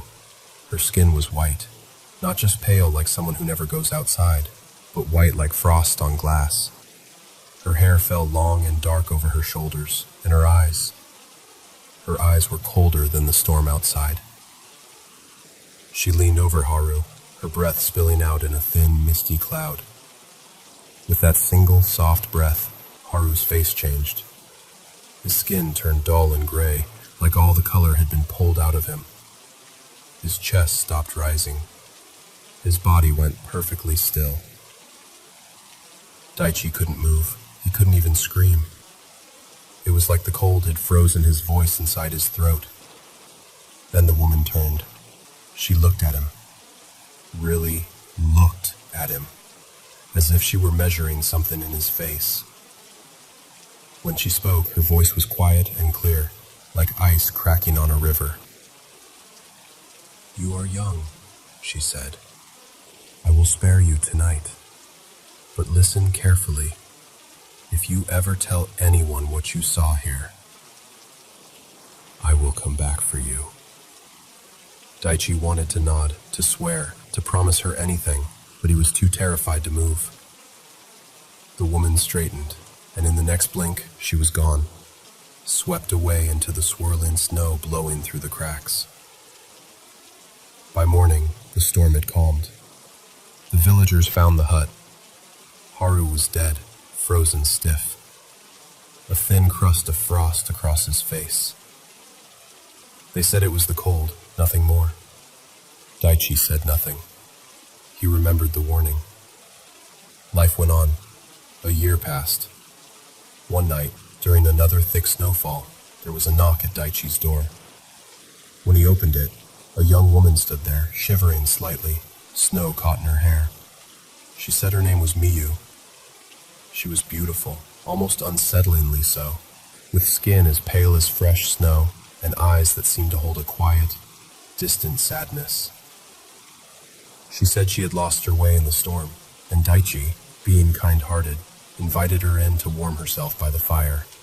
Days turned into weeks. Miyu stayed in the village, helping neighbors, laughing easily, learning the ways of the place. People liked her. Daichi fell in love with her without even realizing what had happened, and before long they were married. For years they lived peacefully. They had 2 children, a boy and a girl, and their house was always filled with the sound of little feet and winter laughter. Miyu was gentle, a bit strange sometimes.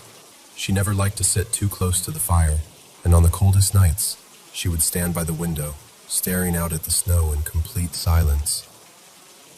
But she was a devoted wife and mother. Daichi never told her about that night in the hut. He never spoke of Haru or the pale woman in the storm. The wind outside was wild, rattling the shutters. The children had finally fallen asleep, bundled up under thick quilts. Daichi and Miyu sat together by a small fire, the room dim and warm. The kind of night that makes you nostalgic without knowing why. Maybe he was tired. Maybe he was feeling safe and foolish. Maybe the years had softened the edges of his fear, and he'd convinced himself it had all been a dream.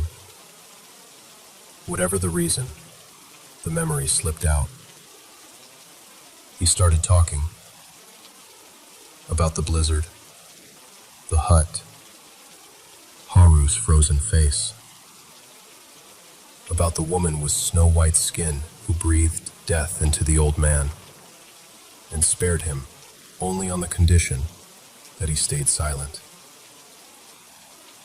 He told Miyu everything.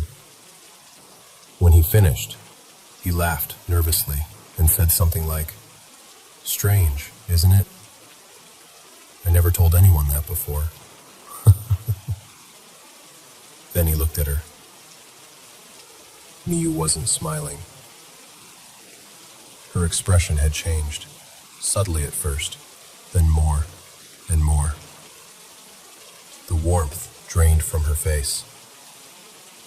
Her eyes grew hard and glacial. The same distant, inhuman cold he had seen all those years ago. "Daichi," she said quietly, Do you not remember the promise you made that night? His heart stopped. He stared at her. In that moment, he understood. Miyu? She stood, and for the first time since he had known her, he felt afraid of her. Truly afraid.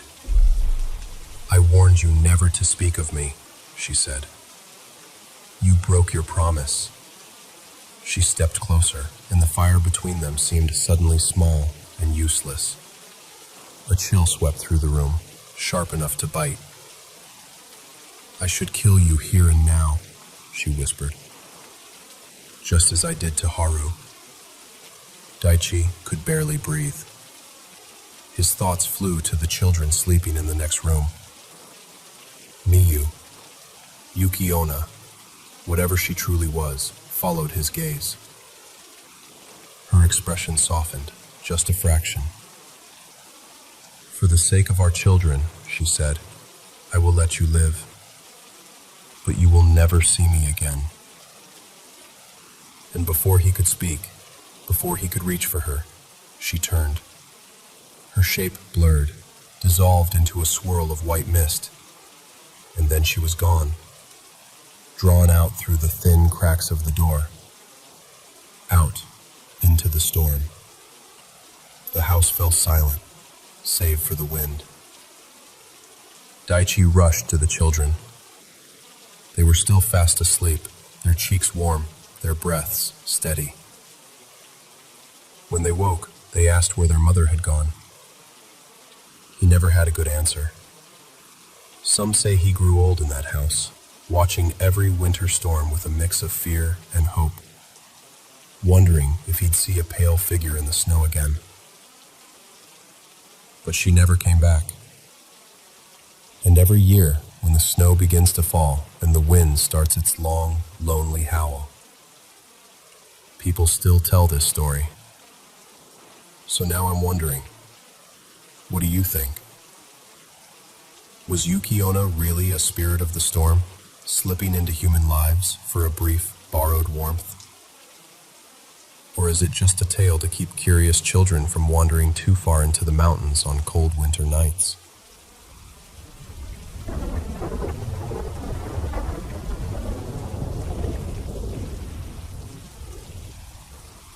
Okay, so let me tell you about what happened last night, because I'm still trying to wrap my head around it.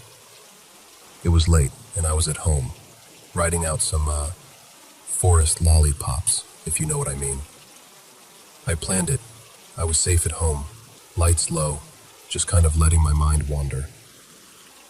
I decided it'd be a good idea to put on this new vampire movie, kind of a modern Dracula vibe, to really feel it on a different level.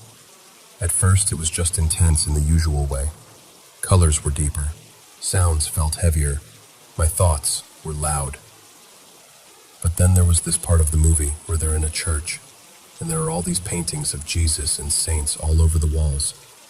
And suddenly, I couldn't focus on the dialogue at all.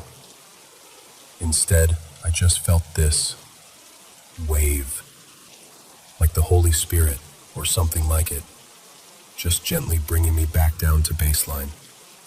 Not instantly, but in this slow, comforting way. I felt this warmth in my chest, like I was being held onto from the inside. And that's not normal for me. Usually, once things start going south on a trip, nothing can pull me back. But this time, I felt calm. Safe, even. It was like someone hit a spiritual reset button. While all that was happening, my dog Milo suddenly gets up out of nowhere. He walks over to this old armchair I keep by the wall. This chair that used to belong to my Grandma Rose. And he starts sniffing around behind it. Not in a casual way, either. He was searching, tracking something. But he wouldn't get too close. He'd look into my bedroom from there, but refused to go in. Just stayed at a distance, alert. He did this 3 separate times, and every single time I could feel the energy in the room shift right before he reacted. Like the air changed density or temperature around me for a second. I didn't see anything, but my body knew something was off. Eventually, I got up to check behind the chair myself. As I walked over, I felt this presence hovering just behind and a little above me, like somebody standing close, but not touching. When I turned my head up to the right, I saw this small, white light, almost like a soft, glowing orb, shoot off quickly and disappear. It wasn't a reflection, it moved with intention. It startled me so much, I actually gasped out loud.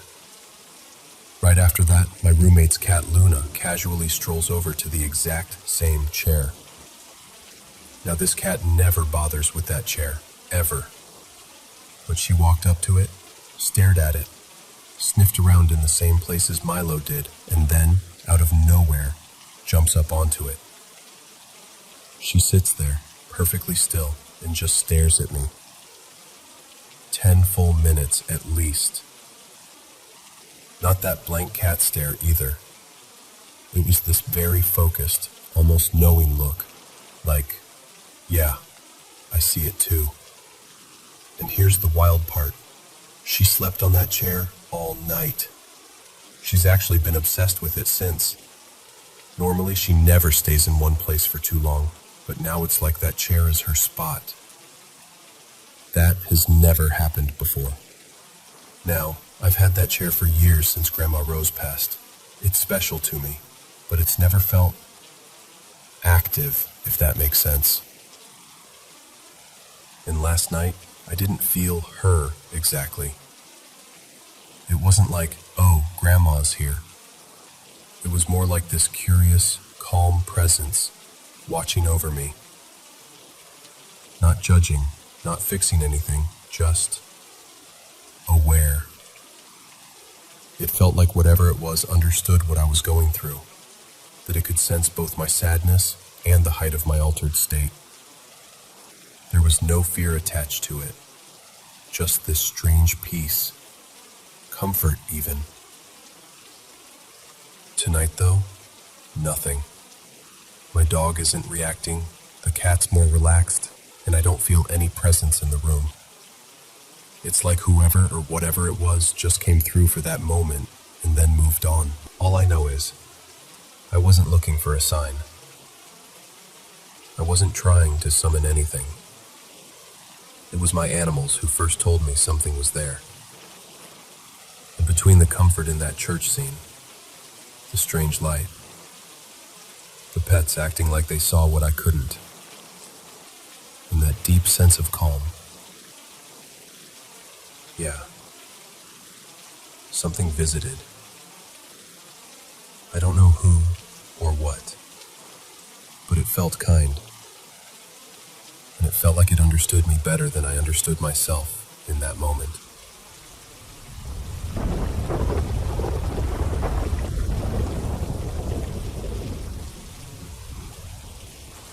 So, let me tell you about the old place I used to live in.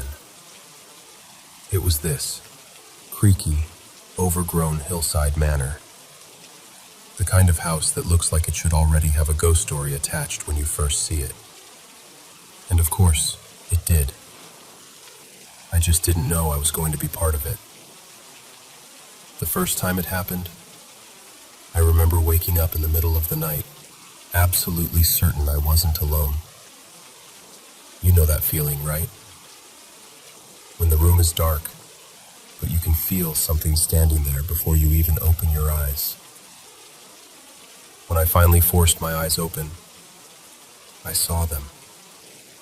Not fully solid, not exactly transparent. Just these blue-white shapes, like faded versions of people. Shades. That's what I call them. They weren't always there, but when they came, they would stand right over me, leaning in, like they were trying to figure me out. And it was terrifying.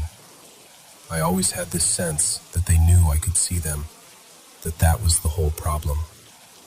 Most people can roll over and ignore that weird feeling. I couldn't. In those early nights, I had this little ritual. I'd wake up, see one or two of them hovering over me, and my first instinct was to slam my eyes shut and start talking out loud. I'd say, "Hey, I don't know who you are. I mean you no harm. Please let me live here, and I'll respect you and your home." I must have sounded ridiculous, half asleep and scared, talking into the dark. Sometimes I'd keep my eyes closed the entire time, just whispering my little peace treaty. Sometimes I'd peek, just to see if they were still there. Usually, after that, they would fade away, and I could feel the room go back to normal. Back then, I really believed that if I acknowledged them, if I showed them I respected the space, they'd leave me alone. And for a while, that seemed to work. But there were nights that were worse. One time, I woke up and there were 3 of them. 3 men, all standing side by side next to my bed. Pale, blue-white, just outlines of people. I remember thinking, okay, this has to be a dream. So I shut my eyes, took a breath, opened them again. They were still there. They didn't move. They didn't reach for me. They just watched. I was so scared I grabbed the remote with shaking hands and turned on the TV, just for the noise and the light. I didn't even watch anything. I just needed something human in the room. I lay there for what felt like forever, heart pounding, until I finally passed out with the screen still flickering and the volume turned way down. I hated that manner. I really did. Looking back, there's this darkly funny image I have of myself, sitting up in bed in that old room, talking to the air.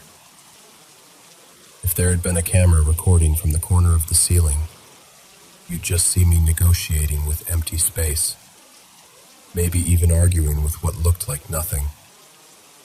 Like, "Please stop turning my life into a horror movie, thanks." It wasn't just the shades around my bed, though. The house had other habits. There was a woman's spirit there, I'm pretty sure. I never saw her fully, not the way I did the shades, but I felt her. She liked to mess with things. I'd light candles to make the place feel cozy, and I'd walk out of the room for a second, come back, and the candles would be out. Not burned down, just blown out. No draft, no open windows, nothing. Sometimes I'd turn the bathroom tap on, leave for a moment, come back, and the water would be off. Not dripping, not slowing down, just off. Like someone had reached in and turned the handle. There was also this small girl I'd see sometimes. Or maybe it was the woman taking a different form. I never really knew. I started calling the little girl Elsie in my head, just so she'd feel like less of a stranger. Whenever I came home, whether it was the middle of the day or late at night, I'd get this heaviness in my chest as I walked up the path.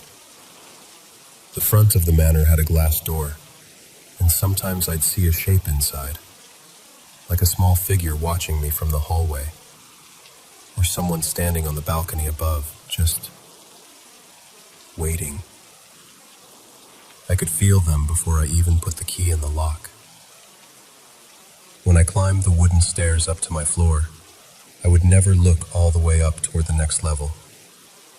That became a rule for me. Don't look up. Just get to your room. But out of the corner of my eye, I'd sometimes catch these bare feet on the landing. Just the feet. Just someone was standing there, barefoot, watching me pass. Or I'd feel this pressure, this awareness, as if eyes were on the back of my neck. The air would go completely still. No sound from outside. No creaks from the old wood. Nothing. Just me and that feeling. And it wasn't once in a while. It was daily. It got so bad that when I drove up after work, I wouldn't even look at the building. I'd park, keep my head down, grab my bag, and just walk straight in, like I was trying not to make eye contact with a wild animal. If I could avoid noticing them, I felt like they'd avoid noticing me. Over time, I changed how I reacted. I stopped talking out loud at night, stopped acknowledging every little flicker and shadow. Eventually, I realized that if I didn't give them my attention, if I didn't lean into the fear, they mostly left me alone. So I trained myself. Don't look. Don't engage. Don't invite. And slowly, the nights became quieter. Not because they weren't there, but because I stopped meeting them halfway. The funny thing is, the moment I moved out of that manor, into a perfectly normal little apartment across town, everything stopped. No shades standing over my bed. No candles mysteriously going out. No faucets turning themselves off. No bare feet at the top of the stairs. Just sleep. Just silence. Sometimes I wonder if they were tied to that house, or if they were drawn to me and just decided to let me go. But honestly, I don't dig too deep into that question. All I know is, in that old hillside manor, I was never really alone. And now, in my new place, when I close my eyes at night, there's no one standing over me.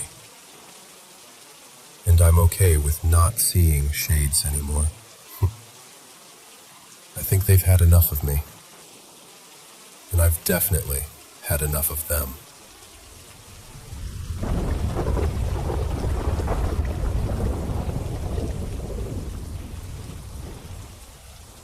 So, there are 5 of us in my family. My mom, my dad, my 2 sisters, Mira and Lila, and me. I'm Arun. Back then, we were living in this small, rented house at the end of a quiet lane. It wasn't creepy at first or anything. It was just normal. But after a few weeks, I started noticing strange little things whenever I was alone. Like, I'd be in the kitchen making tea, and suddenly a spoon would slip off the counter and clatter to the floor, even though it was nowhere near the edge. Or I'd hang my shirt neatly on a hanger, walk away, and a minute later I'd hear a soft thud and find it on the ground. Sometimes a whole row of clothes would tilt and drop, like someone had brushed past them. It wasn't just once or twice, it kept happening. My younger sister, Lila, started mentioning similar stuff. She'd say, "Arun, my school uniform just fell off the hanger again. I swear I didn't touch it." But whenever we told Mom, Dad, or Mira, they never experienced any of it themselves. They'd just shrug and say things like, "It's just the wind. You're tired. You're imagining it." Or my dad's favorite, "Gravity, beta. Clothes fall. It's okay." But I always had this feeling, like there was something around us. Not loud or dramatic, just a quiet presence, watching. Anyway, fast forward to when our rental agreement ended. We finally found a new apartment, brighter and more modern than the old place. Everyone was tired but excited. On the last day, while most of the moving was happening, I was at the office, so I only came to the new house in the evening. That night, I decided to prank my mom. I don't even know why I thought that was a good idea, but I did. I went up to her while she was folding blankets and said, as casually as I could, "Ma, I didn't want to tell you this before, but in that old house, I used to see a woman sometimes." She stopped folding and looked at me. I continued, trying not to grin. "She wasn't trying to harm me or anything," I said. "But when I was alone, she'd come near my bed and just stand there. Sometimes she had a small baby in her arms. She'd just sit on the floor and stare quietly." Inside, I was laughing like, wait till she freaks out. But instead, her face just drained. All the color left. She put the blanket down and whispered, "Arun, stop. Wait till Mira comes home." I was confused. I thought she was just being dramatic, so I was like, "Ma, relax, I'm joking." But she shook her head and said, "No, just wait till your sister comes. Don't say anything yet." So I thought, okay, I'll keep the joke going a little longer and then tell her I made it up when everyone's here. A bit later, my elder sister Mira came home from work. The minute she walked in, Mom's eyes filled with tears. She grabbed Mira's hand and said, voice shaking, "Your brother also saw that woman." That word, also, hit me like a punch. I remember just staring at her, my smile fading. "What do you mean, also?" I asked. Mom looked between the two of us, and then she told me something that made my whole body go cold. She said that for months, Mira had been seeing a woman in that old house too. The same woman with a small baby. She'd appear near Mira's bed at night, or in the hallway, just standing there. Mira had never told me or Lila because she didn't want to scare us, and Mom didn't want to encourage our imaginations, so she kept it private. But it got worse. Mom said that a few days before we decided to move out, Mira saw the woman more clearly than ever. In that moment, the woman looked at her with this angry expression and said, "Don't leave this house." When I heard that, I swear, every hair on my arms stood up. My silly prank suddenly felt like the worst idea I'd ever had, but she just shook her head. "You're only saying that now because you heard about your sister," she said. "You both saw her. You're just denying it so I won't worry." No matter how much I insisted, she didn't believe me. Honestly, a part of me started wondering if maybe those small things I'd felt, like the weight of eyes on me, the random chills, weren't just in my head after all. A few days after we settled into the new apartment, things calmed down a bit. No creepy corners, no dark hallways. It felt safer, lighter. We all tried to forget about the old house. Then one night, Mira told us something that brought it all rushing back. We were sitting in the living room after dinner when she said quietly, "I need to tell you what happened last night." She said she'd been sleeping and had one of those half-awake, half-dreaming moments. She felt like she was still in bed, but somehow aware of the room. And in that fuzzy state, she heard a familiar woman's voice. It said, clear and close, right by her ear, "Come meet me. I'm standing outside." Mira told us she felt this strong pull, like she had to listen. In her dream, she got out of bed and walked toward the window. Her hand was literally on the latch. She was about to open it when suddenly she snapped fully awake, heart racing, still standing near the window in the dark room. She didn't know if she had actually walked there in her sleep or just dreamed it, but the feeling stayed with her.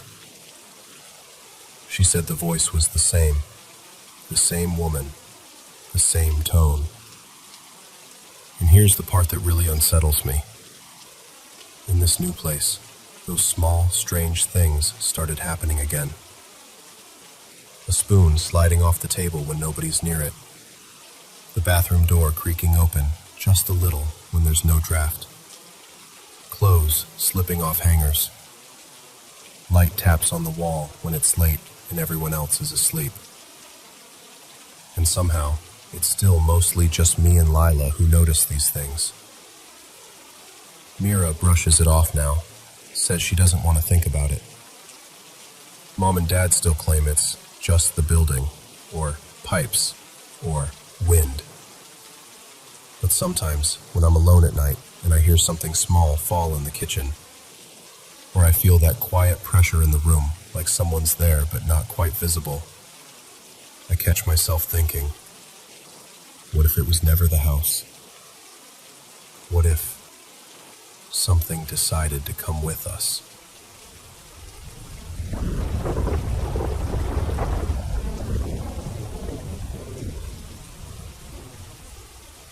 So, this was about 9 months ago, right at the end of winter. For a few nights in a row, my sleep had just fallen apart. I'd lie there, exhausted, but my brain refused to switch off. You know that feeling where you're tired in your bones, but your mind is running laps? That was me. One morning, after barely sleeping again, I just snapped and thought, okay, that's it. I'm going for a run. Maybe if I exhaust myself, I'll finally sleep. It was freezing. The kind of cold where the air bites your face. There was thick fog outside, and it had been so bad that schools and colleges had declared 2 days of holiday. Still, I got up at around 4:45 a.m., pulled on a pair of shorts, a t-shirt, and my running shoes, and stepped out.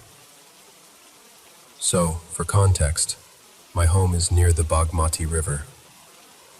People bring their loved ones' bodies there for cremation or burial. It's that kind of place. And I've always been the person who doesn't believe in ghosts or spirits or anything like that. I used to laugh those things off. Anyway, I started running. From the very beginning, something felt off. My balance felt weird, like my body was out of sync. I told myself it was probably just the sleep deprivation. It was still really dark, and the fog made everything even heavier. But I could see a couple of old men riding past on bicycles. That made me feel a bit safer, like, okay, it's fine. Life is normal. I'm overthinking. And then, it happened. I was running near a small local school I'd passed 100 times before. Suddenly, this cold shiver shot straight down my spine. At the same moment, I heard this sharp, cracking sound. It was so strange, like a mix between a bird screeching in a horror movie and a car slamming its brakes really fast. It sounded like, Kia, this high, sharp, tearing sound. Right then, a dim green light flashed in front of me, like someone flicked a torch on and off really fast. And I felt, very clearly, like something was watching me from above, over my right shoulder. All of this happened in maybe 1/10 of a second. It was so fast that my brain couldn't catch up. But my body reacted before my thoughts did. I felt this intense fear, like something was trying to pull me out of my own body. I remember thinking, very clearly, if I take even one more step forward, I might die. My legs suddenly went weak. All the strength just disappeared. I could feel the ground under my feet as if I was barefoot, even though I still had my shoes on. My whole body went numb, and I just knew I couldn't keep going. So I turned around. I started walking back home, half expecting to faint in the middle of the road. I kept telling myself, you're hallucinating. It's just the lack of sleep. It's nothing. Just reach home. Somehow I made it back safely. I didn't tell anyone, because honestly, I knew I'd just get scolded for going out to run that early in the cold. I went straight to my room and just sat there, replaying everything. The weird part is, I'd been using that same road for 2 years during high school. I used to catch my school bus at around 5:20 a.m., and I always walked that way. Same season, same timing. Sometimes I even went right down near the river, near the graves, and nothing ever happened. Not once. So part of me kept saying, there's no way something suddenly went wrong now. It has to be in your head. And to be honest, a week before all this, I'd been smoking weed for about 6 or 7 days in a row. But by the time this happened, I'd already been clean for a few days. Still, I started doubting myself. Is this withdrawal? Am I going crazy? Is this just my brain misfiring? After a few hours, the whole incident started to feel unreal. Like a dream you wake up from and can't fully grab onto. I told myself, whatever it was, at least I got to experience something strange. But then things got worse. What's wrong with me? Why am I like this? My appetite vanished. I couldn't focus. I lost interest in everything. I didn't even want to touch my phone, which for me was a big red flag. Finally, I told my dad, let's call him Ajay, about how I was feeling. But not the full story about the green light and the river. Just the anxiety, the panic, the not sleeping. He told me it sounded like anxiety, and that he'd had something similar when he was young too. That made me feel a little less alone. We went to a doctor, got some meds, but honestly, not much changed. Later, my family took me to a local shaman, a spiritual healer everyone in the area knows. We call him Baba Hari. I was still half convinced this was all just in my head. Maybe some psychological stuff from quitting weed and not sleeping. But when I described what happened, he looked at me very calmly and said I'd been scared very, very badly, and not just by my own mind. He said it happened beside a specific tree near the school. I hadn't even noticed any tree at the time. I was too shaken.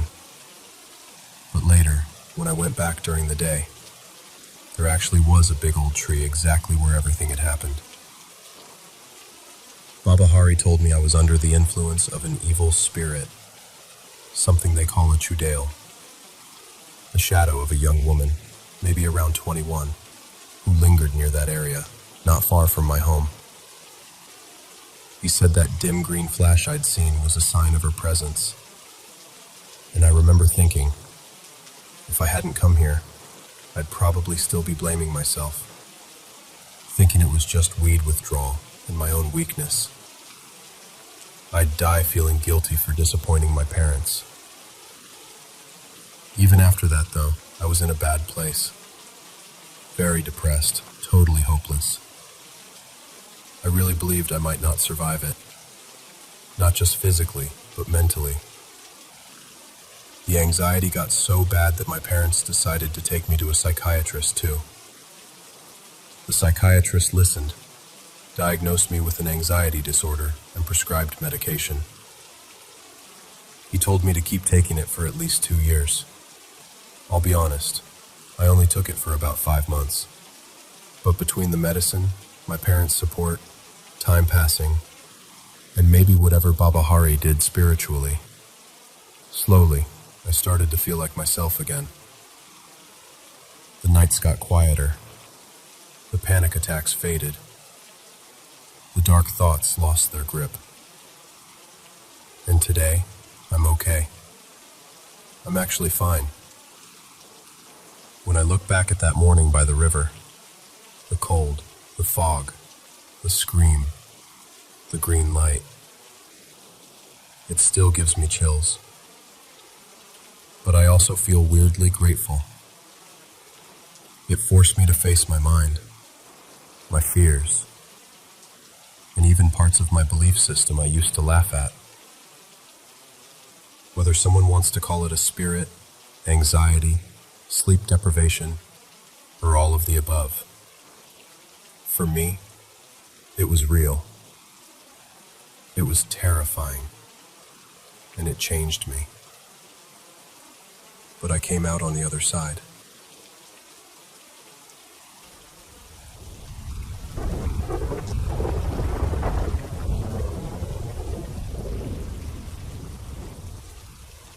So, hey, I'm 21 now, and I've had a bunch of weird little moments in my life that I definitely label as not normal. This one has been living rent-free in my head for years, so I figured I'd tell it like I remember it. Back then, I was around 9 or 10. My mom had moved us into this new place a couple years before, and the house was just off. The layout was strange, and the energy felt heavy, like the air was thicker than it should be. Instead of a normal front door facing the street, the house was sort of turned sideways. You had to walk down this narrow side path, go through a metal gate, and then you'd hit the actual front door.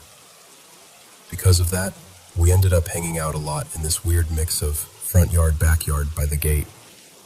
That's where we'd wait for people to arrive.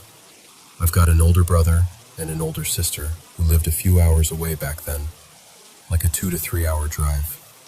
And there's a pretty big age gap, like 12 to 13 years. They'd come visit when they could and stay for a weekend or a few days. Because of traffic and the distance, they usually showed up late, like between 9 p.m. and midnight. I was obsessed with them, so I always begged to stay up so I could be the one to open the gate when they arrived. On this particular night, it was my brother who was coming down. I'll call him Alex. That alone was rare, because he was always the busy one with work and friends. My sister, let's call her Maya, couldn't make it that trip, and I remember missing her a lot. We're a tight little trio. Whenever Maya visited, she never really called me by my real name. She always used my nickname, Bug, or Bugs, when she was being silly. She'd stand outside the gate and call, "Bug! Bugs!" and I'd go running to let her in. So anyway, that night, it's late, closer to 12:30 or 1 a.m., and I'm outside with Alex and my stepdad. My stepdad, who I'll call Rafa, is from this tiny farming town in central Mexico. He's one of those people who fully believes in paranormal stuff. His attitude is basically, if it's weird and you can't explain it, don't mess with it. And he loves to tease me about getting scared. We're all out there in the yard by the gate, just talking, and the conversation drifts into scary stories.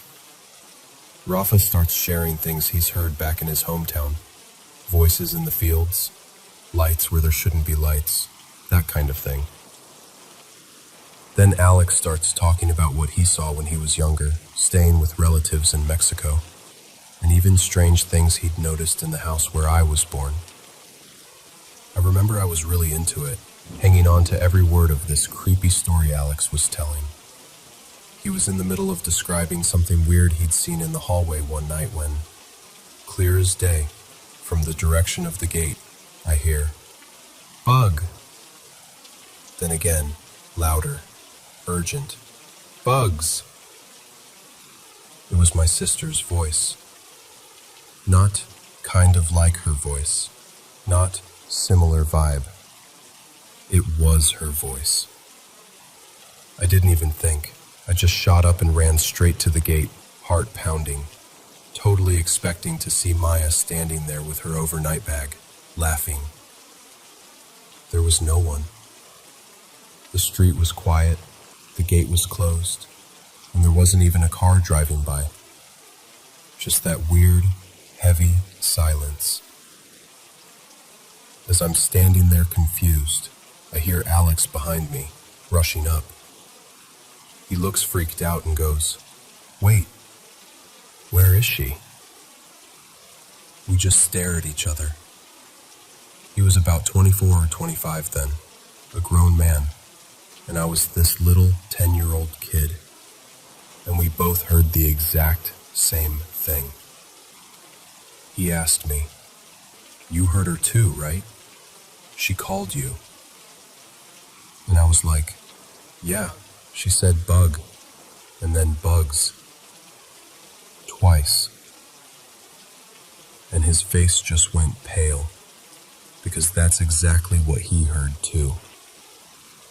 We go back over it, trying to make sense of it. It was Maya's voice.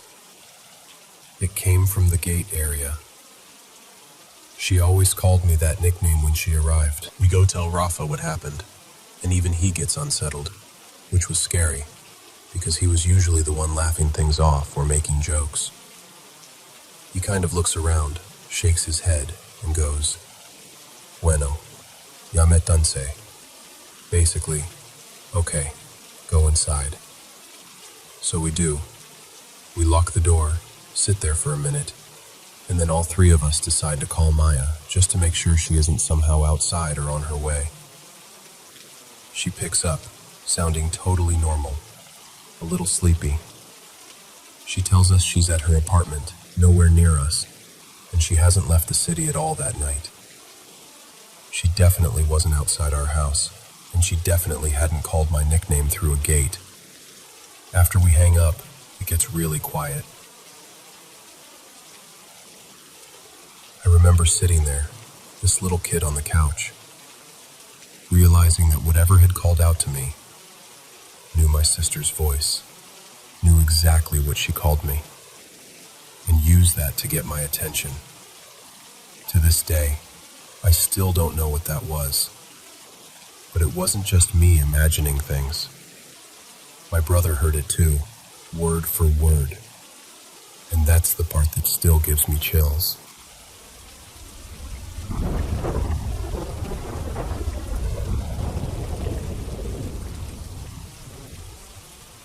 So, this is still one of the strangest, and honestly one of the saddest, things that's ever happened to me. It was about 5 years ago, but even now I sometimes lie awake thinking, was that somehow my fault? Or do I have some kind of weird power I don't understand? I know it sounds irrational, but that's where my mind goes. Anyway, let me start from the beginning. 5 years back, me and my friend, let's call him Mikael, were working as car bodywork apprentices in Norway. We were the same age, went to school together, messed around in the same hallways. We were close. The kind of close where you don't even have to say much. You just look at each other and start laughing. He was honestly one of the kindest people I've ever met. Soft-spoken, always ready to help, but still the first one to crack a stupid joke at work and pull everyone out of a bad mood. One day, we were at the workshop, and I was working on this special car, the kind they use to transport caskets and dead bodies. A hearse. I remember the smell of metal and paint, that cold, echoey feeling of the garage. Mikael walked over to me like he always did, joking around, talking rubbish, just being himself. And I, being an idiot, looked at the back of the hearse and said, "Would you dare to lie down in there? Because I sure as hell wouldn't." He grinned, of course. He always took a dare. "Yeah, why not?" he said.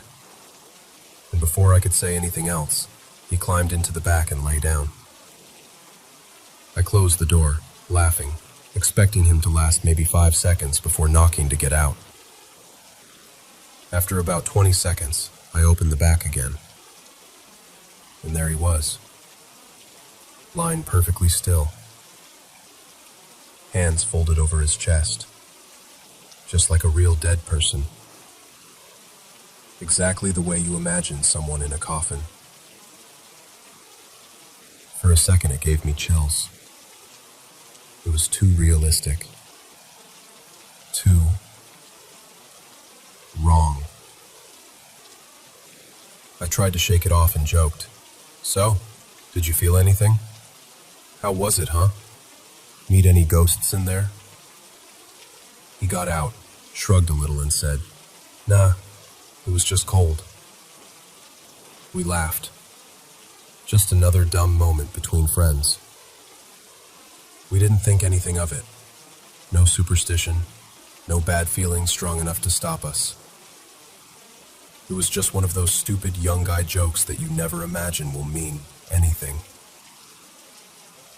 But then came the day I'll never forget. 1 or 2 weeks later, my phone rang. It was my boss. His voice was different, heavy. He said, "I'm so sorry to tell you this, but Mikhail is dead." For a few seconds, I honestly thought he was joking, like it was some messed up prank. Then he kept talking, and my brain just froze. I can't even remember his exact words, just fragments. Car accident. On the way to a course. In another town. It felt like someone had reached inside my chest and just squeezed everything. Mikhail had been driving to this work-related course. We had actually planned to go together. Right up to the last moment, the plan was, we ride there, side by side. And then, for some reason I still can't clearly explain, I decided not to go. Last minute. No real reason. Just, I'll skip it. So he went alone. He died in a tunnel. The tunnel is near my town. The strange thing is, he didn't even live there. He was from another town. The tunnel is called something else in real life, but let's just call it Nordhaven Tunnel. I lived in Nordhaven. He didn't. At first, it just felt like a horrible accident. Wrong place, wrong time. But a few years later, I found out more details. And that's when everything started to feel off. I found out that Mikhail's car had crossed into oncoming traffic and collided with a truck. And the truck driver? He was from my country. I'm a foreigner living in Norway. Of all the drivers on that road, of all the trucks he could have met in that exact moment, it was someone from my own country behind the wheel. And there's more. Mikhail died in December. Exactly 1 year earlier, also in December, another guy from our job had died. He had just finished his apprenticeship and then passed away from cancer. Let's call him Jonas. So 1 December, the newly finished apprentice dies of cancer. A year later, another apprentice, my friend, dies in a car accident. 2 young guys, same workplace, both apprentices, both gone in December. I know it might just be coincidence, but when you're the one standing in the middle of it, it feels like too much. And my mind kept going back to that moment in the hearse. My friend lies in the back of a car meant for the dead. A short time later, he dies. I was supposed to be with him that day, in the car to the course, but I wasn't. The truck that hit him was driven by someone from my country. Another apprentice from the same job had died just a year before. All these little pieces, piling up. It started to mess with my head. I kept asking myself, did I do something? Was it a sign? Is there something wrong with me? Logically, I know I don't control accidents. I know people die every day. I know coincidences happen. But the human brain doesn't always care about logic, especially when it's grieving and guilty and confused. And there's another part to my story. Let's call it part 2. It's not directly about Mikhail's accident. It's more about my family. and about this feeling that maybe, just maybe, there's something in my bloodline, some pattern, some shadow that keeps following us. After I first shared this story online, someone commented on my post before it got deleted. They wrote something like, "I hope you don't have any genes or problems related to this. Try to remember the good times. I won't be able to answer you why." And that stuck with me. Because that's exactly it, isn't it? None of us can really answer why. We can list the facts, draw lines between moments, circle the dates on the calendar. But the why just sits there, silent. All I know is this. I had a friend named Mikhail. We laughed together. We worked together. One day, as a joke, he lay down in the back of a hearse and folded his hands like a dead man. Not long after, he actually died. And I'm still here, years later, trying to make peace with a question that probably has no real answer. But I'm trying to remember the good times. His stupid jokes, his kindness, the way he could make a whole workshop laugh with one sentence. If there's one thing I hold on to, it's that. He wasn't just the guy from the story. He was my friend. And he was so much more than the way he died.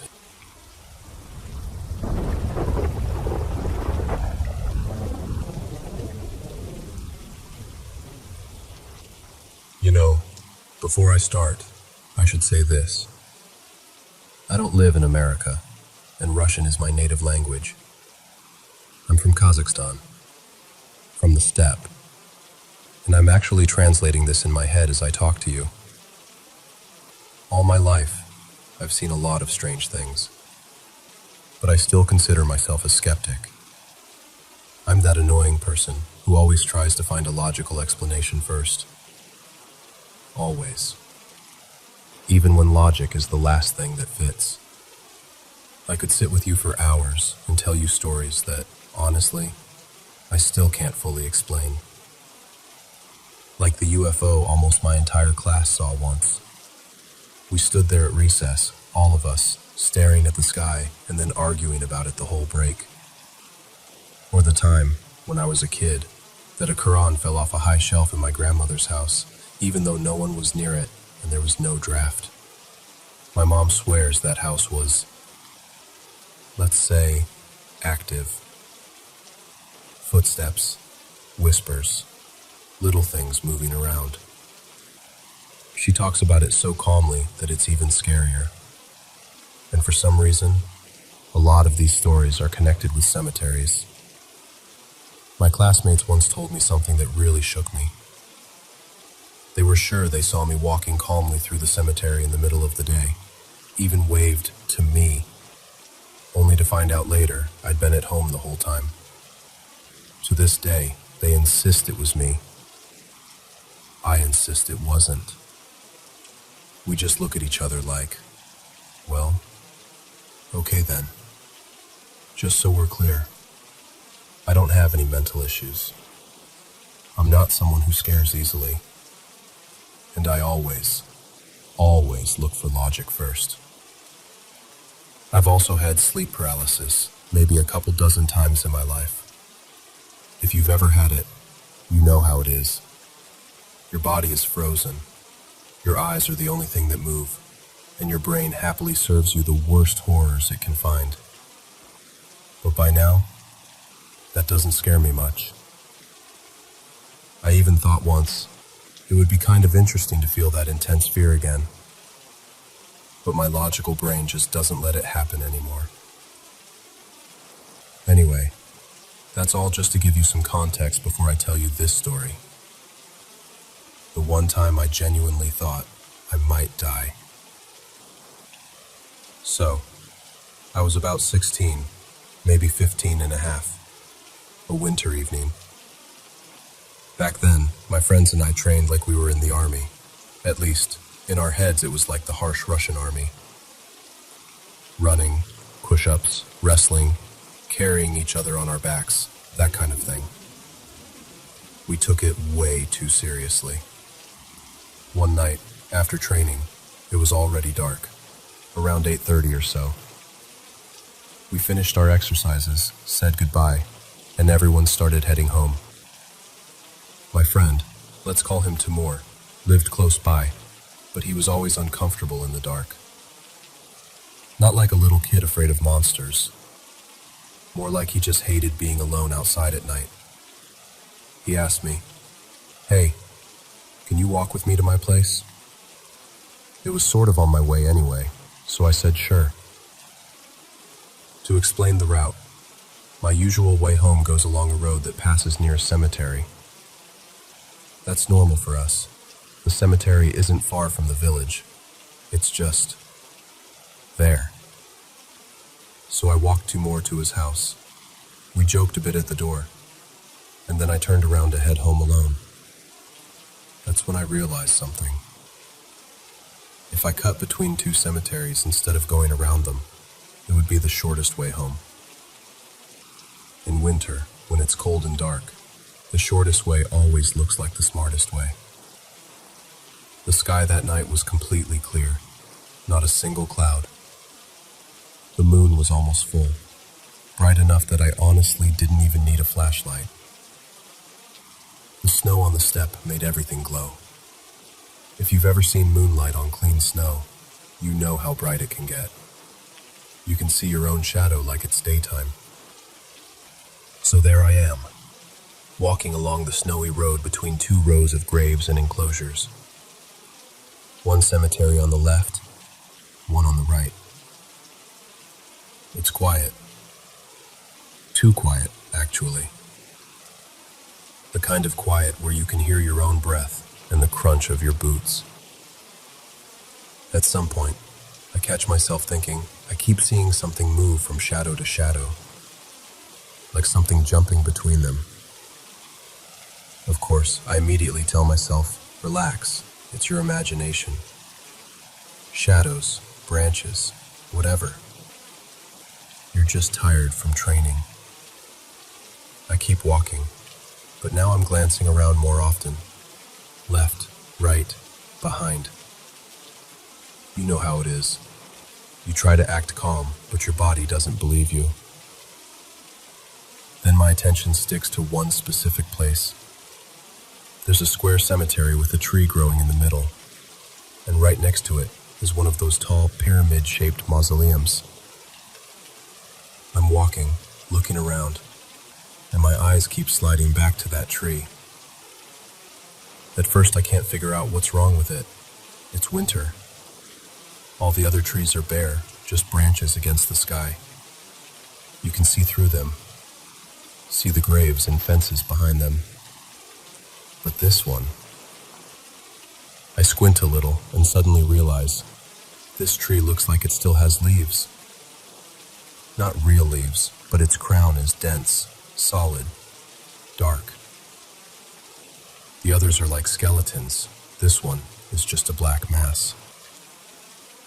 So now I'm walking forward, trying to be logical. Maybe it's a different kind of tree. Maybe it's a bush. Maybe there's some cloth or something stuck in it.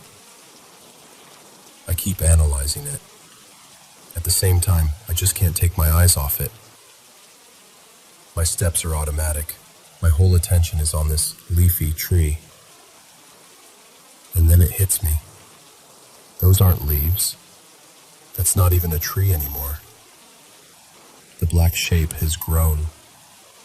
It's become too thick, too heavy, if that makes sense.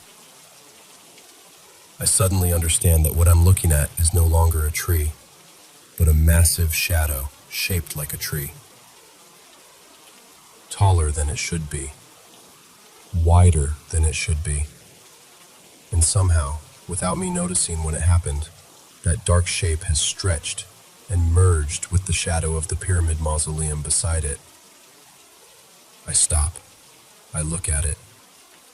and I realize this is not a trick of the eye anymore, at least not the usual kind.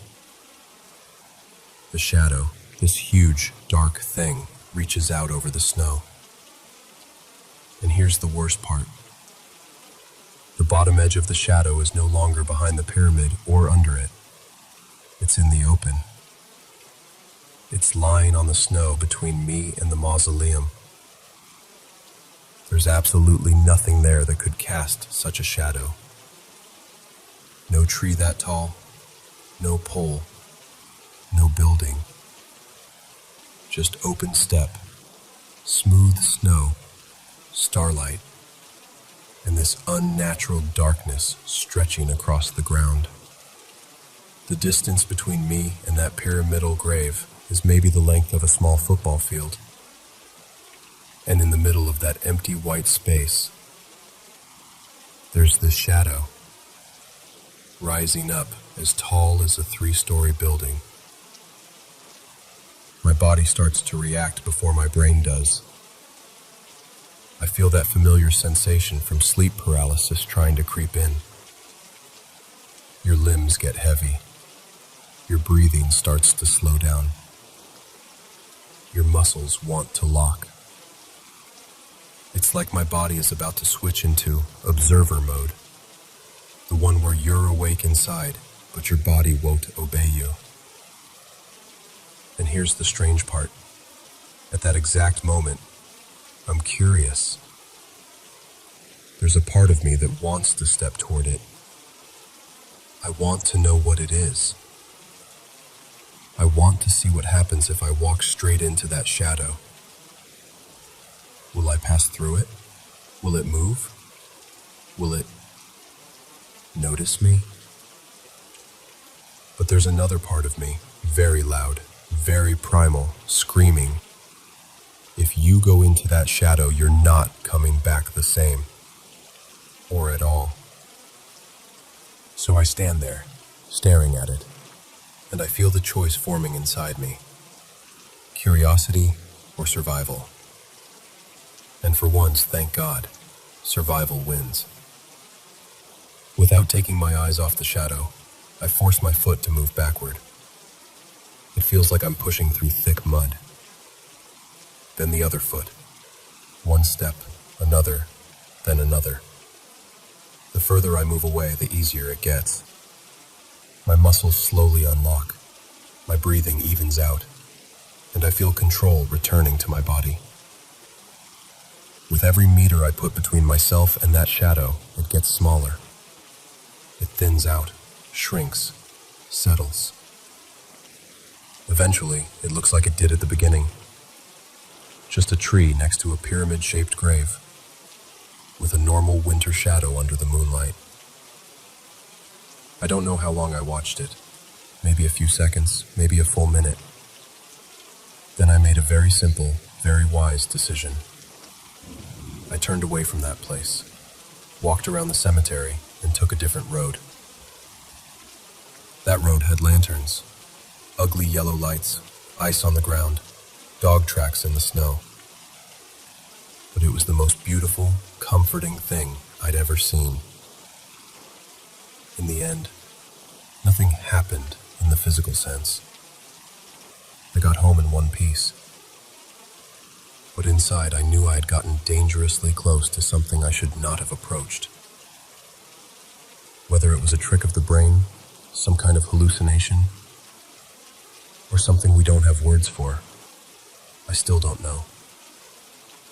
I only know how it felt. So here's the conclusion I've drawn for myself, and maybe it'll be useful to you too. If you ever find yourself staring at a shadow, or at some strange shape, and you feel that weird pull, like it's hypnotizing you, like your body wants to shut down while your eyes stay open, don't play the hero. Don't test it. Don't see what happens. Step back. Break eye contact if you can. Listen to your body. If every nerve in you is screaming to get away, Trust that instinct. In my case, the fear of death turned out to be stronger than my curiosity. And that probably saved me from doing something truly stupid. I'm still a skeptic. I still look for logic. But I also respect that there are things, especially in places like cemeteries, in the middle of the steppe at night, that sit right on the edge of what we understand. And if you ever walk between two cemeteries under a bright winter moon, I genuinely hope all you see are normal, boring trees.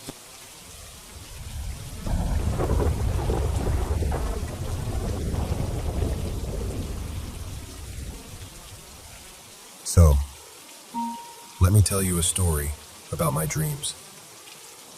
When I was a kid, maybe first or second grade, I used to have this same dream over and over, where I was falling off a cliff, just straight down. My stomach would drop, my heart would be pounding, and right before I hit the ground, I'd always jerk awake. You've probably had something like that, right? That instant panic when you realize you're falling, and your whole body is like, nope, we're out of here, and wakes you up. After a while, I got tired of it. I remember one day, I must have been 7 or 8, lying in bed after another one of those dreams, and I thought, okay, next time, I'm not waking up. I want to see what happens if I actually hit the bottom. So the next time the dream came, I knew it. I was falling again, wind rushing past, that huge empty feeling in my chest. In the dream, I was freaking out, but somewhere in the back of my mind, I was like, no, stay. Don't wake up. Just see what happens. It felt like I was falling forever, like I had hit terminal velocity, and there was no way out. The ground was racing up toward me, and right at the point where I thought, I cannot handle one more second of this, everything changed. I slowed down. It was like someone gently turned the gravity dial down from a 10 to a 1. My body kind of hovered, and instead of smashing into the ground, I just floated down and touched it, as soft as if I'd stepped off a curb. And that was it. No impact, no pain, just this huge wave of relief. After that, I stopped having those terrifying falling dreams. If I was in the air at all, something different would happen. I'd just take control and start flying, like a low-budget Superman knockoff. I'd be gliding over cities, fields, oceans, wherever my brain decided to drop me. And the cool thing was, the moment I started flying, I'd realize, oh, I'm dreaming. I'm in a dream right now. This was before I'd ever heard the term lucid dreaming. This was pre-internet, back in the late 70s, early 80s. I just thought, wow, it would be amazing if I could do this on purpose every night. It didn't happen right away, but over a few months I kind of trained myself. At first, I couldn't control the dream from the beginning, but once I was inside a dream, I'd know it was a dream. Even if I didn't have full control, there was that awareness, like this little narrator in my head going, relax, this isn't real. You're safe. Over the years, that awareness turned into actual control. At some point I realized, if I wanted to change something in the dream, I could. If I wanted to just let my mind run the show, I could do that too. I started treating it like a collaboration between me and my sleeping brain. And that's when I started using lucid dreaming to deal with nightmares. See, nightmares become a lot less scary when you know you're dreaming.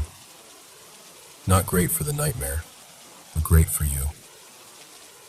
Instead of waking up the second something horrible happened, I'd stay. I'd be like, Okay, if this is my dream, then I get superpowers. I get tools. I get backup. Sometimes it was like one of those old horror movies where the kids fight back using their dream powers. Except in my version, I actually won. I even had a dream once where this horror movie-style villain, like a mashup of every slasher character you can think of, showed up. And instead of running, I literally thought, nope, my house, my rules. And I took him out. It felt amazing. All of that got me really interested in dreams in general. I'd wake up thinking about them, writing bits down, wondering what they meant. Later on, when I finally did get internet access, I started searching for other people who'd had the same kinds of experiences. Before that, I'd just pick up random books about dreams from the library and obsess over them. There were a few dreams where I'd meet someone who felt different. They didn't feel like a part of my own mind. They felt too specific, too alive, like they had their own inner world that wasn't just mine. It made me wonder if, somehow, I was sharing a dream with someone else. So one night, while lucid, I met this person. Let's call them Riley. They had that same distinct presence, like they weren't just a background character. And in the dream I thought, okay, this is it. This is the kind of person I've been curious about. Right there, inside the dream, I explained the idea to them. I said, look, if this is real, if you're not just part of my imagination, then we should come up with a password. A simple word. Something we can say if we ever meet in real life. That way, if we both remember it, we'll know this wasn't just in my head. We agreed it had to be something ordinary. Something you could slip into conversation without sounding too strange. And we both promised, still in the dream, to try really hard to remember each other and that word when we woke up, even though we knew how quickly dreams fade. The word we picked was something simple, like lantern. Just an everyday word, nothing mystical. But inside that dream, it felt charged, almost sacred. Then time passed. This was around high school for me, and life moved on. Eventually, I went off to college in a different city, up in Seattle. I wasn't really thinking about the dream anymore. I just remembered that feeling, and that there was a word, and a person, and a promise. One day I got off a bus downtown, right near this busy intersection where everyone's rushing around, and someone got off at the same stop. We were walking in the same direction, and we kind of glanced at each other, with that weird little spark of recognition you sometimes get, like, do I know you? Have we met before? We both did that awkward half-smile, half-stare thing, and I had this strange feeling in my chest, this little nudge. Say the word. Try it. So as we were talking, small talk at first, just where we were headed, what we were studying, I casually slipped the word lantern into the conversation. Totally out of context, but said in a way that you could almost justify. The moment I said it, their eyes went wide. They stopped walking, looked straight at me, and said, "Wait, hold on. It's you." My whole body lit up. I got chills. We both kind of freaked out, in that excited, slightly shaky way, because we both remembered. It wasn't vague like, oh, I had a dream kind of like that once. It was specific. We started trading details from the dream, where we were standing, what the place looked like, the exact conversation about the password. We were almost whispering the word, even though to anyone passing by, it would have just sounded like we really liked talking about lanterns or camping gear or something. Out of context, it was nothing. But to us, it was proof. I don't remember everything we said after that. I just remember thinking, this is wild. I actually met someone in real life that I first met in a dream. We eventually went our separate ways. I honestly can't even picture their face clearly anymore. Dreams are like that, and honestly, so is memory. But that moment stuck with me. That feeling stuck with me. It was the moment I stopped thinking of dreams as just some private little movie my brain plays when the lights go out. It made me start to wonder if dreams are some kind of built-in network, a kind of organic bio-net, if you will, where maybe, just maybe, our minds can overlap for a while. I don't know for sure what happened. I can't prove any of it, but I know how it felt. And every time I catch myself falling in a dream now, I still remember that first time I chose not to wake up, and how everything changed the moment I decided to hit the ground.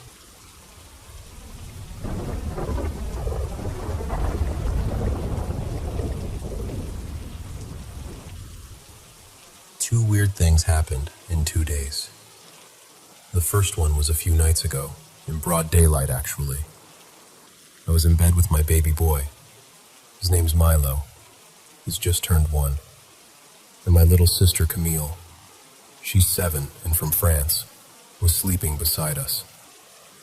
I must have drifted off, because the next thing I know, Camille is nudging me awake, and Milo kind of sits up on my lap, all warm and floppy, like babies do.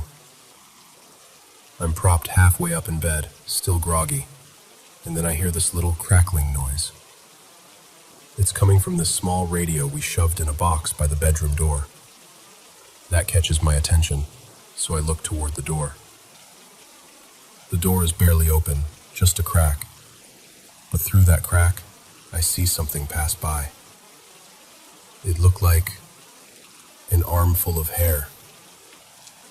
Not normal hair, but this massive, heavy clump of dry, matted, wiry brown hair sliding past, like it was attached to something walking by.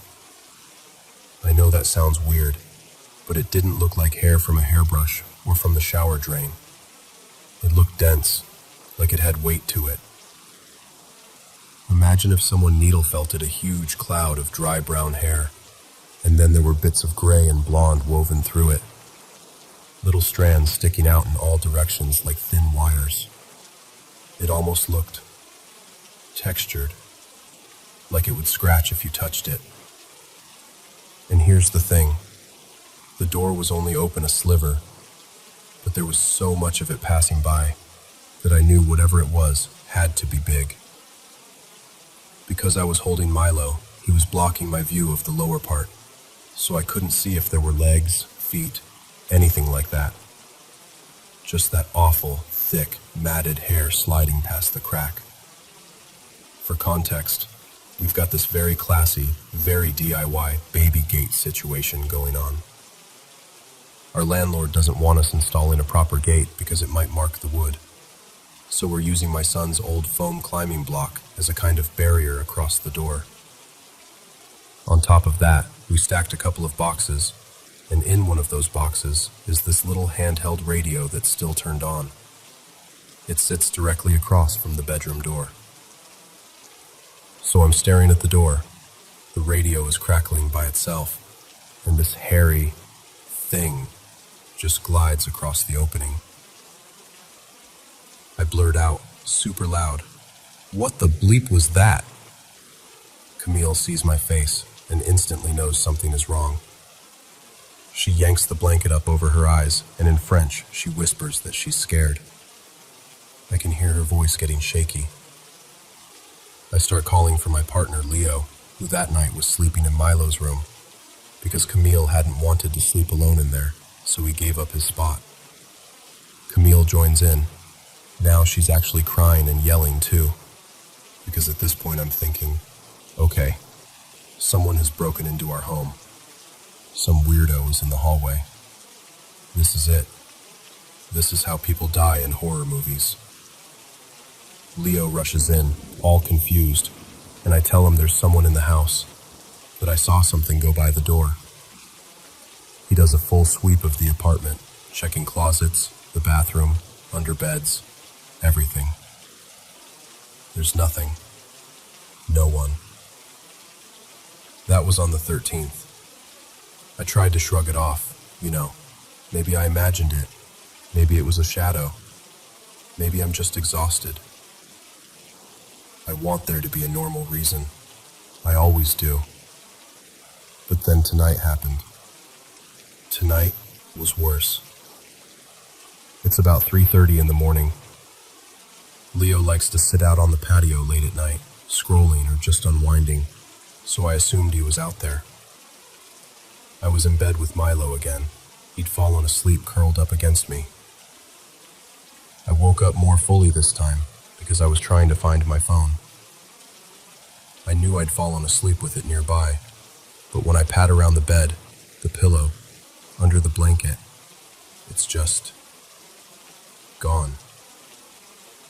As I'm doing this, I hear it. Creaking. Loud, steady creaking. Right in front of my bedroom door. Now, I'm not a big person, but I'm definitely not delicate either. I tried the next day to recreate that sound by just walking there, and I had to stomp to get it that loud. Whatever this was, it sounded like it had real weight. Anyway, back to the moment. Milo is asleep in one of my arms, and I'm trying desperately not to wake him as I feel around for my phone with my free hand. My heart is pounding. My brain is doing that thing where it's like, stay calm, be logical, don't panic. Meanwhile, the creaking is still going. No pauses, just this relentless, heavy shifting outside my door.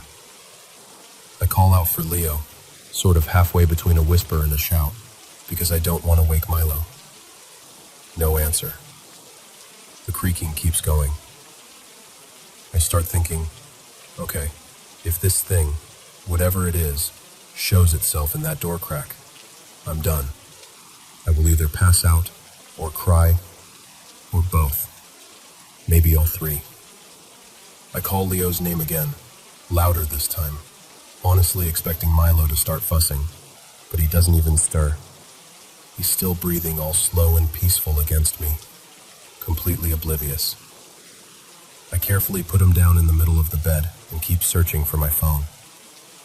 When I fell asleep earlier, he was below me in the middle of the mattress, so I figured maybe the phone slipped under him and moved when I picked him up. I lift the blankets, feel under him, check all around where he was. Nothing. Meanwhile, that creaking is still going on. Right at my door. No breaks. Just that 2-second rhythm. At this point, I'm sweating. I'm scared and mad and just done. I scream Leo's name. Right as I do, I hear another noise. The creaking stops, and I see Leo's face appear in the crack of the door. I just lose it. I yell at him. What the hell are you doing? Why are you standing in front of the door like that and not answering me? He looks completely confused. He goes, What? I just came out of the bathroom. I heard you. Now, our bathroom is to the left of the bedroom. It's tiled. No wood floor in there. So those creaking sounds? That wasn't him standing on the wood outside my door, shifting around. I ask him, You weren't just standing right here like a creep? You weren't pacing or something? And he's like, No, I swear. I was in the kitchen and then went to the bathroom. You must have been dreaming. Here's the thing. If he'd been in the kitchen, I would have heard him. The kitchen floor and the hallway both creak. There's no way he could have been stomping around out there for almost 10 minutes without me hearing him walking to and from the bathroom too. And I wasn't lying down. I was sitting up, actively searching for my phone. I was awake. Leo knows I'm sensitive to this kind of thing. I've had stuff happen all my life. I could probably fill a whole book with ghost stories. And normally he's pretty good about validating me. This time, though, he kind of half shrugged it off, saying maybe I was in some half-sleep state or something. And I get why he'd say that. Honestly, it's one of the explanations I'm considering too. We've lived in this place since September, and nothing weird has happened until this month.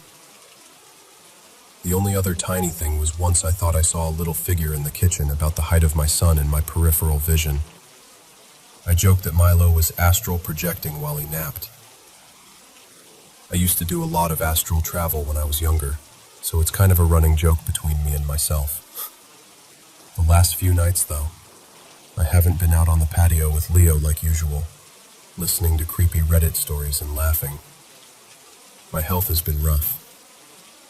I have lupus and PSA, and lately my treatments have not been going great. Today was actually the first day I took a new biologic, and it's made me feel pretty sick. I even broke out in a couple of hives. So I'm extra tired, falling asleep during shows I want to stay awake for after Milo goes to bed. So I checked the floor. I tried reproducing the creaks with my own weight. I retraced where my phone could have gone. I went over everything with that logical, nerdy part of my brain. And here's where it gets even weirder. After all this, after Leo and I talk and things calm down, I finally spot my phone.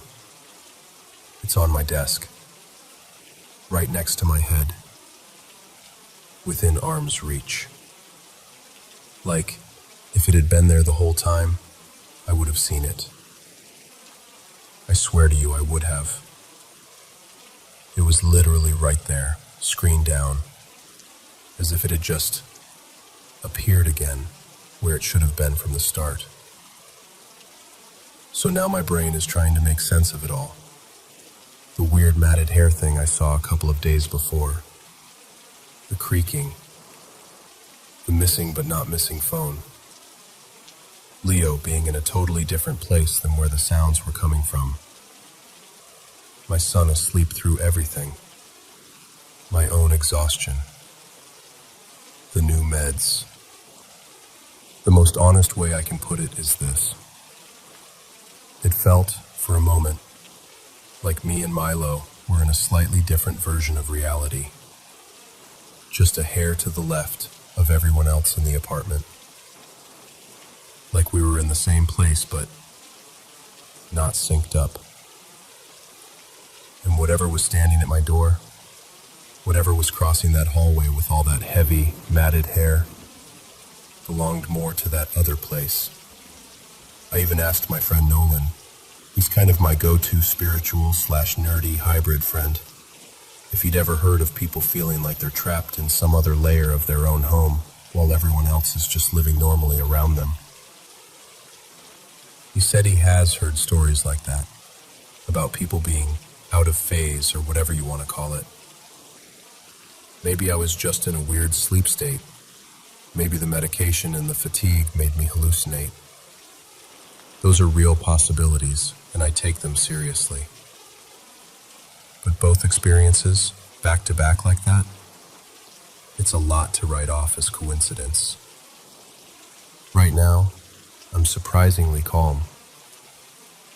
There's a part of me that wants to freak out, but the bigger part of me is just watching, observing, taking mental notes like, okay, if this happens again, what time is it? What's the light like? Who's awake? Where's the phone really? I love this home. Up until this month, I've never felt anything bad here. And even now, I don't feel like whatever this is wants to hurt us. I'm cautious, but I'm not living in constant fear. So that's where I'm at. Half scientist, half ghost magnet, very tired mom. Keeping a close eye on creaky floors and door cracks, and making sure my phone is exactly where I think it is before I go to sleep.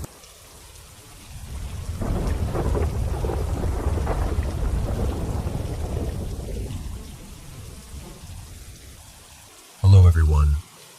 Welcome to Paranormal M. Today, after a long day at work, I finally get to sit here again, in front of the microphone, to do what I love most. Tell the mysterious stories that you've sent from all around the world. I'm truly very happy to know that these stories can help you fall asleep more easily, feel comforted, and less lonely.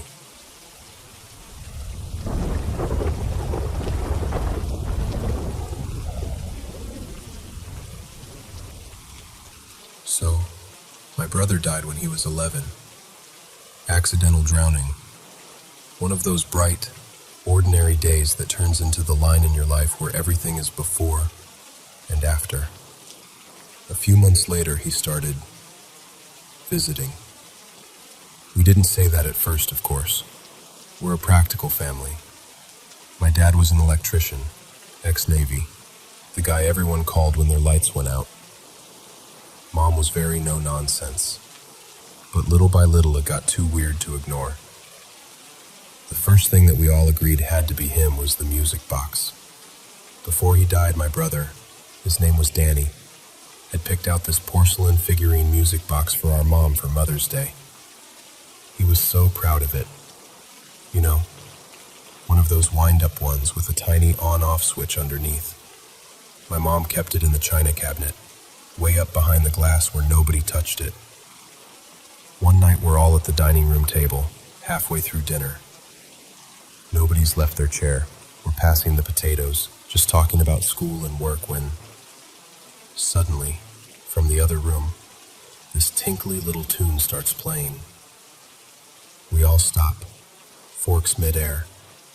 We look around like, did somebody forget to mention we're haunted now?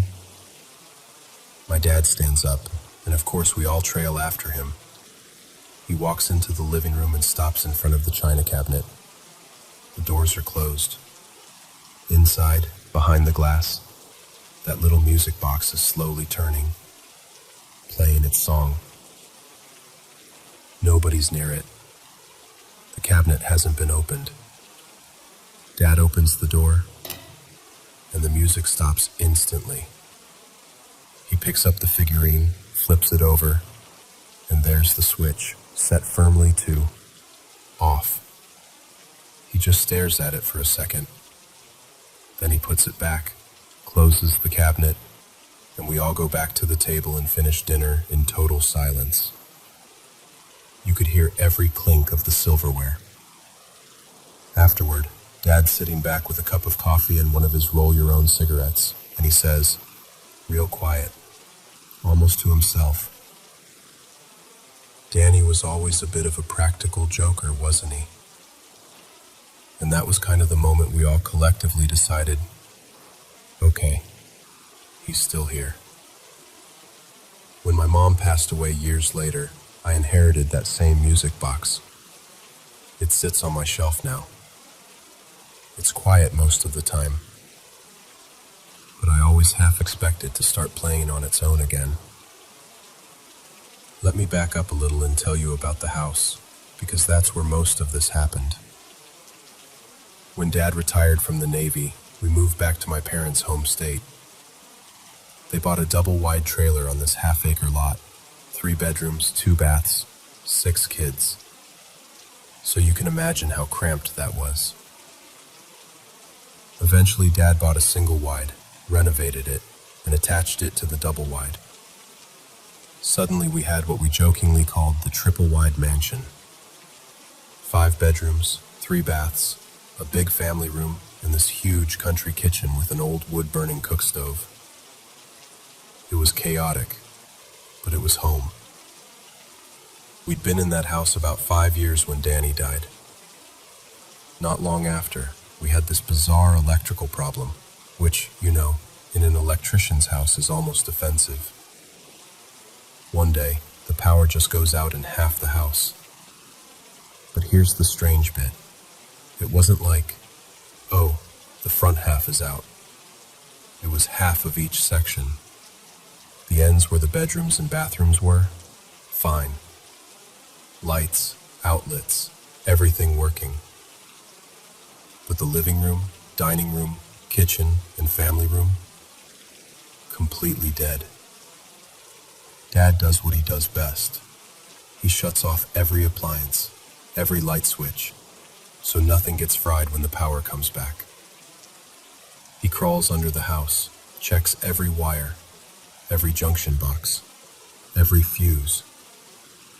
For days.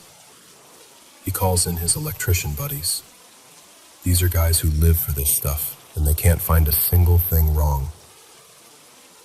This went on for 2 weeks. Half a house lit up, half a house in the dark. Dad finally grumbles that he's going to have to rewire the whole place from scratch. Everything springs to life. Lights blaze on, the TV shrieks to life, and the stereo flips on at full volume, blasting Stayin' Alive like we're in the world's most aggressive disco. I will never forget the look on my dad's face. He just froze. Red in the cheeks, jaw clenched, the veins standing out in his neck. This man was furious. My sister and I caught each other's eye and started giggling. Then Mom started chuckling. Within a minute, we were all laughing, and even Dad cracked. He shook his head and muttered something like, "All right, kid, you got me." Because if there was one thing Danny loved, it was flipping switches and messing with the TV and stereo, cranking the volume right when you weren't expecting it. It was exactly his style. Danny wasn't an only son. I had another brother, Mark, who was just a year younger than him. They were close in age and almost the same size, so Mom used to buy their clothes in pairs whenever there were sales. They had matching shirts, coats, pajamas, you name it. To keep it all straight, she'd write their initials on the tags. After Danny died, Mom went into this intense grief-cleaning mode. She gathered every single thing in the house that had his initials on it. Clothes, shoes, anything. She donated all his clothes to the local second-hand shop. She couldn't bear to see them. Then she turned his old bedroom into a storage room, kind of a pantry. A few months later, an old Navy buddy of my dad's came to visit with his family. To make room, Mom put me in the pantry on a roll-away cot and gave my bedroom to the guests. First morning I wake up in there. I stretch, look over, and there's a pair of pajamas laid out neatly across the foot of the cot. Folded, like somebody planned for me to wear them. I pick them up and wander into the kitchen where everyone's sipping coffee. I hold up the pajamas and ask Mom, "Hey, did you leave these for me? Or are they for Mrs. Harrison or one of the kids?" She takes them, glances at the tag, and I see her whole face change. Her eyes get wide, and she lets out this sharp, panicked sort of shriek. "Where did you get these?" I'm stunned. "They were on the bed when I woke up. I thought you put them there." On the tag are Danny's initials. She immediately storms off and drags poor Mark out of bed, accusing him of hiding those pajamas from her and pulling some sick prank to embarrass her in front of our guests. He's standing there half asleep, swearing up and down he has no idea what she's talking about. But I know what I saw. No one but me and a whole lot of cans of green beans slept in that room that night. So yeah, as far as I'm concerned, my prankster brother went into his old bedroom, into what was now basically a pantry, and laid his pajamas out across my bed. And Mom? Oh, she was big mad. There were plenty of smaller things too, little jabs and reminders that he was still around. At his funeral, for example, when we all arrived at the church, the main doors refused to open. They just wouldn't budge. They weren't locked, they just wouldn't move. We were all bunched up on the steps while people fiddled with the handles and pushed and pulled. Eventually, they had to reroute everyone to a side entrance. Those stairs were narrow and winding, and carrying the casket up there was awkward and nerve-wracking. After the service, we walked back out through the front doors with no problem at all. They swung open smoothly, like nothing had ever been wrong. Then there was the dryer. One afternoon, it was just Mom and me at home. We're at one end of the house when we hear the dryer start tumbling away on the other side. The laundry room door is closed, but you can hear it going. Thump, thump, whir. Mom sighs and says, "Did you start a load and forget to tell me?"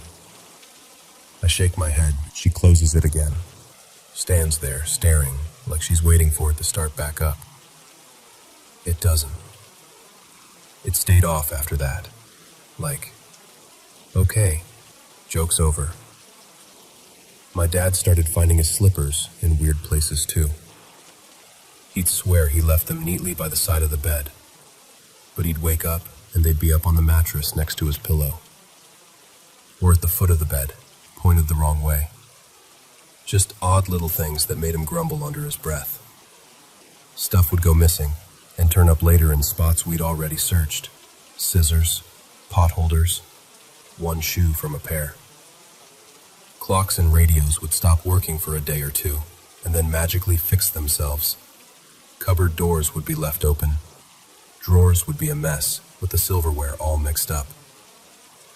Oh, and the recliner in the family room?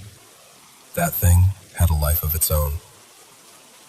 We'd go to bed with it in one position and wake up to find it angled a different way, like someone had been sitting there watching TV in the middle of the night. Sometimes, when we turned the TV on, the volume would be set to max, even though the dial was turned low, or the channel would be set to something we didn't even get. One time, the wood pile next to the stove caught my eye. All the logs were stacked neatly, except the top row. Every piece in that top layer had been turned the opposite direction, like somebody had rearranged them just to see if we'd notice. Most of it was the kind of stuff that drives an already detail-oriented mother absolutely around the bend, which, again, would have delighted my brother. My favorite story, though, the one my kids loved the most, happened years later. Halloween night, 1995. By that time, I had a daughter of my own. We'll call her Lily. She was 10, and I let her have a little Halloween party and sleepover. We did the whole thing. Costumes, trick-or-treating, way too much candy, and then Hocus Pocus on TV. After the movie, the girls wanted scary stories. And then Lily says, "Tell them the real ghost stories, Mom." So I turn off most of the lights. We're in the living room. I'm on the couch. They're all sitting on the floor in a half circle, wrapped in blankets, eyes wide. And I start telling them all these stories about Danny in the music box, and the pajamas, and the lights coming back on with the stereo blaring. I'm really hamming it up, doing my best spooky storyteller voice. They're all ooh and no way, completely glued to every word.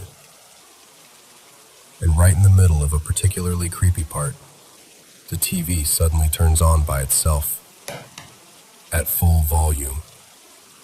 The room explodes with sound and light, commercials blaring, everyone screaming. The girls shriek and pile into each other's laps. I hit the armrest, convinced someone sat on the remote. As soon as we calm down, I say, "All right, who bumped the remote?" One of the girls, big eyes, just points.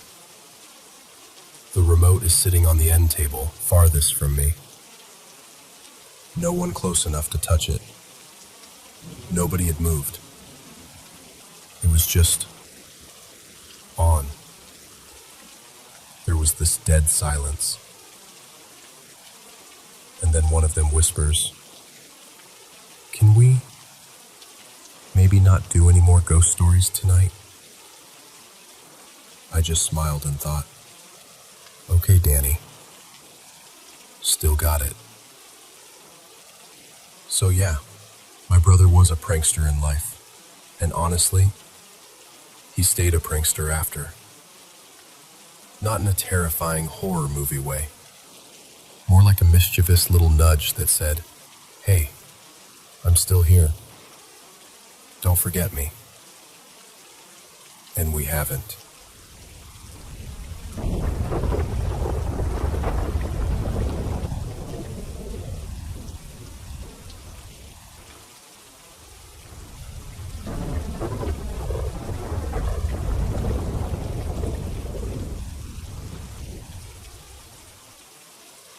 At my grandparents' house on my dad's side, one of my uncles lives there with his family. Let's call him Uncle Martin. He and my Aunt Rosa have 3 kids, 2 girls and a little boy. So it's always a full house, super noisy, super warm. This was back in May, around the middle of the month, when my grandpa's birthday was coming up. The whole family decided to throw him a surprise party, and, like always, when there's a family party, my sisters and I end up helping Aunt Rosa with the decorations. She's the one who plans everything, and her 2 daughters, Sophie and Clara, are like her little assistants. We have this tradition. We start decorating the day before, in the late afternoon, and we just keep going until we can't keep our eyes open. That night was no exception. We were cutting paper, hanging garlands, arguing about colors, listening to music way too loud. All of that. I think we finished around 2:30 in the morning. I'm not totally sure, because by then, my brain was half asleep. Since it was so late, we decided to sleep over in my cousin's room. There were 5 of us girls. My 2 sisters, my 2 cousins, and me. Obviously, we didn't all fit in the same bed. So, my sisters and cousins took the bed, and I said, "It's fine. I'll sleep in the hammock." Because they have this hammock in the corner of the room, right by the window. Honestly, I kind of like sleeping there. It feels cozy. We were exhausted, so we left some of the decorations half done. Set an alarm for 5:45 a.m. to wake up and keep working, and crashed. At first, I was completely knocked out. You know that heavy sleep where you don't even dream, you just disappear? That was me. But then, in the middle of the night, I felt the hammock move. It was like someone had pushed it from underneath, or given it a little shove. I woke up a bit, but I was so tired I just thought, ugh, the hammock moved, whatever. And I went back to trying to sleep. I figured maybe I'd shifted my weight or something. A few moments later, no idea how much time had passed, maybe seconds, maybe minutes, I felt this huge tug on my hair. Not like a little pull. It was strong. Like someone had grabbed a fistful of my hair and yanked it. Hard. I woke up angry. My first reaction wasn't even fear. It was pure annoyance. I was convinced one of my sisters or one of my cousins was messing with me. I literally sat up in the hammock, turned around, already with my hand half raised, like, whoever did that is getting smacked. But when I looked at the bed, They were all completely asleep. I mean, out. One of my cousins was even snoring softly, and my younger sister had her mouth open, drooling on the pillow. It was that deep, ugly sleep that you just can't fake. That's when the anger disappeared and the fear kicked in. All of a sudden, I felt this intense cold. Not just, oh, the fan is on, cold, but that kind of cold that runs down your back and makes your skin prickle. The room was mostly dark because we turned off the lamp to sleep better. Only a bit of light from outside was coming through the window. I stayed very still for a second, just listening. The hammock wasn't moving anymore. The house was quiet. I could hear someone walking around in the hallway far away. But in that room, it was just the sound of their breathing and a little bit of snoring. My heart was pounding so loudly, I was sure someone could hear it. I remember thinking, okay, if it wasn't them, then what pulled my hair? I didn't want to stay one more second in that hammock. I got up as slowly as I could, because the last thing I wanted was for it to start swinging again. My feet touched the floor, and it felt freezing.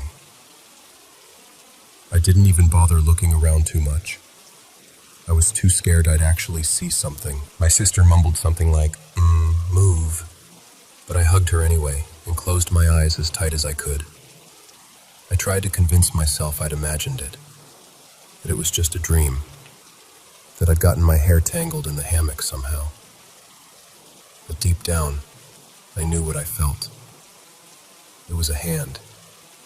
Someone, or something, pulled my hair.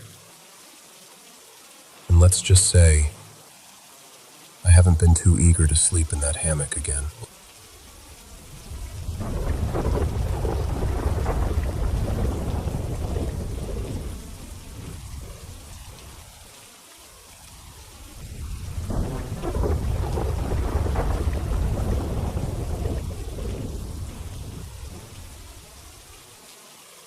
I was thinking about which story to share with you next, and I figured I'd go with a more recent one.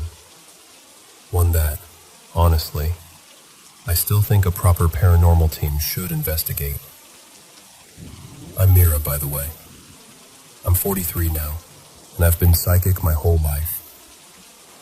I didn't develop this later. It's just always been there. Seeing things, knowing things, feeling things I probably shouldn't.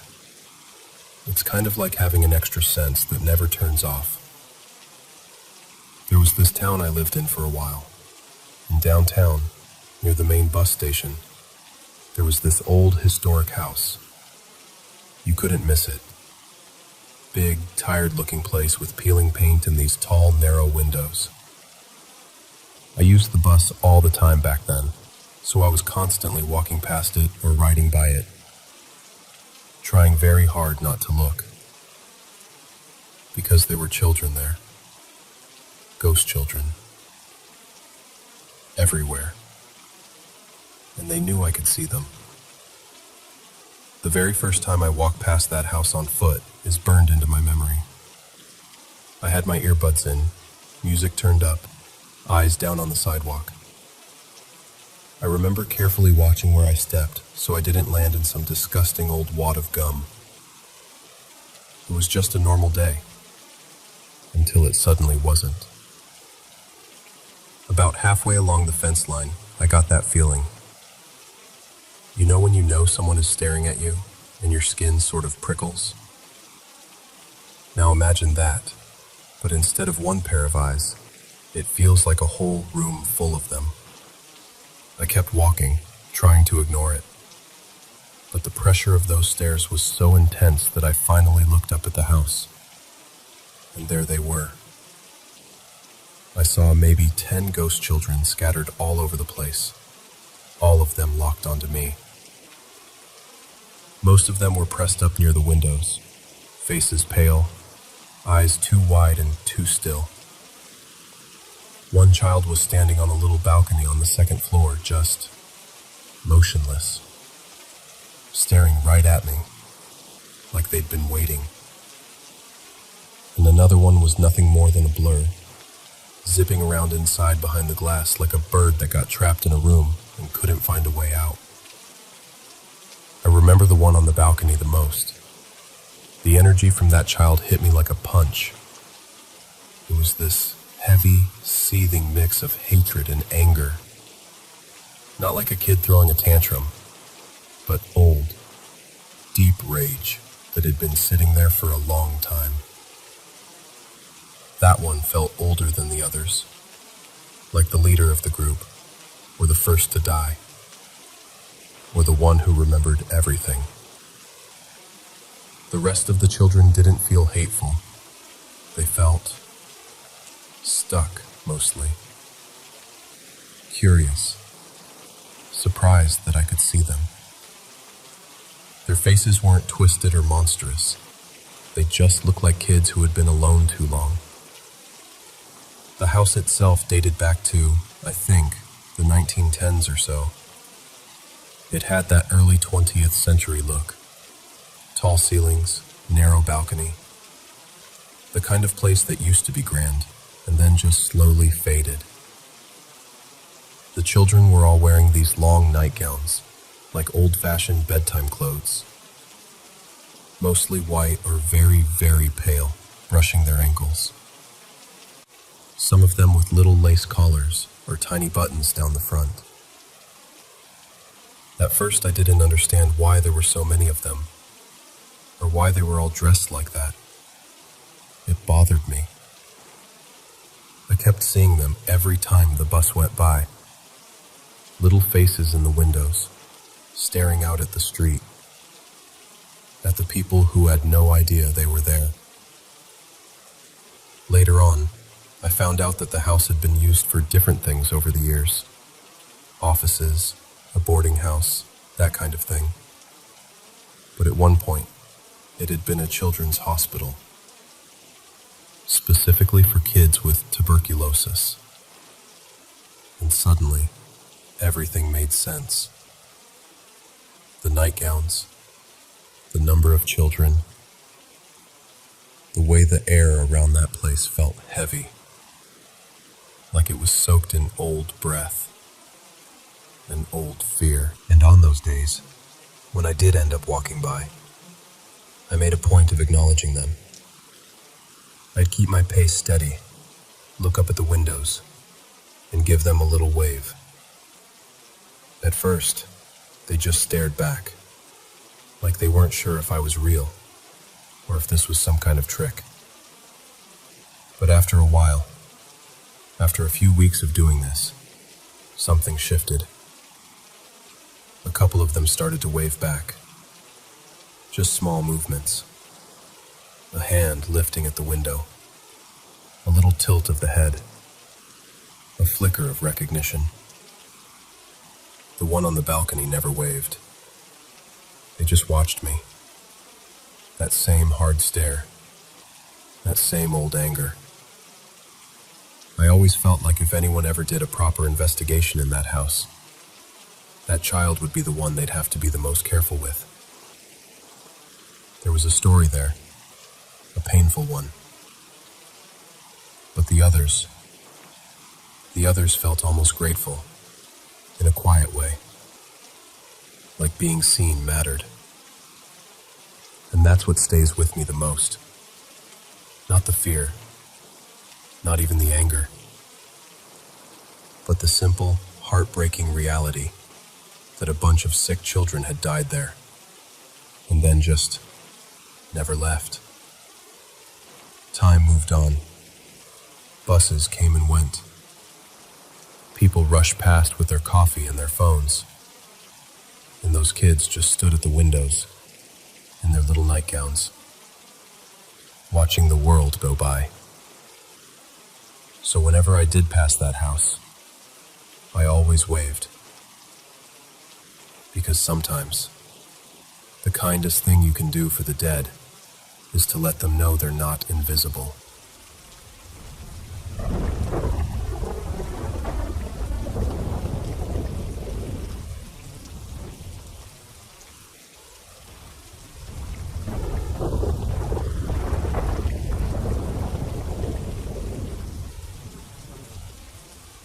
You know, every time someone asks me why dolls creep me out so much, I never quite know where to start. So, I guess I'll start before I was even born. This story really begins when my mom was still a teenager. Back then, she and her older cousin, her name was Clara, were really into anything mystical. Tarot cards, candles, astrology, all that. One evening, they went to a kind of spiritism session at my grandmother's old house. I don't know exactly who else was there. My mom never liked to go into too much detail. What she does talk about, though, is the doll. In my grandmother's living room, there was this porcelain doll that always sat on a little wrought iron chair near the hallway. According to my mom, during the session, while everyone was focused on the table and the candles, she happened to glance over at that doll. And the doll turned its head, slowly, and blinked. Not just in her direction, but straight at her, as if it recognized her. My mom swears the doll's lips parted just a little, like it was about to say something. That was enough. She bolted out of the house, ran into the street, and refused to go back inside. After that day, she almost never visited my grandmother again. They already had a complicated relationship, so this incident gave her one more reason to stay away. Now, fast forward many years. It was August 2012. I was 11 years old, and it was my first time visiting that same house. My mom had finally agreed to go back, mostly because my grandmother was out of town and my mom needed to pick up some documents. She had a spare key, so it was just the three of us. My mom, my little sister, and me. The house felt paused. Like someone had lived there once and then just stepped out and never came back. But everything stayed frozen exactly as it was. Dust on the furniture, faded family photos. That faint old house smell that's part mold and part memories. At one point, we were on the ground floor, walking past the narrow hallway that led to the staircase. At the bottom of the stairs, against the wall, there was this small wrought iron chair. And sitting on it was a porcelain doll. She had curly chestnut hair, glassy blue eyes, and a pale face with tiny painted lips. She wore a dusty blue dress with little white flowers and lace at the collar.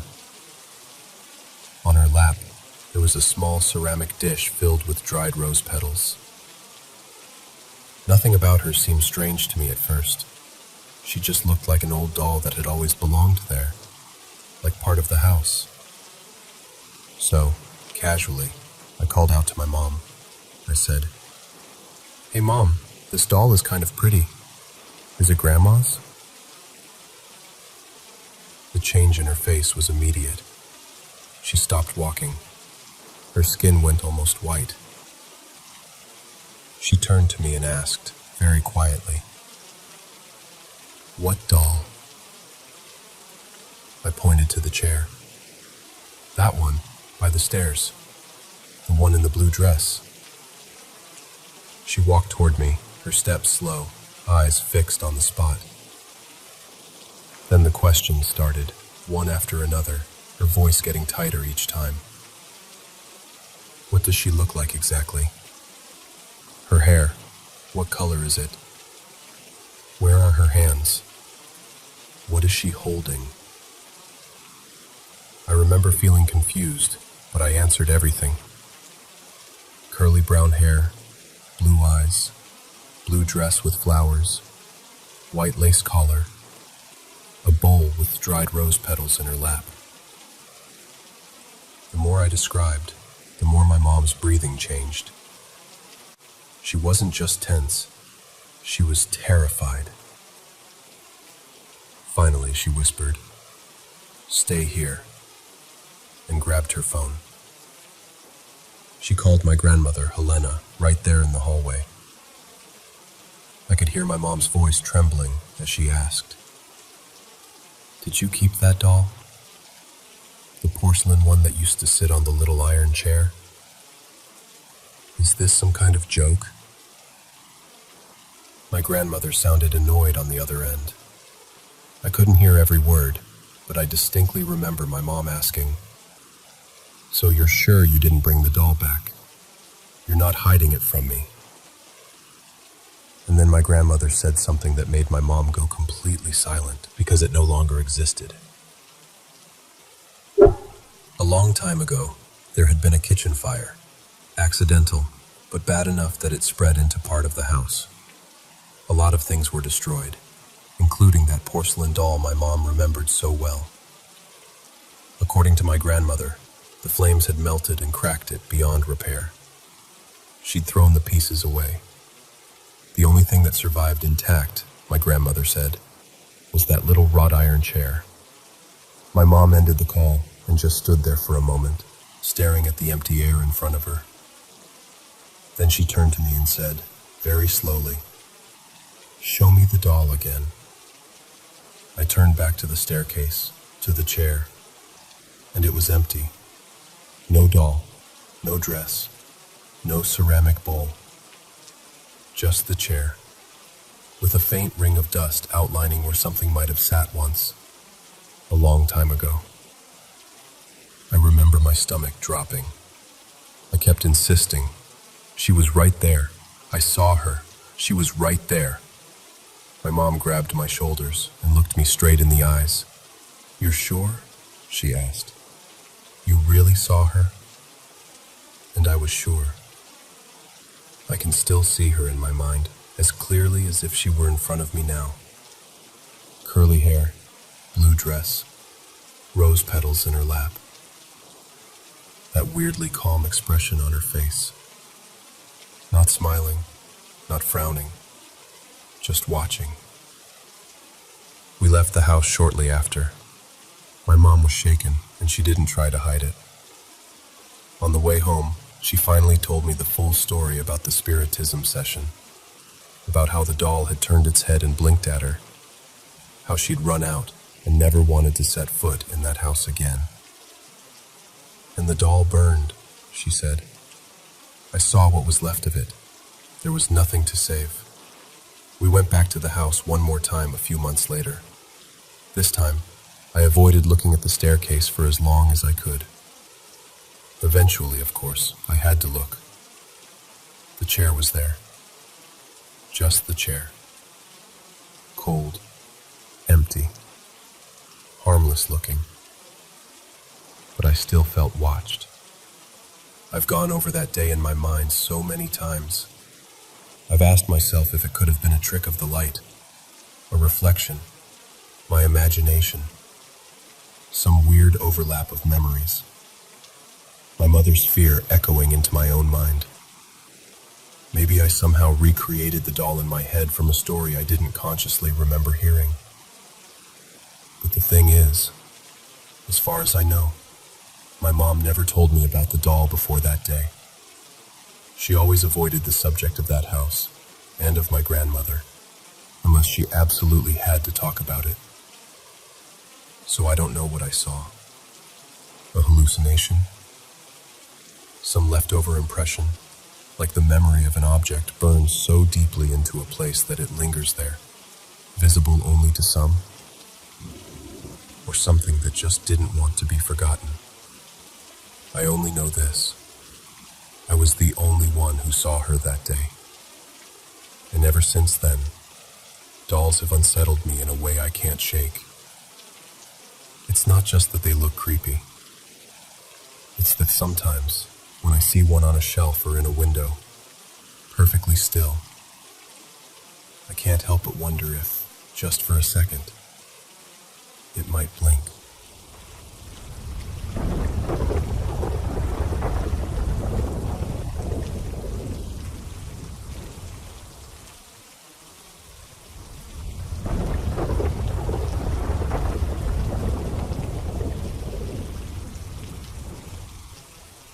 Alright, let me tell you something that happened to me back when I was 25. So, in Thailand we've got this superstition called Benjapas. People say 25 is a cursed age, that it attracts accidents, health problems, breakups, all the bad stuff. When I was younger, I used to laugh it off like, yeah, sure, numbers are scary now. But then this happened. My friends insisted on throwing me a late birthday get-together. Nothing crazy, just drinks and food near Ratchada. I was actually tired and wanted to go home early, but you know how it is. Come on, it's your birthday, one more round. By the time I finally got on my motorbike to head home, it was close to midnight. The roads were pretty empty. I remember the air felt a bit chilly, and I was just cruising, kind of zoning out, thinking about work the next day. I reached this junction I always pass. Normally it's quiet, but that night, as I was crossing, a pickup suddenly blasted through a red light from the side. I didn't even have time to swear properly. I yanked the handle, swerved hard, and the bike just slipped out from under me. Next thing I knew, I was on the road, sliding. My arm burned, my jeans tore, and I tasted dust and blood. The pickup didn't even stop. It just kept going. I lay there for a second, trying to figure out if anything was broken. My knees were scraped, my palms were bleeding, and my left shoulder felt like it had been punched from the inside. But I could stand. That felt like a miracle already. I reached for my phone to call someone, but of course, perfect timing. It flew out when I fell. When I found it, the screen was cracked to pieces and wouldn't turn on at all. Dead. The bike looked bad. The side was scraped up. The mirror was hanging off. But when I tried starting it, the engine still coughed to life. The front wheel, though, felt weird, kind of shaky. I didn't want to stay in the middle of that road, so I pushed myself back on and slowly rode toward this shortcut. A narrow alley I sometimes used to cut home. By then it was past 12. The alley was almost empty. Old houses on each side, metal gates, those orange street lamps that make everything look a bit wrong, you know? Some of the lamps were working, some were flickering, some were completely dead. I was going slowly, just trying not to fall again, when suddenly the front tire gave up completely. It sank and wobbled, and I had to hop off before I tipped over, totally flat. I remember just standing there in the middle of that quiet alley, bleeding, sweating, and so tired. I muttered something like, seriously, tonight of all nights? I started dragging the bike along, one hand on the handle, one hand on the seat, the flat tire making this dull flapping sound on the ground. Then I heard a voice, a soft, clear voice from somewhere up ahead, near one of the lampposts. P, what happened to your bike? I froze. I looked up and saw a young woman, maybe early 20s, standing just inside the circle of light under a flickering lamp. She was wearing an oversized white t-shirt that almost reached her knees, and I couldn't really see if she had shorts on underneath or not.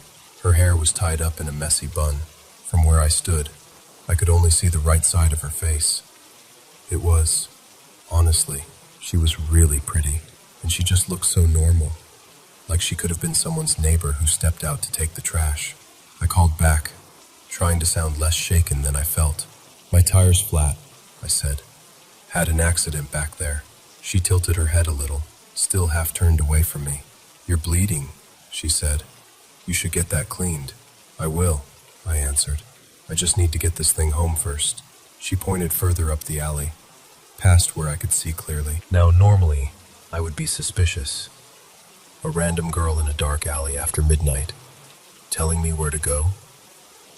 But something about her voice was calm, gentle, not pushy, not creepy.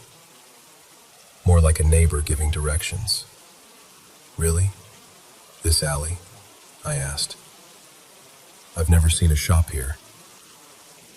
It's there, she said, like she'd walked past it 100 times. Just keep going. You'll see tires stacked outside the house. Don't worry, the uncle is kind. Tell him Tao sent you. Tao? I repeated. She just gave this small smile, still not turning her full face toward me. Go, she said, before your leg swells. I laughed a little at that, said thank you, and started dragging my bike in the direction she pointed. The alley felt longer than usual, but after maybe a minute, I saw it.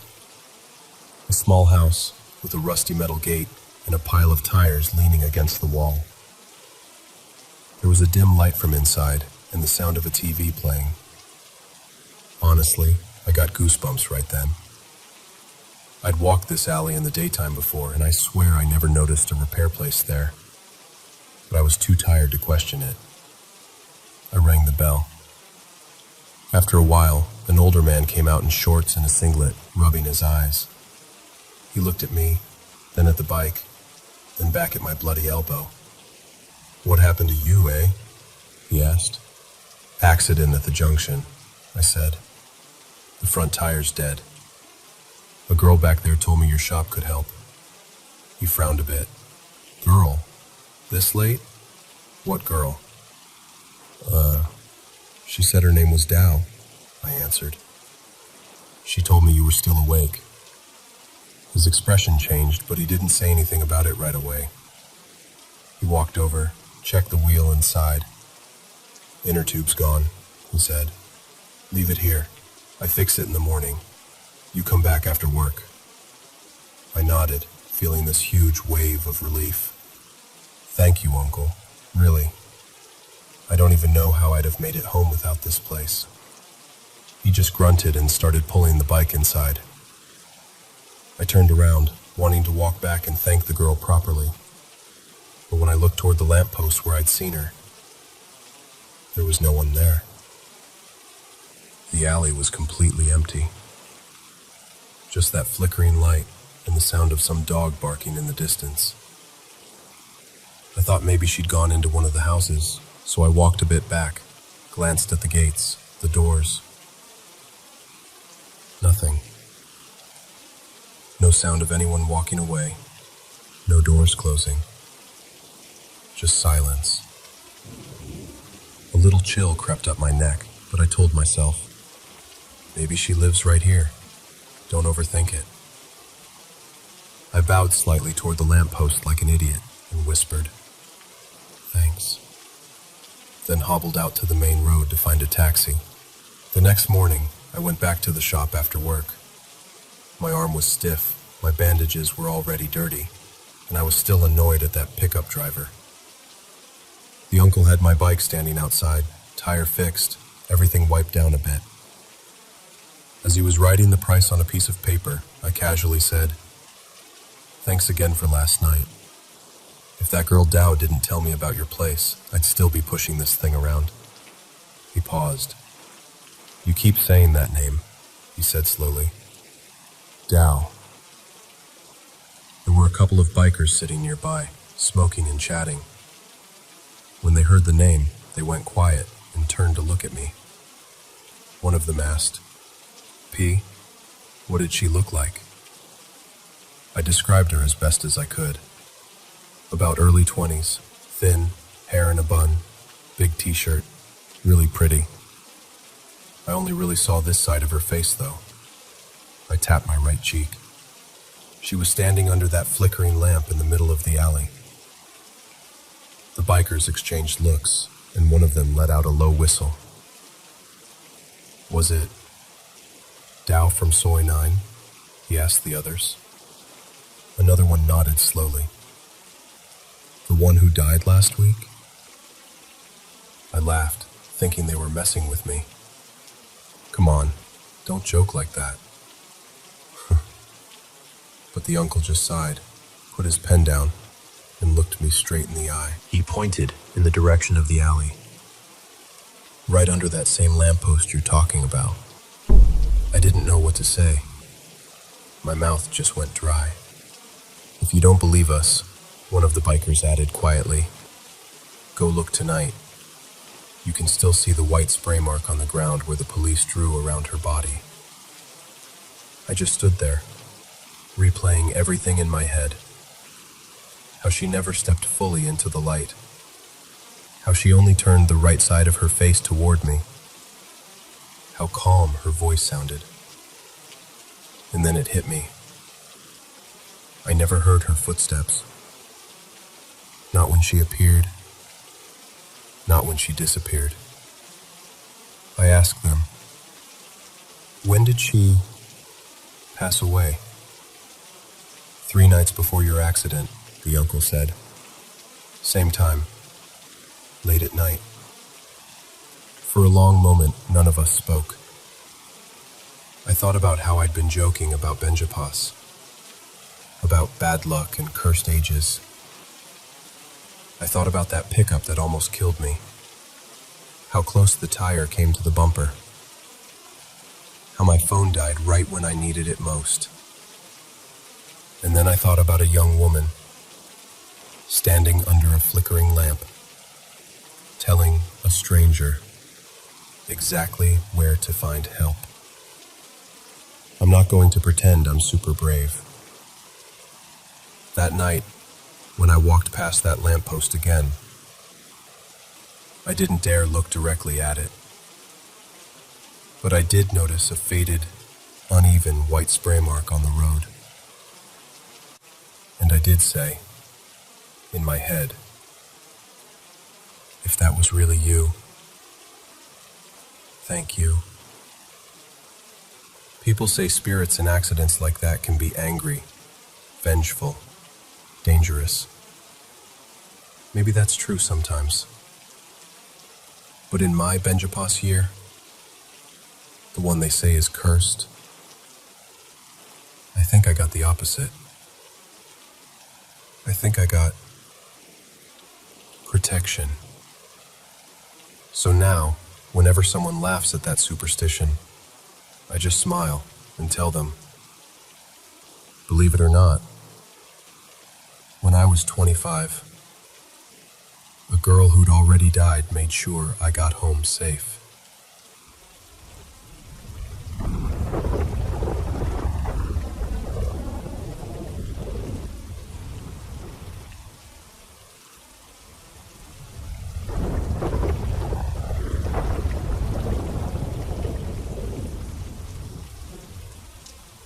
So, let me tell you a story that happened to my friend Nara on a trip to Bali, Indonesia, with a big group of international friends.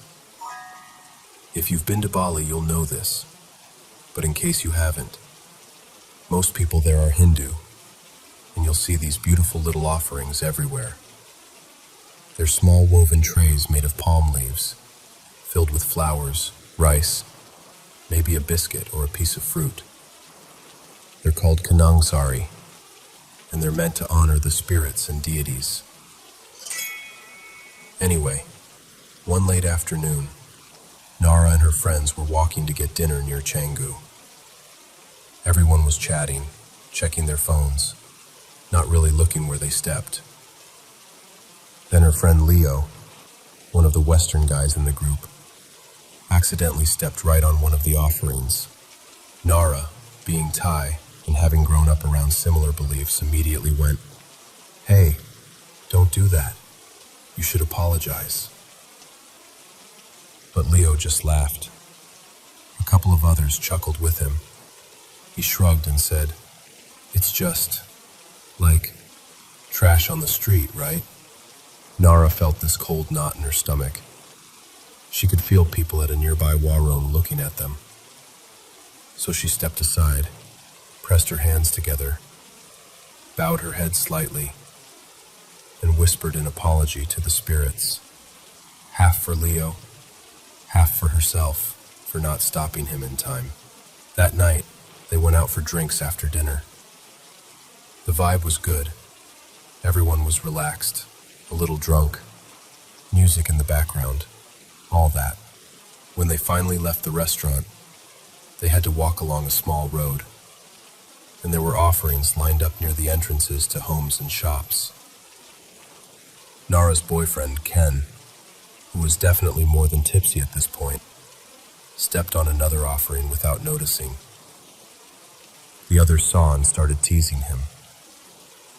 "Ooh, careful," one of them joked. "The ghosts are gonna get you." Nara didn't find it funny. She told him, "Seriously, stop. Don't step on them." But Ken was drunk and being a show-off. He laughed and said, "These are for ghosts? Okay then, let them come." And he actually started stomping on one or two more offerings, like it was some kind of game. Everyone except Nara burst out laughing. She, on the other hand, felt sick. The air felt heavier somehow.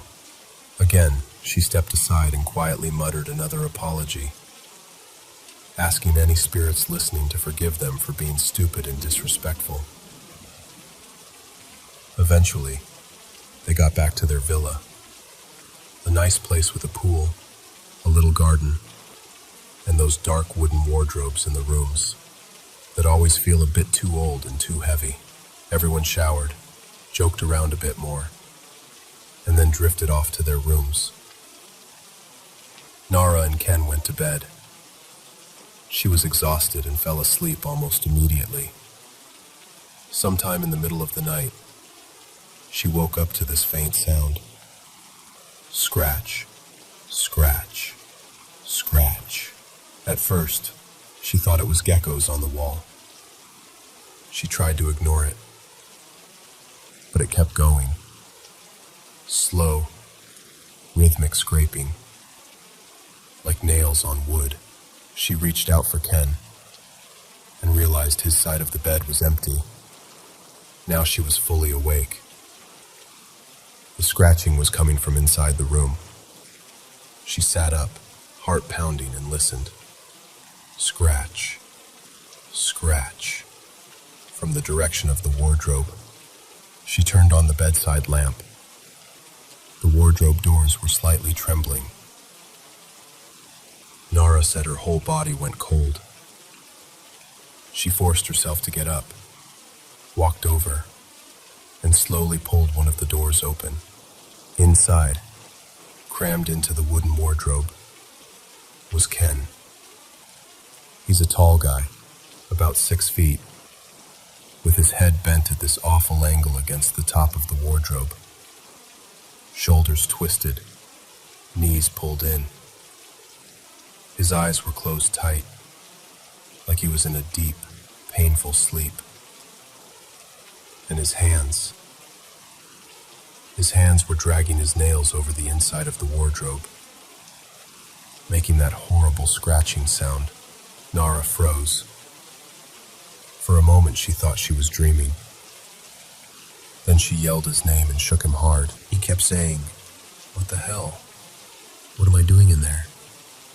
How did I get there?" She sat him down, handed him a towel, and tried to calm him. When he finally caught his breath, he said he'd been having a nightmare.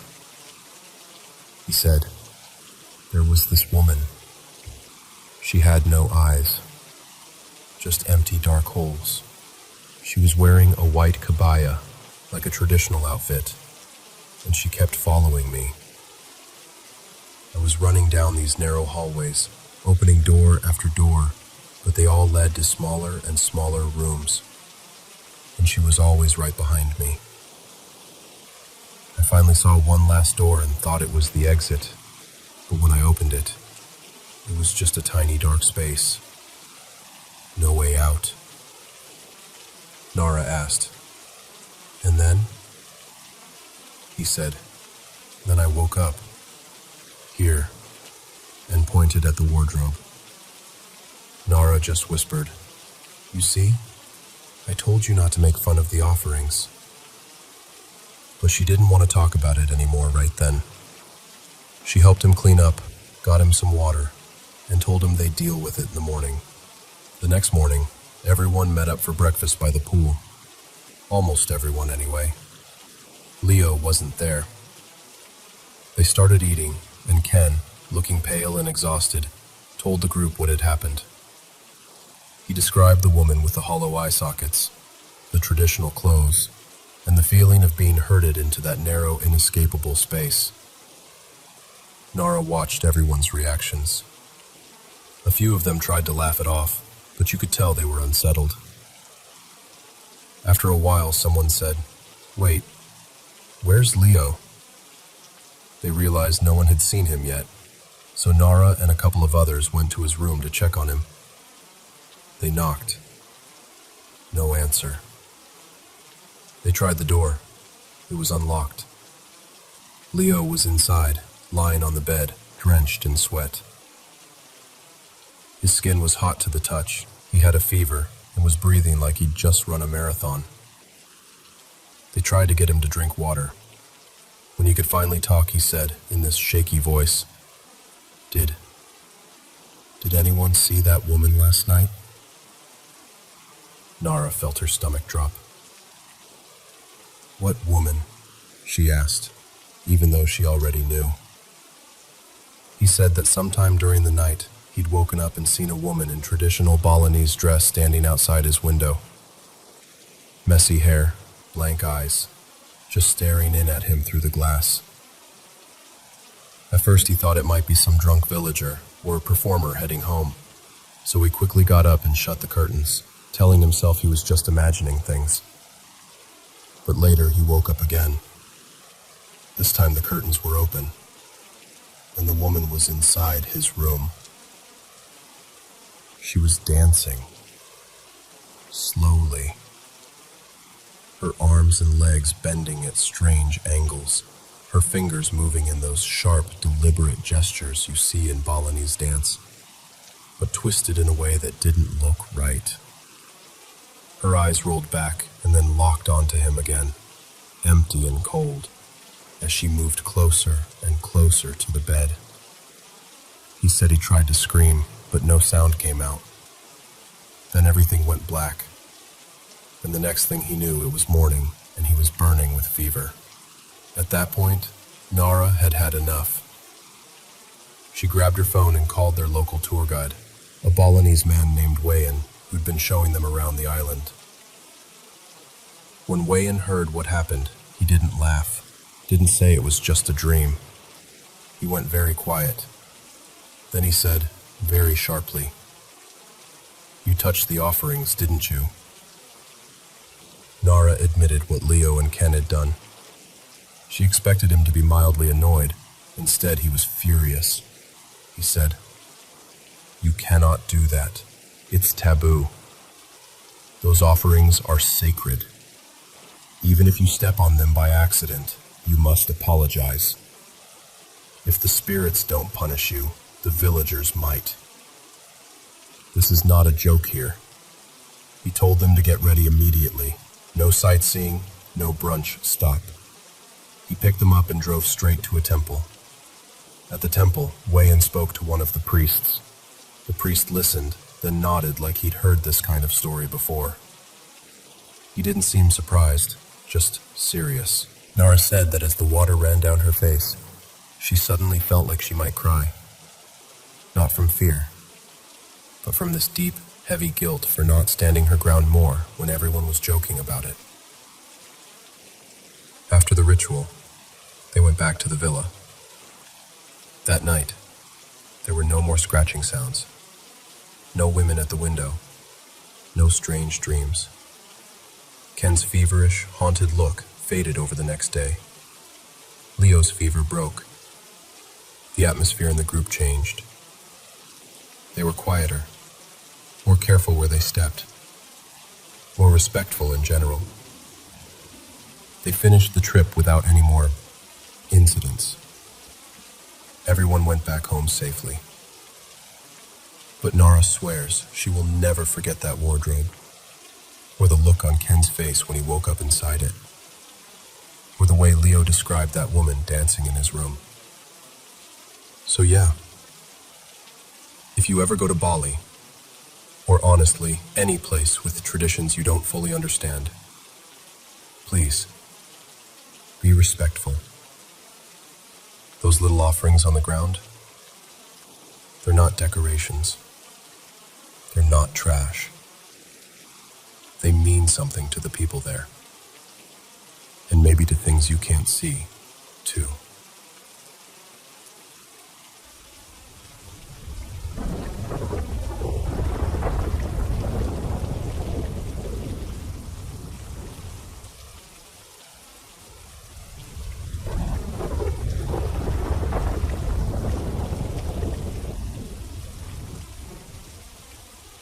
You ever find yourself down in Lower Manhattan at night?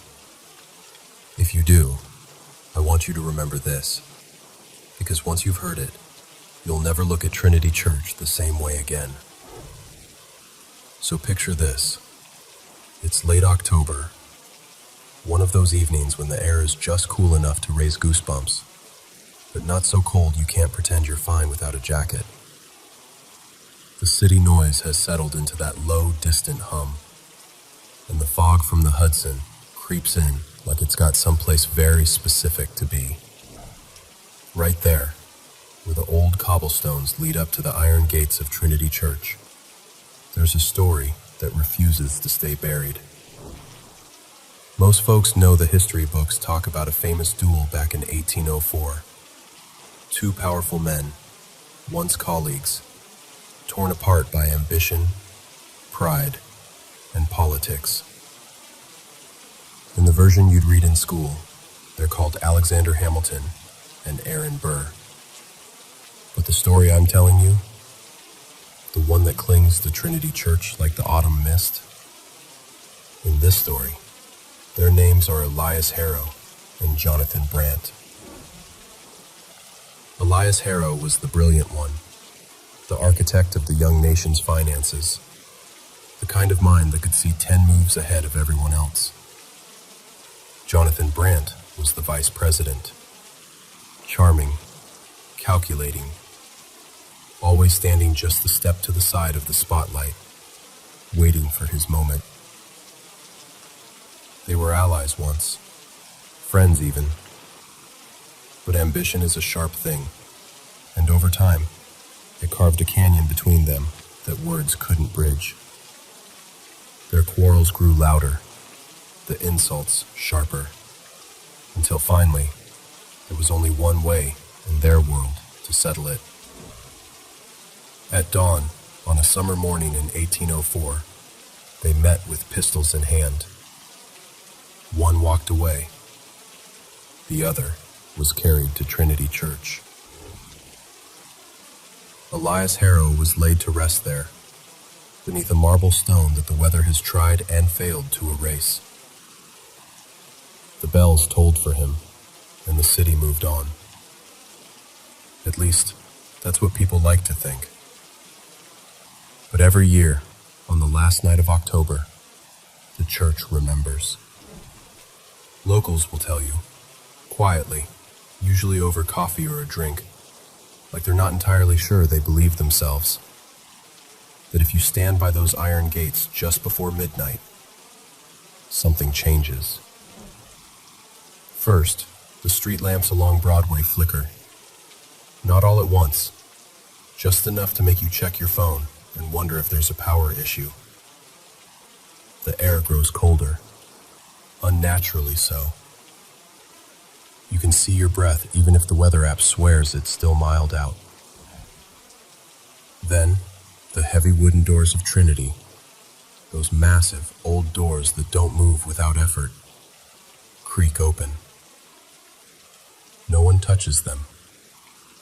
No one is there. Inside the yard, where the tombstones lean and the names blur, a low mist begins to rise. It curls up from the ground, threads itself between the graves, and drifts toward the center of the churchyard like it's being pulled by invisible hands. And that's when people say they hear it. Two voices, faint at first. Not quite words, more the shape of anger and regret. They say if you listen closely, you can pick out Elias's voice. Tight, controlled, still trying to reason, and Jonathan's, sharp and bitter, like every sentence is a wound. Then comes the sound no one ever forgets. The crack of 2 pistols firing almost at the same time, echoing off the stone walls and stained glass windows. People who've heard it swear there's no mistaking it. It's not a car backfiring, not construction, not fireworks. It's the sound of old gunpowder, of iron and smoke, and choices you can't take back. If you're brave or foolish enough to peer through the gate when that happens, some say you'll see them. 2 men, half-shadowed, standing 10 paces apart. Elias Harrow, in a weathered blue coat, his white cravat smeared with a ghostly hint of blood. His hand shaking just slightly as he lifts his pistol. They raise their weapons. The air goes still. Even the city seems to hold its breath. And then, just as quickly as it begins, the scene shatters. The gunshots fade. The figures blur and dissolve back into the mist. You'd think that would be the end of it. But Trinity has one more memory it refuses to let go. After the echoes die away, another sound rolls in. The rattle of wooden wheels on cobblestone. The hollow clop of hooves that never quite touch the ground. A carriage appears at the edge of the fog. Always the same one, they say. A black, old-fashioned hearse carriage, drawn by 4 shadowy horses whose eyes glow faintly in the dark. It pulls up right in front of the gate, as if waiting for permission to enter. Inside the carriage, under a white shroud, lies a body. Elias Harrow.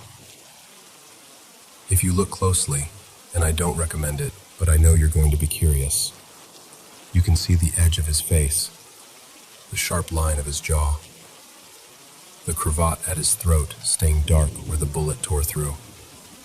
The driver sits hunched on the bench, draped in a long coat, a wide-brimmed hat hiding his face. Some people say he has no face at all, just shadow. Others claim they saw their own features staring back at them, empty-eyed. Whoever he is, he always does the same thing. He leans down, as if addressing someone only he can see, and whispers. No one's ever been able to make out the words. A warning, maybe. A confession. A promise. The horses stamp once, twice, and then the whole carriage rolls backward into the fog and disappears, like it was never there. Now, the strange part, and yes, it gets stranger, is what happens to the people who witness it. There was a woman a few years back, a photographer, who thought it'd be fun to get some moody Halloween shots around Trinity. She told a friend later that as soon as she heard the pistols, her camera shut off.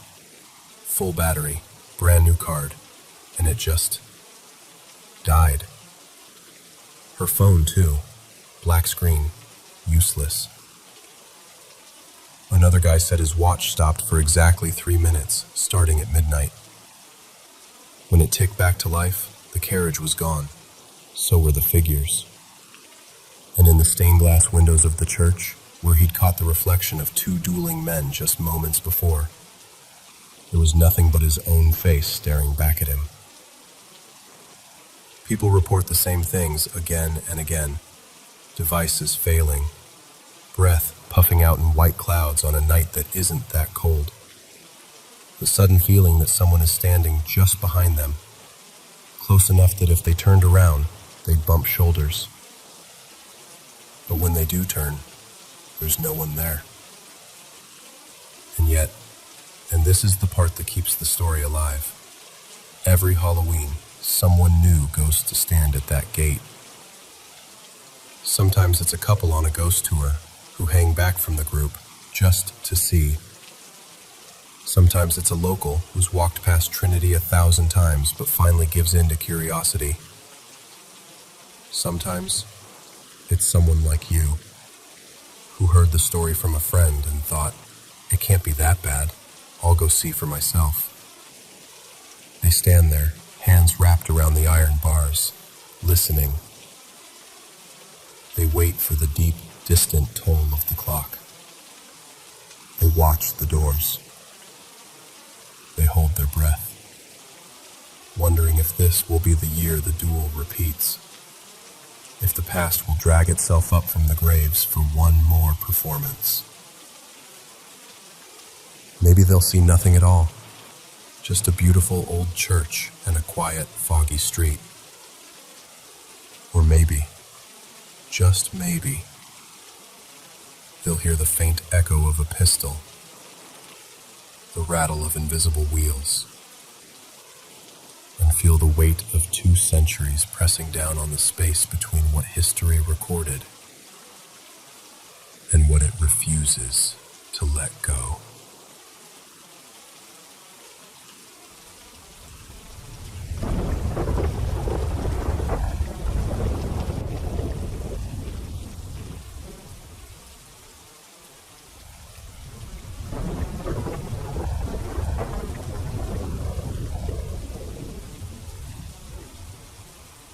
So, let me tell you about this trip we took to Baguio. It was late September, a few years back, when my sister-in-law, Anna, booked us a room at this old hotel along Quezada Road, just a short walk from Burnham Park. She really wanted us to experience the classic side of Baguio. Yung Luma, my character, hindi yung modern and fancy. I already knew the place was old. I'd Googled it beforehand. But I didn't expect this. Heaviness. The moment we stepped inside. The lobby was quiet, almost too quiet, and the hallways leading to our room on the 4th floor were narrow and dimly lit. You know that kind of yellow light that never fully reaches the corners? Parang laging may nakatago sa gilid ng mata mo. When we entered the room, my heart sank a little. It clearly hadn't been updated in years. The curtains were faded, the paint was peeling in some spots. The wooden floor creaked with every small step. Even the building's facade outside looked tired, like it hadn't been repainted in a long time. There were 3 beds, a big window overlooking Burnham Park, and outside the sky was this flat gray. A storm was on its way. Typhoon Ompong was in the forecasts that week, so the whole city felt extra gloomy. We dropped our bags and I went straight to the bathroom. As soon as I closed the door and turned the lock, I felt a sharp sting. Parang tinusok yung daliri ko. I looked down and saw a fresh cut on my finger, deep enough for blood to bead up and start running down. I just stared at it like, ano to? It made no sense. I've used 1,000 door locks in my life, but I'd never cut myself on one. And for it to happen the exact moment we arrived, it didn't feel like an accident. It felt wrong, like something was saying, I'm here. I wrapped it with tissue and went back out. I told my husband Mark and Anna about it, brushed it off with a nervous laugh, then went to open my suitcase. Now this part really bothered me. My luggage had a number lock. I've used the same code since I bought it. I've never changed it. I punched it in, pulled the latch. Nothing. It wouldn't budge. I frowned, tried again. And again. I must have dialed that code 10, 15 times. Still locked. You know that slow, creeping feeling that someone's messing with you? That's exactly what it felt like. A thought slipped in. Maybe it's not just us in this room. Maybe something's playing with us. In the end, I had to force the zipper out of the lock to open the suitcase, and I just snapped. Out loud, I said, half nervous, half annoyed, "Friends, huwag niyo naman kaming pagtripan. Kakadating lang namin." I really meant it. It didn't feel like I was talking to thin air. It felt like I was talking to someone. Mark immediately dismissed it, saying it was all coincidence. Anna agreed, but I could tell they were both a little uneasy. That first night, we decided to sleep with the lights on. It was actually Anna who insisted, and Mark didn't argue. Si Mark kasi, may tinatawag tayong third eye. He's very sensitive, easily startled by energies or presences. So we pushed the beds closer together, and he took the middle bed, like some kind of human buffer. Nothing big happened that night, but all three of us felt it, that sense of being watched. Like eyes were on us from somewhere in the room, or just beyond it. The next morning, the air felt extra cold, and it wasn't just Baguio weather. We needed to leave early, so I volunteered to shower first. I went into the bathroom, closed the door, and started my usual routine. I turned the faucet on to adjust the temperature, then turned it off once I was ready and stepped into the shower. So I'm there, back facing the faucet, eyes closed, lathering shampoo into my hair. And then I hear it, the soft creak of the handle turning. The water suddenly starts running. For a moment, I just stood there, heart pounding, water running behind me. And I could feel that same presence from the day before, that thick, heavy feeling in the air. But the logical side of me fought its way through the fear. I told myself, "Baka natamaan mo lang ng likod mo.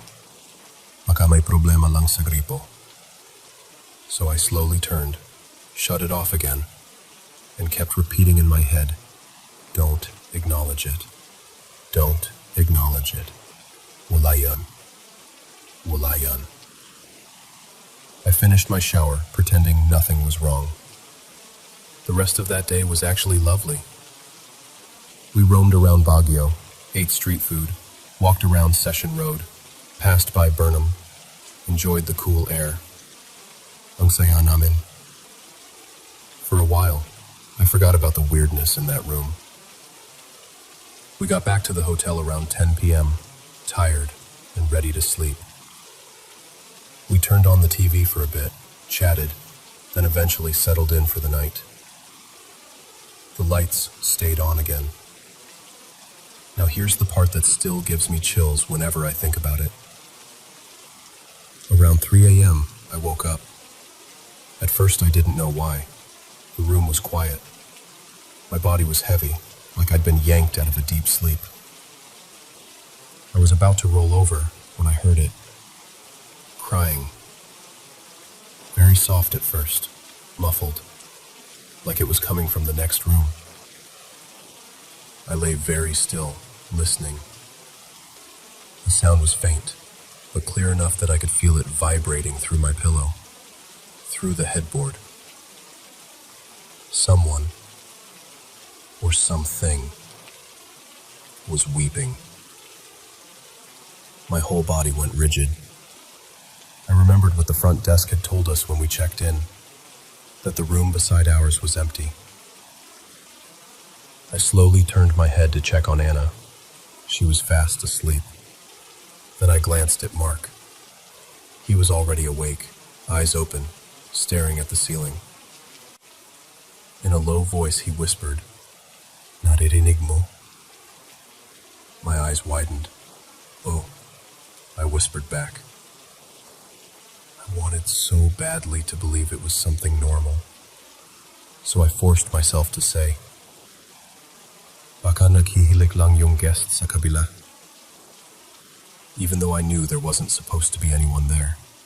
I clung to that excuse like a lifeline. Then Mark said quietly, "May humahawak sa braso at paa ko." That's when real terror hit me. I went completely silent. It felt like the air around us thickened. My skin was crawling, but I didn't dare move. He reached up and tapped the headboard above him. It made this hollow, empty sound, like the wall between our room and the other room was very thin. But the crying didn't stop. Whoever or whatever it was just kept sobbing. Not loud, not dramatic. Just this soft, broken crying that went on and on. I don't know how long I lay there, staring at the ceiling, pretending not to hear it. Minutes felt like hours. Somewhere between fear and exhaustion, my body finally gave up and pulled me back to sleep. Looking back, I think the only reason I managed to sleep at all was because I kept forcing myself to be logical, to downplay everything, even when my gut was screaming otherwise. The next morning, we checked out and headed back to Manila. Nobody said a word about what happened. The whole bus ride home was quiet. It felt like we'd made this unspoken agreement. If we don't talk about it, maybe it can't follow us. We stayed at Anna's condo in Manila for 2 more nights. On that first night back, when we finally felt safe enough, we broke the silence. Over dinner, one of us joked about the creepy hotel, and suddenly everything came spilling out. Anna admitted she'd felt it too, that sensation of being watched. She said the bathroom made her especially uneasy, like someone was standing just behind her while she brushed her teeth. Then she told us, almost in a whisper, that when she took a bath, she'd heard someone murmuring right behind her ear. Not quite words, just a whisper. Then Mark shared what he'd been keeping mostly to himself. But on that night with the crying, everything changed.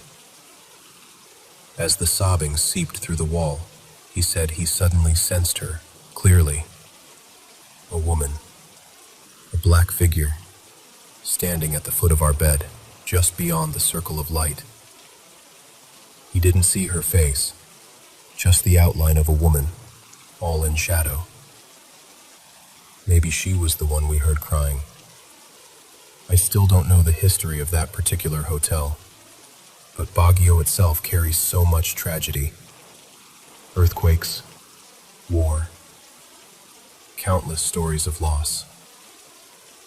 When I think about that night, it makes a strange kind of sense that some of that pain might still be lingering in places like that. And yet, Baguio City will always be beautiful to me. Majestic, even, with its cool air, pine trees, rich culture, and breathtaking views. Despite everything we experienced, a part of me still longs to go back someday. But I'm grateful for one thing. Whatever that presence was, it didn't follow us home. Mark told me later it was a good thing we never directly acknowledged it while we were there. Never talked to it, never called it out. Because once you do, once you really notice them, they notice you. So I'll leave you with something my husband said, words that honestly changed how I see things now. Don't wish to see ghosts or spirits. Kasi kapag nasa pinakamababa ka na, dun sila umatake. And after that night in Baguio, I believe him.